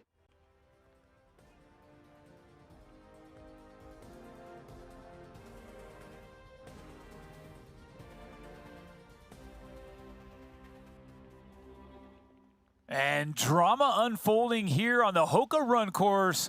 It is Matthew Marquardt. He's running now. He was walking earlier twice. We're talking maybe cramps, maybe some leg pain. Maybe that's the same thing. But, Greg, what we do know is he has got some chinks in the armor. You mentioned it. It was in Texas where it's hot. Now it's here, and it's half the distance. What's going on? We got to figure this out. He's not loving it right now. No, definitely not loving it. He's also got pressure from behind here at the moment in the form of Justin Reel and a fast-charging Ben Canute. They were both inside of 1 minute back from Matthew Marquardt just at last time check. So he knows that they're coming, and also at the same time he's got to deal with something else. So you know the two parts of that inside the brain right now. It's trying to process what I've got left. How do I get the job done? Are the two guys coming up behind going to overtake take me. So there's a lot going on, with Matthew Marquardt right now. All he's got to do is just manage those legs. If he's got leg pain, then deal with it. If it's that bad, stop and, don't hurt yourself for next time out. But I know that they breed them tough these days, and you don't ever want to pull out of a race. It's never a good feeling, and he just has to manage all of that at the moment. So there's a lot being processed right now. Well, Greg, and again, when every second matters, you got to suffer through. So don't drop out. I mean, we don't know exactly, but also I'll say this, nothing visibly shows. We don't see something. A lot of times when it's a cramp, you're starting to see you can't get back to full stride. You have something that is obviously sort of glaringly there. Not with Matthew. Back to the man here of the day, Lionel Sanders, putting the big stamp on his comeback after that injury and leaning in again to a gradual uphill, keeping stride, keeping pace. Sort of everyone was wondering, where is he going to come back? Is he going to be good? Boom. He knows it now, and the rest of the world also can see that Lionel Sanders is back in action. Yeah, over the top he goes, and I got to tell you, Michael, he looks better than what he did 2 kilometres ago when we started seeing a little bit of a hip drop in there, but he's done a lot of work, and I'd love to, ask him that question. What type of work did you do when you were injured before? Because by the look of it here, he's tightened everything up. The leg turnover is brilliant. We know that he's coming downhill at the moment. He's inside of the last kilometre or so. So Lionel Sanders getting the job done today. He's going to represent Canada very well today. He absolutely loves racing here. He's raced 8 times here in 70.3 racing or above, and just loves it. He is Canadian, but he hails from Ontario. We are in the beautiful province of Quebec, just a couple of provinces over, and he is just ripping it up right now on this wonderful course here in Mont-Tremblant. So Lionel Sanders, everyone, he is back, and he is now signing, his little signs here to the rest of the pro athletes in the men's division that I'm back, baby, and I am now going to prepare for the Ironman World Championship coming up in October. And look at this. This is where it all happens. Did Justin Reel get overtaken by Ben Canute? By the look of it, it is yes. Ben Canute, by the look of it, has gone into 3rd place. Matthew Marquardt sitting in 2nd place right now. And we can see that Marquardt right now has relinquished 2nd place to Ben Canute. So Ben was hanging in there. Justin Reel. It's all changing at the end of the run course. We said that before. Anything can change. Look at those times. You go through a spill where you're mentally out of it, and then physically you're hanging in there, and then in the other side of things where your nutrition really plays a factor. It's all in right now. And look at Ben Canute. He's having the work of Matthew Marquardt. Just as you were saying before, Mike, this is incredible. Now, this is how mentally tough you have to be. This is where you dig in. Look, Marquardt just a second ago was getting dumped by Ben Canute. Now he's back onto the heels of Canute, putting the pressure on. And look at Canute. He's having to work as hard as he possibly can to try and shake the youngster. And this is one of the toughest hills here when you come back. You have to do this hill outbound and inbound. It's a tough section where you get back into finish line zone, and you are spot on. Matthew Marquardt jumped on and said, no. But this right here, ouch, the downhills, we say this often, they hurt more than the uphills because the gravity, the pounding, the eccentric load that your muscles have to tolerate as you run downhill is just punishing. It's mean, but Marquardt is up for the challenge. And we've got Canute up for the challenge. Such a gritty athlete. Truly one of my favorites because he gets into these battles that are unexpected. And there he goes. Ben Canute trying to get rid of his compatriot here, his countryman, but Matthew Marquardt said, no dice, I'm with you still. No such luck right now, Michael. This is a very, very tough finish there. A couple of pedestrians out on course right now. Ben Canute having to do his famous wide receiver move there, a little bit of a sidestep, and Canute from Tucson, Arizona now goes into 2nd place. There is Marquardt. He is a medical medical student right now. He is a student of triathlon at the moment as well, and as tough as nails. He doesn't, they don't come as, any tougher than this right now, because he's had everything thrown at him over the last kilometre or so, but he has responded. He's had to walk a couple of times because of leg pain, because of leg cramps, and look at this.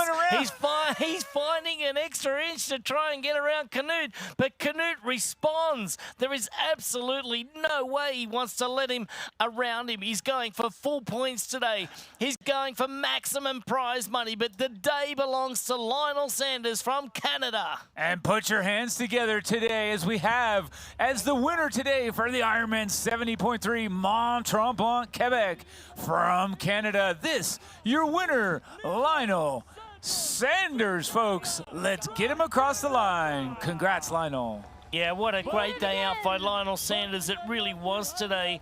He's come back from injury and got the job done.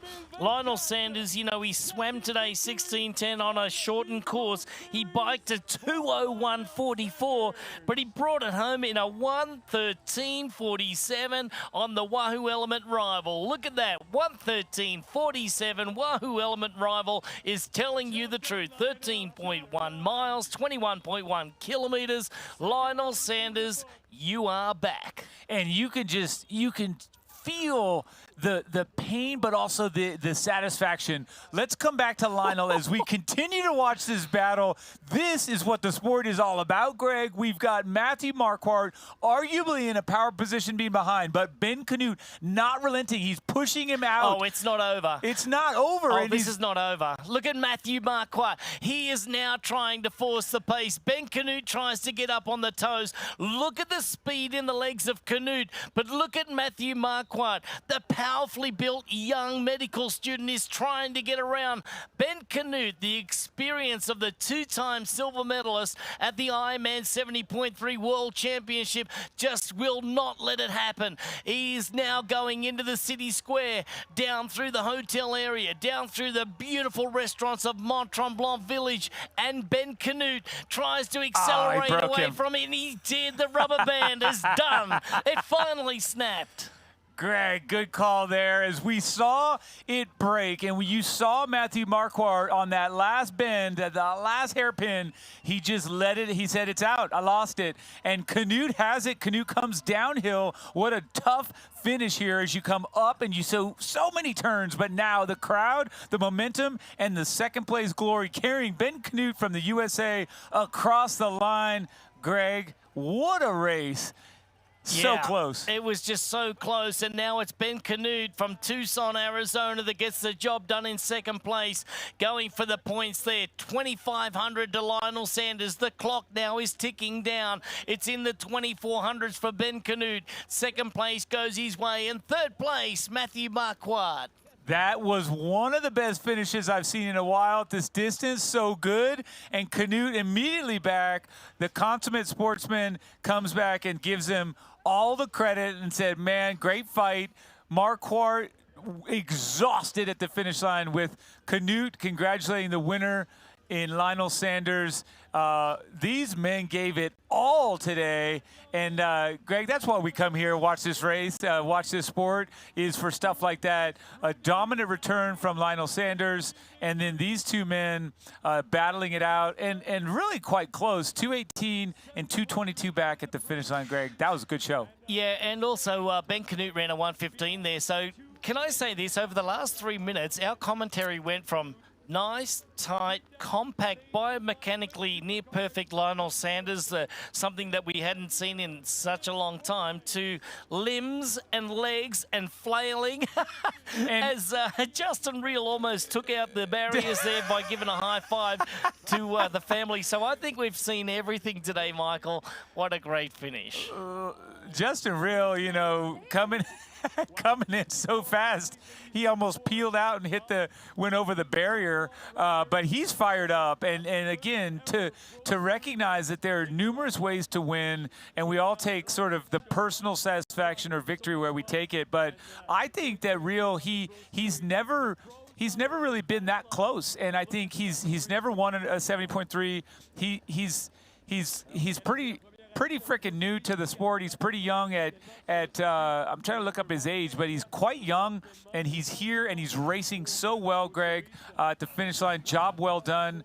We're factoring another little bit of time here, and we're going to see Laundry come across, Leiferman chasing him down as well. So don't put it past those guys to also have another little battle for us on the show. You know what? This is Justin Reel's best result, thus far. Yeah. And Michael, as we get our next athlete Laundry coming in right now, Jackson Laundry from Canada here, the second of the Canadians to come through in just outside of the, right at the top 5, actually. He comes in at 4:35 down. But Justin Reel, let's just go back to that and just say that Justin was real today, because now in his best result ever, a 4th place at the Ironman 70.3 Mont-Tremblant in this field. I want to say in this field, because that is a world championship, top 10 field here today.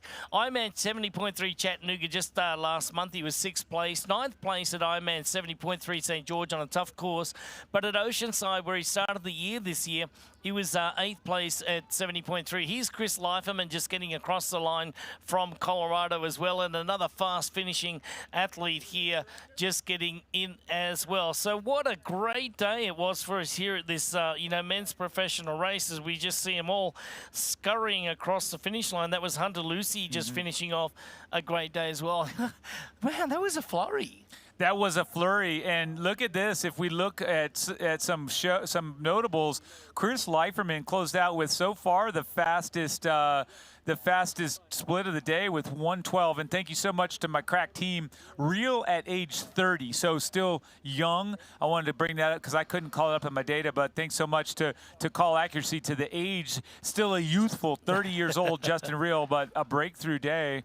As we come to this top 7, and just again mentioning that Leiferman was able to pull off the fastest run so far, 1:12, and then Hunter Lucy, second fastest run split. Getting pipped there, 1:13. Yeah, a couple of seconds in front of Lionel. And there's João Pereira. You called him as a runner, 1:13 flat. So still some great runs to come across.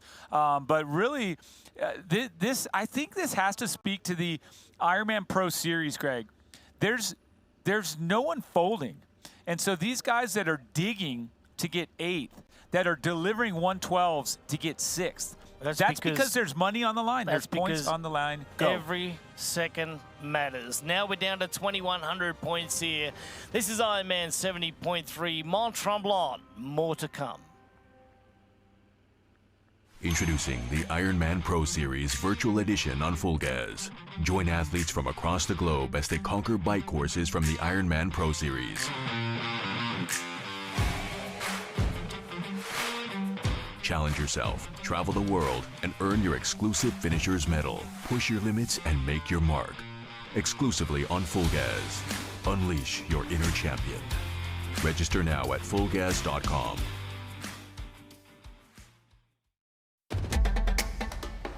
You know, and we know.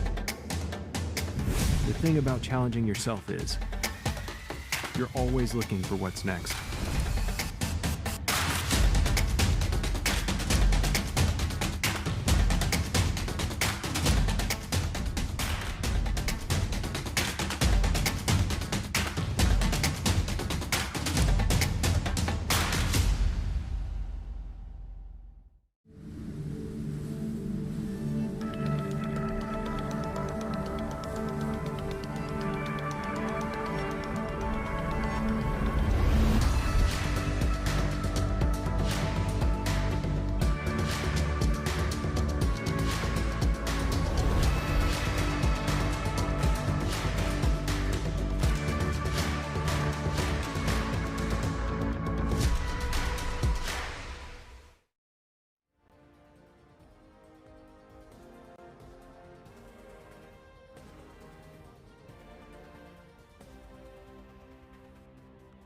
And back at the finish line here, that magic, although damp, red carpet here at the Ironman 70.3 Mont-Tremblant. We want to thank everyone for joining us and also extend a quick apology to those viewing on outside who have had some technical difficulties on the platform. We apologize and stay with us.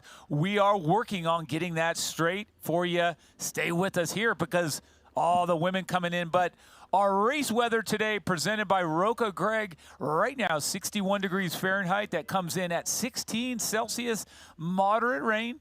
And the wind is very minimal at 1 kilometer an hour out of the east-southeast. And the humidity, of course, It's full up there. 100%, eh? Yeah, that's what's keeping it, actually quite comfortable out there is the humidity, because the temperatures may be down. It's a little bit unexpected, as you would believe. Paula Finlay is leading our women's race by Ellie Salthouse, 2:42 down. Tamara Jewett is still a little bit further down in third place there, but she is running her way through the field at this point in time here. So Tamara Jewett is now making her way through the 10-kilometer marker, and then Tamara Jewett has reduced her deficit down into the 7-minute area there, and Ellie Salthouse has gone out to 4 minutes. So this is going to be very interesting to watch, because Tamara Jewett has been running 20 seconds a kilometer faster than Ellie Salthouse. So given that around about 9 kilometers, then you should have around about a change in that as well. So it looks like Tamara Jewett might go into second place, coming up at around about 18 kilometers into the course or so. But we can tell you that Paula Finlay has gone through the 15.5 kilometer marker, and she's got a very, very good lead, running along at about 3:51 average pace and doing a great job of that as well. So it is Paula Finlay that we are waiting for, and it is the 3D maps that you are looking at right here. We can tell you that Jessica Turanek is out there from Canada, wearing one of our GPS trackers out on course here. As you can see, this beautiful overhead shot of the gorgeous Mont-Tremblant layout here in Quebec. And just as you cast your eyes to the upper right portion of your screen and you see that dramatic weather, I just want to remind everyone that we are happy that you've been patient here, because that humidity, that rain is causing havoc here on our camera crew, on our ability to transmit a perfect and clear picture throughout. So thank you so much for being you amazing selves, you viewers, in recognizing that we are dealing with some tough circumstances and weather conditions here, and really paying the price for that. So thank you so much for being amazing, and continue to bear with us as we do as well with these pictures. And that is Paula Finlay, Greg. You are correct. Yeah, she's bearing with it. It's been one of those days where it's been intermittent rain in town, but out on the bike course it was going in and out of rain. We saw the puddles that the athletes were cycling through at the early part of the bike course today. So the rain has been very consistent in downtown Mont-Tremblant here this morning. However, it's easing up a little bit at this point in time, but we did tell you just a moment ago that's 100% humidity, although the temperatures are down at 61 degrees Fahrenheit, or if I go back into centigrade, 15 to 16 degrees Celsius, but not too bad. It's actually perfect race conditions right now, if you ask me, Michael, because, the sun's not out. You don't have to worry about that. There's no, burning sun coming down on the shoulders, or, keeping the heat up high there. So there's none of the going through the aid stations looking for ice and keeping that the core temperature where it needs to be. So Paula Finlay is managing this race very, very well thus far, and it was great to see her, accelerate away from the rest of the competition on the bike today, as she's just holding such great cycling form at the moment. If you're just joining us right now, we were, treated with the fact that Paula Finlay won the Canadian National Time Trial Championship just a few days ago over the 30-kilometer distance, and was a 39.5-minute jaunt around Canada where she held 300 watts, and I tell you what, that was a great result, holding 42 kilometers an hour as well. We are standing by in the Hyper Ice recovery zone for our men's interviews coming up here momentarily, so as soon as we get images of that, we will head down to the finish line for the Hyper Ice recovery zone. Thank you, guys. Take it away. We are in the Hyper Ice recovery room right here with our champion, Lionel Sanders. Lionel, epic conditions today. Can you can you walk us through the amazing victory that you were able to reproduce in Tremblant today? This was one of those days that was absolutely dreadful, walking out the door and being like, oh no.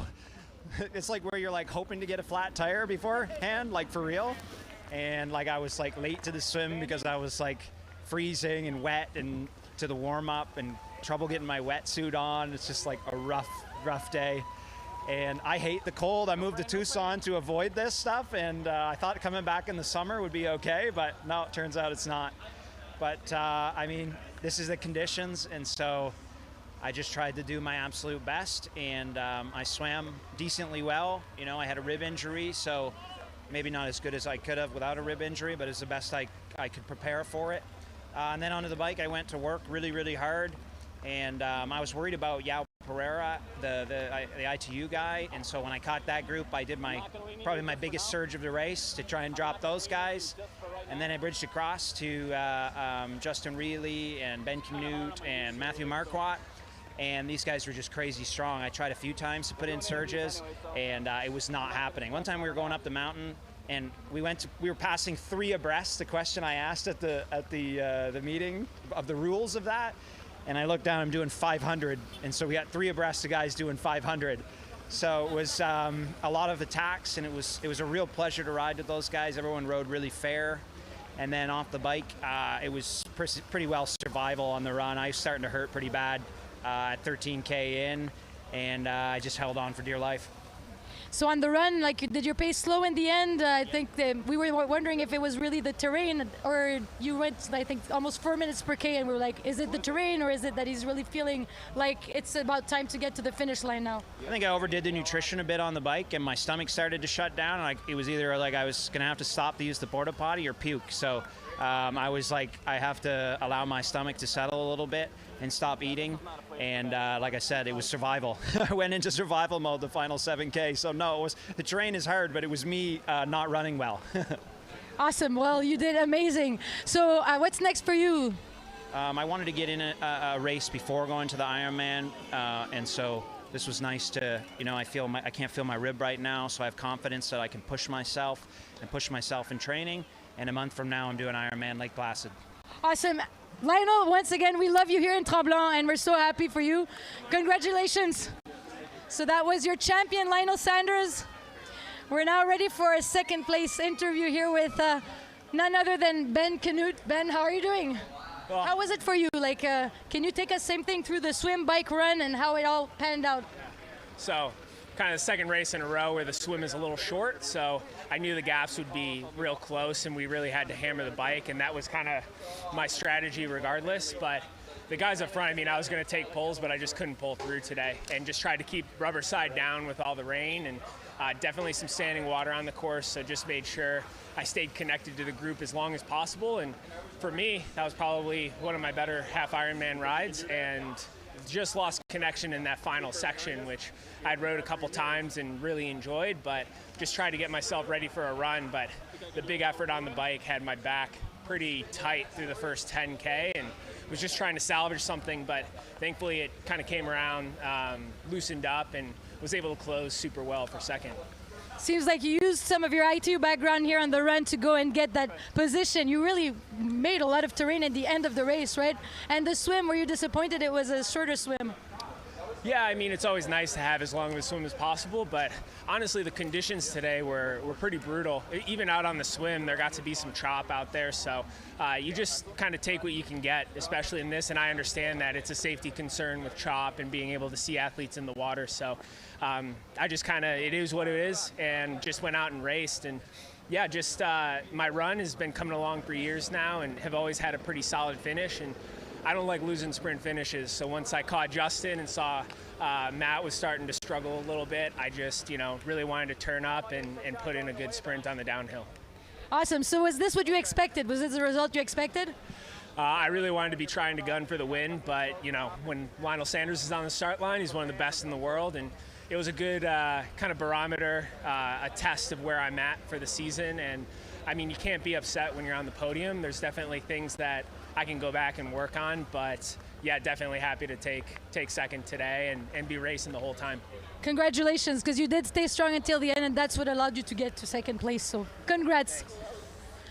So that was your second place hero today. And here we have Matthew Marquardt, who has trouble sitting down right now with reason. So can you tell us how it went down for you as well, like swim, bike, run? Yeah, no, I'm overall incredibly pleased with the race. The swim was hard, which was not surprising considered that it was shortened, but I was pleased to see that there was only a small group coming out of the water, and then the bike was pretty much just hammer the whole way. We started with the group, and then at one point it was just Justin, Ben, and myself, and then Lionel came through, and it was a lot of fun because everyone was super strong, and we worked together really well and put on everyone took turns leading, which isn't always the case. And so we came in with huge gap going into the run, and at that point, it was just like, okay, like you got a big time gap, don't lose it. And for me in particular, I've only done about 30 miles or 50 kilometers of running over the past 6 weeks because I had an injury, and so my real goal was like just put up a good time and don't re-injure myself, and also don't let this opportunity go to waste. So I definitely lost some time in there. Like I had to retie my shoes at least once, and then near the end my legs were cramping really badly, hence part of the reason why Ben got me in the last couple of kilometers. But I'm super happy with the race. Lionel, Ben, and Justin all had like phenomenal races, and so it was tons of fun. Awesome. So and this was also your first 70.3 as a pro, right? Yes. So congrats. Amazing job out there. Thank you so much. Hope you come back to Tremblant. Yes, I hope so too. Back to you guys.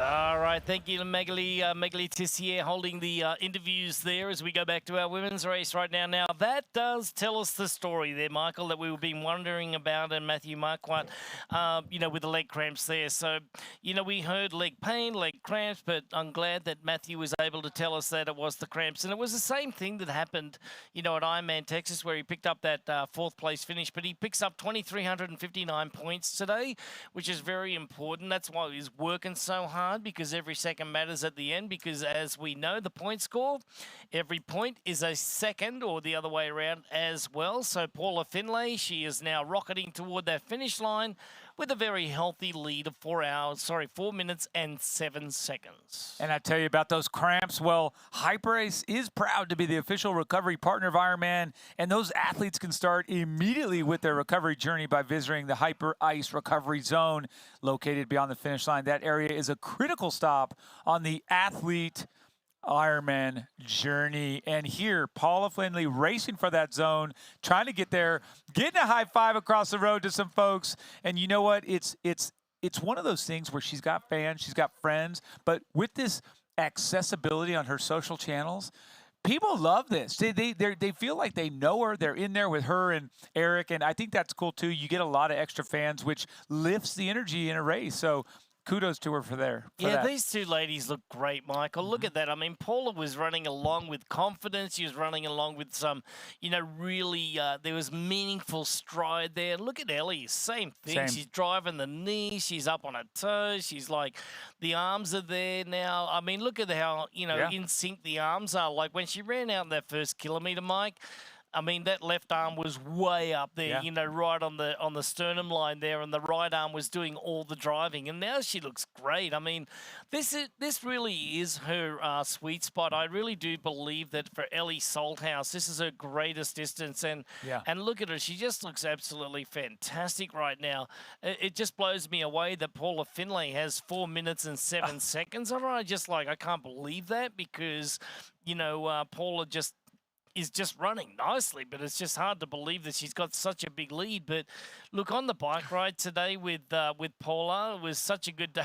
What you looking at? I'm just looking at the splits there. So Tamara Jewett now down to about 53 seconds back with not a lot of running to go, but enough. So 53 seconds, that's coming down to where Ellie needs to now focus on put that surge in. Yeah, keep her away. Don't get caught by Jewett. Hold second. We know what's going to come into this camera's long shot here any second now, and that's going to be the frame of, a fleet-footed, fast-moving Canadian by the way of Tamara Jewett, because she is just, the class of the field when it comes to the run leg. Paula Finlay definitely on the bike today. The swimmers there today.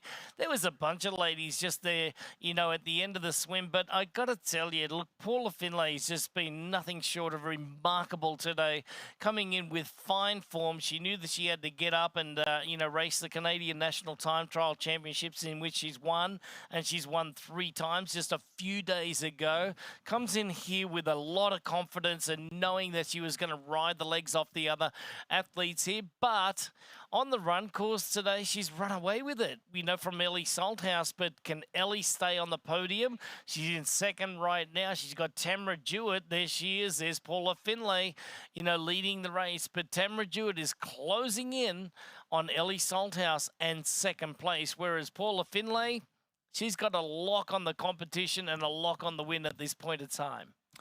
You said it, Greg, and here's another thing as we just talk about the grace here under pressure from Paula Finlay. She executed and battled when she needed to. She got away and got ahead, and I think the difference here is she doesn't have any reason to crush the pace to the end. She's running a very strong and calculated pace from how I see. I don't see strain. I don't see effort over the top. And it's perfect because she's going to get her 2,500 points. She's going to get the W. She gets to fight another day a little bit fresher. So stay with us as we watch her conclude this amazing race.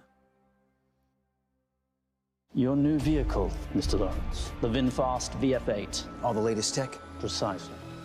Whoa. Cut. Great delivery, Joey. I've had a lot of practice saying that word. It's pretty cool, huh? The VinFast? Yeah. It's got action. 402 horsepower.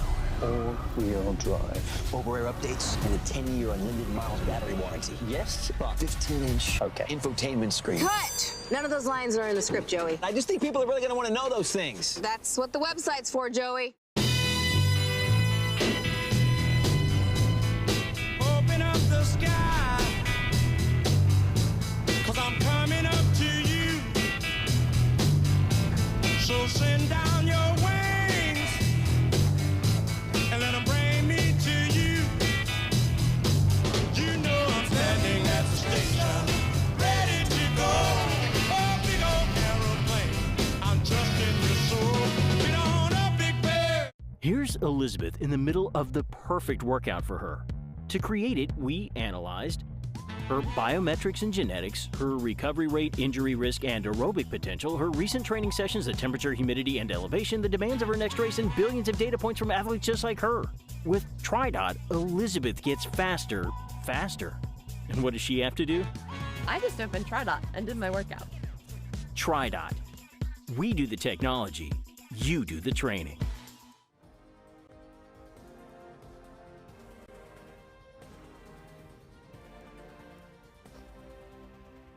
IRONMAN 70.3 Mont-Tremblant is brought to you by AG1. Better finishes start with AG1. And by VinFast, boundless together. Well, this young lady's bounding across the road in Mont-Tremblant, as she has been doing for the last 3.5 hours or so, as we see Paula Finlay now approaching the run course here. This is the Hoka run course, Fly Human Fly. That's everything that she's been doing today. She flew on the bike ride. She's flying on the run. She's wrapping this race up in class style. And the Canadian is going to win the men's race today and the women's race by the look. This is an Australian by the name of Ellie Salthouse. She knows what's behind her. That is Tamara Jewett. So she's obviously been told, or she saw her at one of the last turnarounds on the run course here, as she tells the cameraman to get a move on, because I am really getting after this second place here today. I need the points. I want to put myself way up in the standings there. Tamara Jewett is closing in the closing kilometres of second place here, as Ellie Salthouse is trying to hang on for dear life. And I want to come back and say, sort of check what I said. Paula is still running hard. I wasn't trying to say she's just jogging. She's running great, and she's still on this uphill, charging in, leaning, pushing this entire 21.1K. But I feel like she's not in a dogfight, and she doesn't have to perform as though she were. The dogfight happens back at Salthouse Jewett. I have to say, too, what a great move by Salthouse to push off the camera, step, and it's really just having that awareness and saying, I've got control. I want you to just give me space. I need to focus on me. I need the space. I don't want the aid stations to get distracted by you. I need to focus. Whatever it was, she's in a good spot. She's not bonking and falling apart with no awareness. So that's nice. That's a good thing for her. Yeah, I don't know what, Salthouse has got planned in a race schedule next, but if she doesn't have anything for a few weeks, it's a good time to accelerate and try and give it everything that you've got. And I think that for Ellie, inside of the last couple of kilometers, she's going to have to do that anyway because Tamara's not going to let up. Yeah. She's just not going to let up for 1 second. Ellie's got, around about 40 seconds or so on Tamara right now, but that could come down in a hurry. Now, if you watch the turnover of Tamara Jewett as opposed to Ellie Salthouse, it's a lot faster turnover. She's a lot smaller athlete. She can get up those hills just a little bit quicker than Ellie Salthouse can, but when she gets on the downside, she can turn up the jets, right? Turnover increases yet again. But Ellie Salthouse has got a longer stride, and that's what I was looking at before when Ellie was running on the downhill when she was trying to accelerate away, and that was where she was getting her gaps on the competition. All right, Paula Finlay now has moved into the finish line area, Michael. She's setting her sights now on a couple of wins in a couple of days. That's right, and here we go, representing Canada. You can see the smile creep across her face and acknowledge some of the crowd as she rolls into this amazing village of Mont-Tremblant. And here it is, Paula Finlay coming home, and she gets to call herself champion while no one else can today. Oh, look what's happening behind here as we go back and look at second and third. Let's go to the win first. Paula Finlay gets the job done. Just a couple of days ago, she becomes the Canadian National Time Trial Champion for the third time.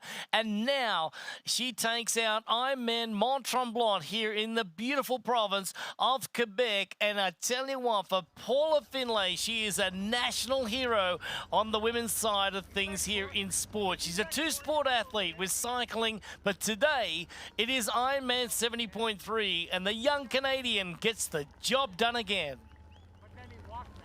What a show here for Paula, and I have to say, Greg, I'm having deja vu. A Canadian off the front, 4 minutes or so in front, and then we have a true battle, second and third place, exactly like the men's race where we saw this only moments ago.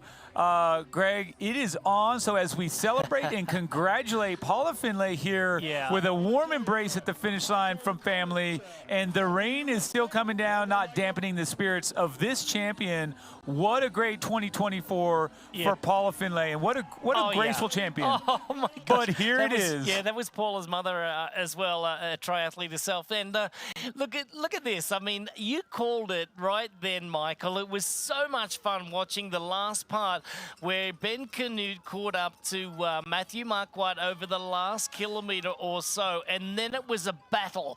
This is happening on the women's side of things as well. Tamara Jewett is now hot on the heels of Ellie Salthouse. Now, I've never seen Ellie run so fast at the end of an Ironman 70.3, but look what's happening. She's getting caught. And again, having a look at our Wahoo Element rival run split for Paula Finlay, 1:21:03 for 13.1 miles or 21.1 Ks. That is an impressive split for our female pro champion, and that is 4 minutes and change in front of this duo's. It is absolutely deja vu. We were here, exactly the same hill, the same setup, two people together, lockstep, going for the second place position, and Ellie fighting it out, taking the right turn first. And then Tamara Jewett, the power position, if you will. She sees everything, but she can't close that gap yet. And downhill, Greg, it is anyone's race. Oh, she's closing it now. Look at that. Ellie has given up a great fight as she now makes her way into the city square of Mont-Tremblant there. But it was Tamara Jewett that was able to nudge her way through on the outside. Ellie tries to give it one last crack up the inside there, but she's not able to hold the foot speed of the fast and fleet-footed Canadian right now. This is Tamara Jewett getting the job done with the turnover.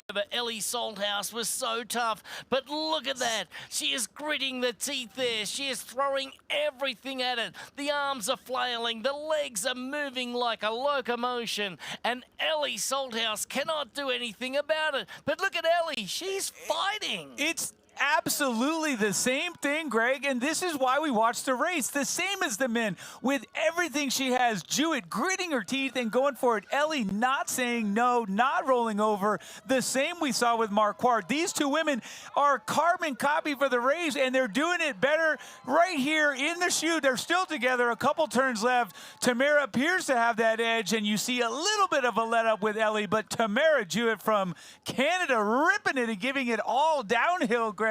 And we can say now that's your second place winner. But I feel like I did this 15 minutes ago as we are crowning a second place, well fought, to this Canadian at the Ironman 70.3 Mont-Tremblant, Quebec, Tamara Jewett. Holy smokes, what a gutsy show for her. Congrats. Well, you can talk about arithmetic, you can talk about physics, you can talk about mathematics, but if you want to calculate the perfect finish right down to the finish line here, this is how you execute. No calculators involved here. This is heart, this is mind, this is soul, and giving it everything that you've got. In second place today, the second of the Canadians to get over the line, Tamara Jewett takes the second place from a fast-finishing Australian. And Ellie Salthouse from Australia rounding it out in third. And remarkable that we're seeing that kind of effort. I just can't say enough about the strength of all three of these women. Paula Findlay to be out front alone for so long, and these two women to do what they just did. It's not easy to finish hard, but it's definitely not easy to do what they did with a sprint finish for that long at the end of 70.3 miles. Well, to all of our viewers on our platforms here, you were just treated to two incredible races on our men's pro series side, on our women's pro series side.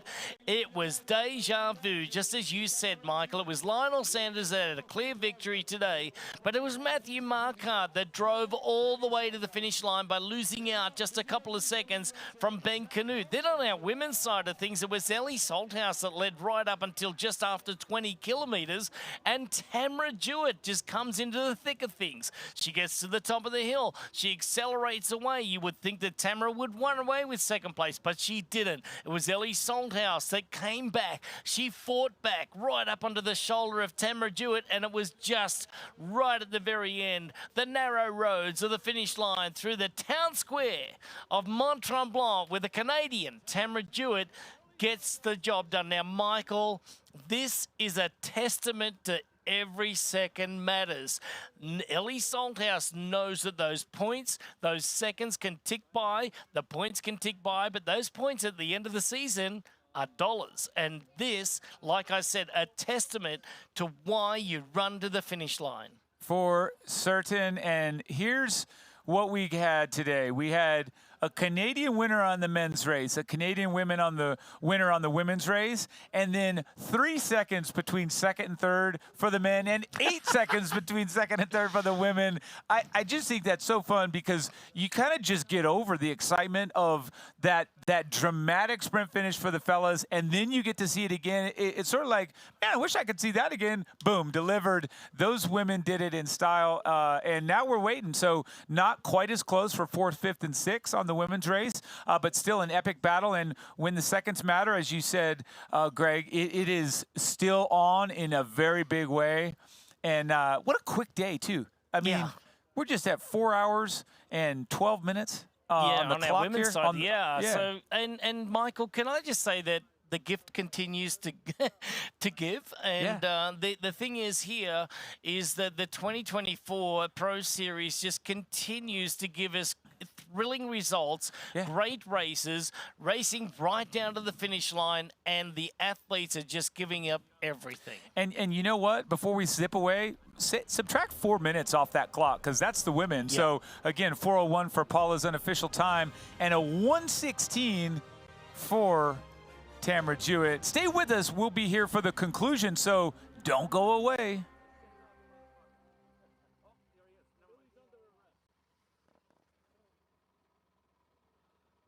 The feed has everything you need to fuel your workout. Hydration, bars, gels, chews, high-performance supplements. We even have breakfast shakes. Ready for your ride? Totally. Let's go. Gels every 20 minutes. Just started training or plan to be a world champion? We've got you. Thanks, Feed Coach. Don't forget to hydrate. We'll help you pick your fuel for your run, ride, or triathlon. Shop today to get a free water bottle printed with your name. Visit thefeed.com. Fuel your workout. Introducing the Ironman Pro Series Virtual Edition on Full Gas. Join athletes from across the globe as they conquer bike courses from the Ironman Pro Series. Challenge yourself, travel the world, and earn your exclusive finisher's medal. Push your limits and make your mark. Exclusively on Full Gas. Unleash your inner champion. Register now at fullgas.com.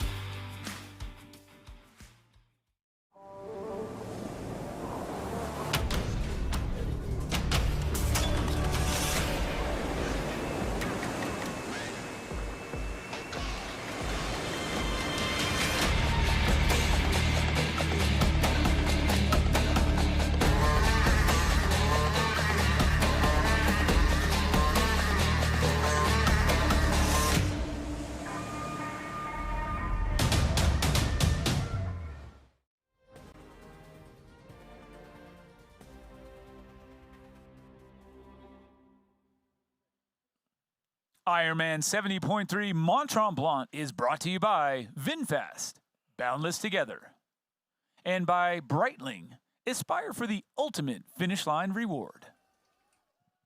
Well, the ultimate finish line reward is you can grab one of those Breitling watches there from the merchandise tent if you're down there on site, but you can also find them online in the Ironman merch store as well, so go and check it out all online as well. So our males getting across the line today with only 80 points left in our 2500 today. We've got 1900 points left and available to all of our athletes out on course at the moment in our female pro divisions. We are standing by right now. Thank you, guys. We are in the Hyper Ice Recovery Zone with none other than our champion, women's champion, Paula Finley. Paula, under tough conditions today, like rain, wind, everything.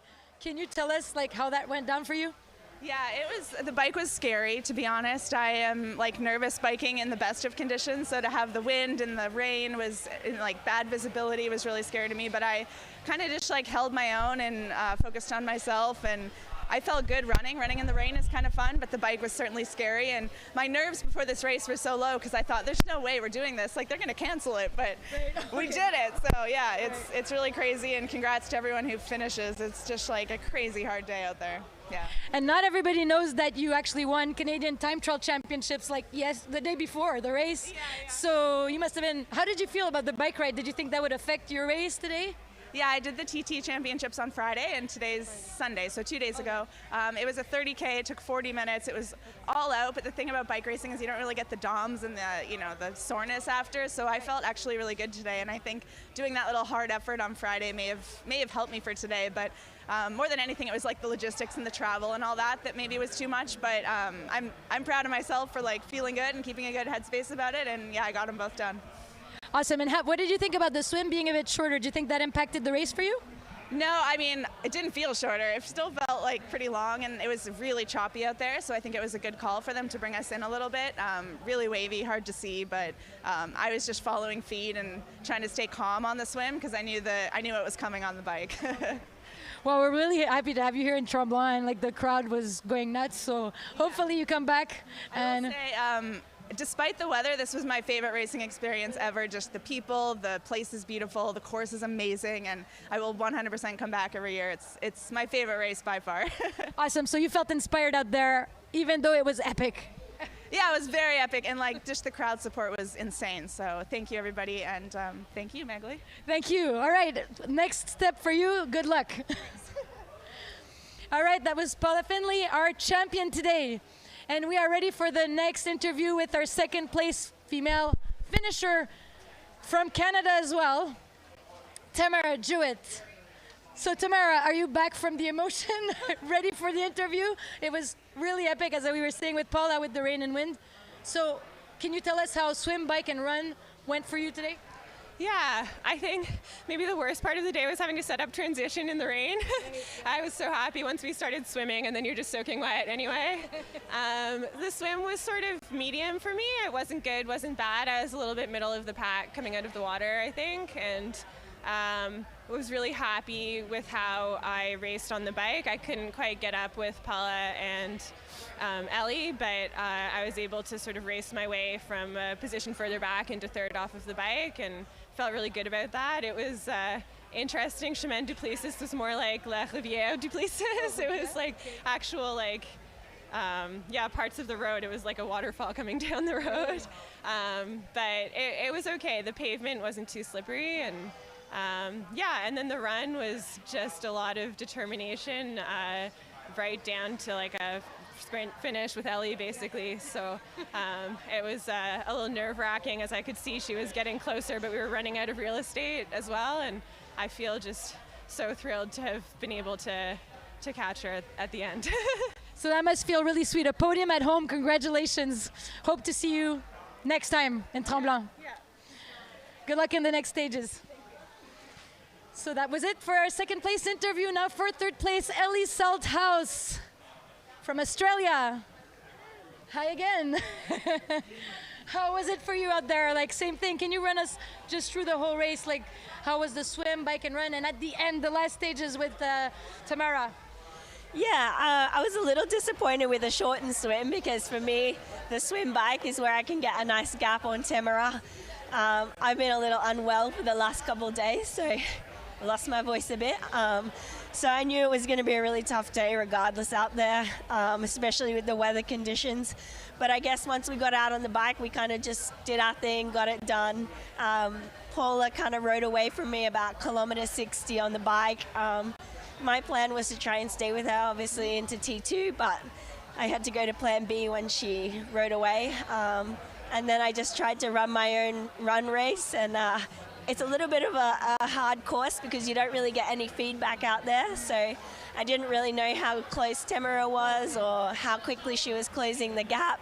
And the last thing I wanted was a downhill cobblestone sprint finish, and that's exactly what we got. So for me, I'm not very good at running on cobbles or anything other than smooth concrete for that matter. So yeah, it's a little difficult for me at the end, but yeah, it was a great battle, and congrats to the other two girls. But you did say you came down from altitude not too long ago, and so do you feel proud about that, the fact that you were able to pull off another podium after that win in Boulder and the epic run you had? Yeah, I mean, to have a win 2 weeks ago and then back up and with another podium, I mean, I have to be happy with that. I've had 3 podiums for the Pro Series so far, so I'm going to be in good standings in the overall without a full distance race. So that's my goal, and I'd like to sneak into the top 10 with 5 70.3 races. Obviously, my focus is on 70.3 and not the full, so if I can do that, then I'll be really proud. It was a great racing out there, so congratulations and good luck for the rest. Thank you. That was Ellie Salthouse, everyone. Back to you guys. All right, yeah, Michael, that was an interesting one, you know, because poor Ellie. I mean, coming into the last couple of days and getting a little bit sick, unfortunately, but I tell you what, there was no signs of it because she really was a gallant athlete today, a gallant effort from somebody who is just, you know, cross the halfway around the world, get sick and go into that race like that, and then finish up third place right behind 2 Canadians in Canada. No disgrace. Looking after the big points. IRONMAN 70.3 Mont-Tremblant continues. Your new vehicle, Mr. Lawrence, the VinFast VF8. All the latest tech? Precisely. Whoa! Cut. Great delivery, Joey. I've had a lot of practice saying that word. It's pretty cool, huh? The VinFast? Yeah. It's got action. 402 horsepower. All-wheel drive. Over-air updates and a 10-year unlimited miles battery warranty. Yes, but 15-inch okay. infotainment screen. Cut. None of those lines are in the script, Joey. I just think people are really going to want to know those things. That's what the website's for, Joey. Hey, man, do you have a non-alcoholic beer that actually tastes good? I think you mean athletic. Excuse me? Do you have that great non-alcoholic beer? I'll set it. Found it. Do you have a favorite non-alcoholic beer on the menu?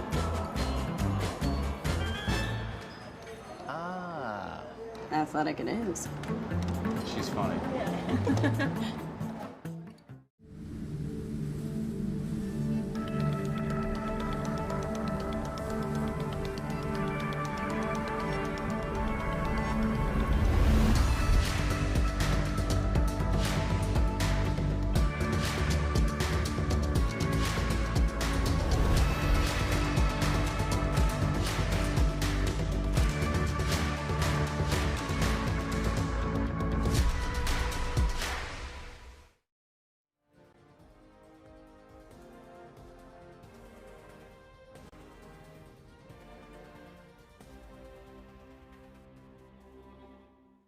Welcome back to the Ironman 70.3 Mont-Tremblant, Quebec. We are here in beautiful Canada, and we have just witnessed two epic races, the men's and the women's. They were vying for massive dollars, 50,000 US, as well as 2,500 points in the Ironman Pro Series. And I tell you, they did deliver. We're excited to rush on down to the Athletic Brewing podium presentation.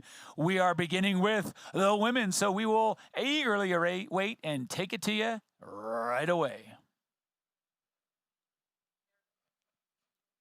Here we are looking down at this will be Athletic Brewing podium presentation, and now we go. Yeah, taking out third place today, Ellie Salthouse from Australia, just pulling up a little bit short at the end there, so well done to Ellie. Not feeling the best today, but in third place, that is an incredible result. Second place, the Canadian. Wow, what a gutsy performance for Tamara Jewett. She closed it out in second with a 1:16.13 run. Crazy fast, as though she had wheels on, Greg. Yeah, and 2 days ago, this young lady won the Canadian National Time Trial Championships, and today she wins this race. 17:02 on the swim, 2:18 on the bike, and closed with a 1:21 for a great victory today for Paula Finlay from Canada. So Canada gets the win, and the men's and the women's. So Canada 1, Canada 2, and Australia 3. That was a Commonwealth Day for the year there, Michael. Yes, it was. Congratulations as this Athletic Brewing celebration is underway. They're mostly throwing, and we'll probably have a sip or two at least from, there we go.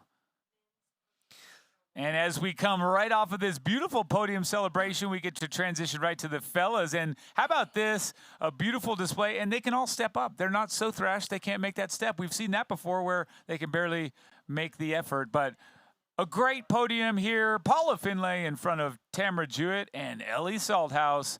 The Ironman Pro Series rolls on. And the men today in third place out of USA, Matthew Marquardt. He gingerly steps across onto the that lowest third spot of the podium spot with cramps and a hard-earned third place finish, Greg. Yeah, and in second place today was a great effort there right at the very end. Ben Canute's been having a good year. He had a great result today, catching up to Mark White right at the very end there. Mark White suffering a few cramps at the end of the race, but pulled into second place to the American. What a great job by Ben Canute. 16:10 for the swim, 2:01 for the bike, and a wicked 1:13 run brings Lionel Sanders from Canada home in a crazy good time of 3 hours, 35 minutes to be the champion today of the Ironman 70.3 Mont-Tremblant, Quebec. This is your podium. Congratulations to these men, and thanks to Athletic Brewing for providing the bubbly. They're bubbly, that's for sure. And just a couple of words. He's back. That he is. And some valuable points, 2,500 to be exact for Lionel, as well as his share of the $50,000 US that has been handed out. So, folks, an amazing show today. I couldn't have been more pleased to watch almost carbon copies where we had a Canadian leader off the front and then a crazy good second, third place sprint finish, Greg. That's how it went down. We're going to have a look, in case you missed it or you want to see it again, at how the fellas took it out today in Mont-Tremblant. Greg, this is what I'm talking about. Into the waters here as the rain came down. The men did battle right away. Ben Canute from USA did what he is comfortable doing, and he got right out and right away with some company, of course, and he also did that in fine form, let the lead go here a little bit, João Pereira, but it wasn't him out first. It was actually Justin Reel. But the men on the bike, they got away and they tried to stay away from Sanders. They did their best. Yeah, and they tried to stay away, but that was always going to be a tough task. Lionel Sanders caught up just around halfway, just a little bit over halfway, and really tried to put the hammer down. But it was Justin Reel from the United States today that I believe that he had a coming-of-age race where he did keep pace with our champion Sanders. But Matthew Marquardt come into the transition area here, flying as he got off the bike. Reel right there as well. But it didn't take long for Lionel Sanders to get into his rhythm, and by the look of it, Justin Reel just, yelling a few words of encouragement and say, mate, that was tough trying to hold you off, but Marquardt again. Second time in 2 months, having some leg cramps. And he worked through it, so here's the beauty. He walked it off. He got back to running, some encouragement from the age group on the other side, but Marquardt could not hold off Ben Canute, who caught him with under a K to go, and the American battle began, and we didn't know who was going to win until the finish shoot when Canute accelerated on a hard right turn, downhill, taking second, with right behind this man, Lionel Sanders, first place for the Canadian, and that was the celebration for Canute with breathing room just barely to Marquardt for third. Yeah, just barely, and race results winning the race today. Lionel Sanders in first place. Ben Canute in second, and final spot on the podium there was Matthew Marquardt from the USA. Justin Reel, Laundry, Leiferman, Lucy Ferreira, Osborne, and Souk. Look at them all within 2,000 to 2,500 points. If we look right at the points for the women, Paula Finlay with the title got 2,500 points in the Pro Series. Then Tamara Jewett, Ellie Salthouse, Grace Steck from Australia, Grace Alexander. Then we go to Strelo, Schenkels, True, Lumpkes, and Alberts, all getting valuable points today in our Ironman Pro Series, Greg. We will see how it played out here momentarily. Yeah, let's go look and at this race recap right now. And it was a great start by our women. We can tell you that the swim was reduced to 1,170 metres. They started 4 minutes behind our men today, but it didn't take long for our yellow and green caps there, our leaders out there. Jodie Stimson from the UK was really, really strong. Ellie Salthouse was in there. But it was a big group of 5 athletes that jumped onto the bike together. Was first out there was Paula Finlay, as she really put the hammer down today, riding very nicely, overtaking Ellie Salthouse in the early part. But it wasn't until the latter part of the bike ride today where Paula Finlay was able to find a stride and a little bit more power than Ellie Salthouse. Off the bike with plenty of room, comfortable space between her and the pursuers. Paula Finlay got underway. Ellie Salthouse felt like she had a comfortable lead. She took what she was dealt, which was a slight cold coming into the race, feeling a little worn down. She had this woman, Tamara Jewett, just setting sights on her from early days, and you could tell, Greg, in transition, she was already running a 5:30 mile just to get out on course for that Hoka run. Yeah, Tamara has to time everything to perfection on the run, facing a deficit like that.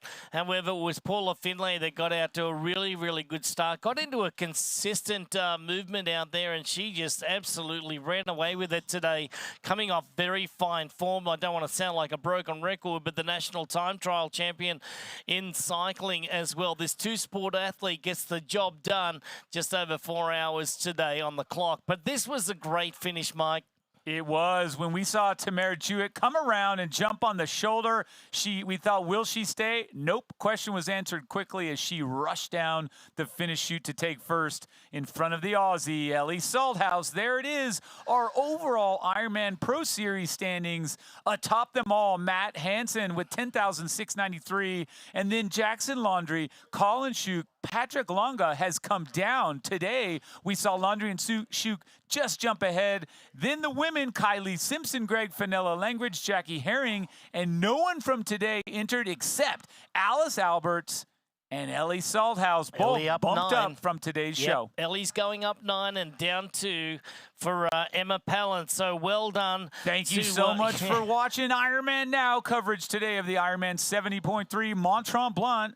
Ironman Pro Series continues to march on at full speed. These points earned today and all the way through next week. The standings will continue to shuffle and change, remembering that every second matters. If you're looking to follow all things Ironman Pro Series, get over on proseries.ironman.com. You can watch more Ironman Pro Series coverage with exclusive on-demand replays. If you're in the U.S. and Canada, go over to Outside Plus, sign up. If you're not in the U.S., well, rush over to the on-demand replays at proseries.ironman.com. Folks, next week, we are back at Ironman Now, broadcasting the Ironman Pro Series. It is June 29th, where you will see Ironman 70.3 Le Sable d'An Vendée. Coverage begins at 12:30 a.m. Eastern Time, USA, and that's 6:30 Central European Time. Get over there on Outside TV, exclusively in the U.S. and Canada. Globally, you can jump on to proseries.ironman.com and DAZN and L'Equipe and L'Equipe Live. For our entire team here, alongside Greg Welch, I'm Michael Lovato, and I'd encourage you to enjoy these moments and images from today's race.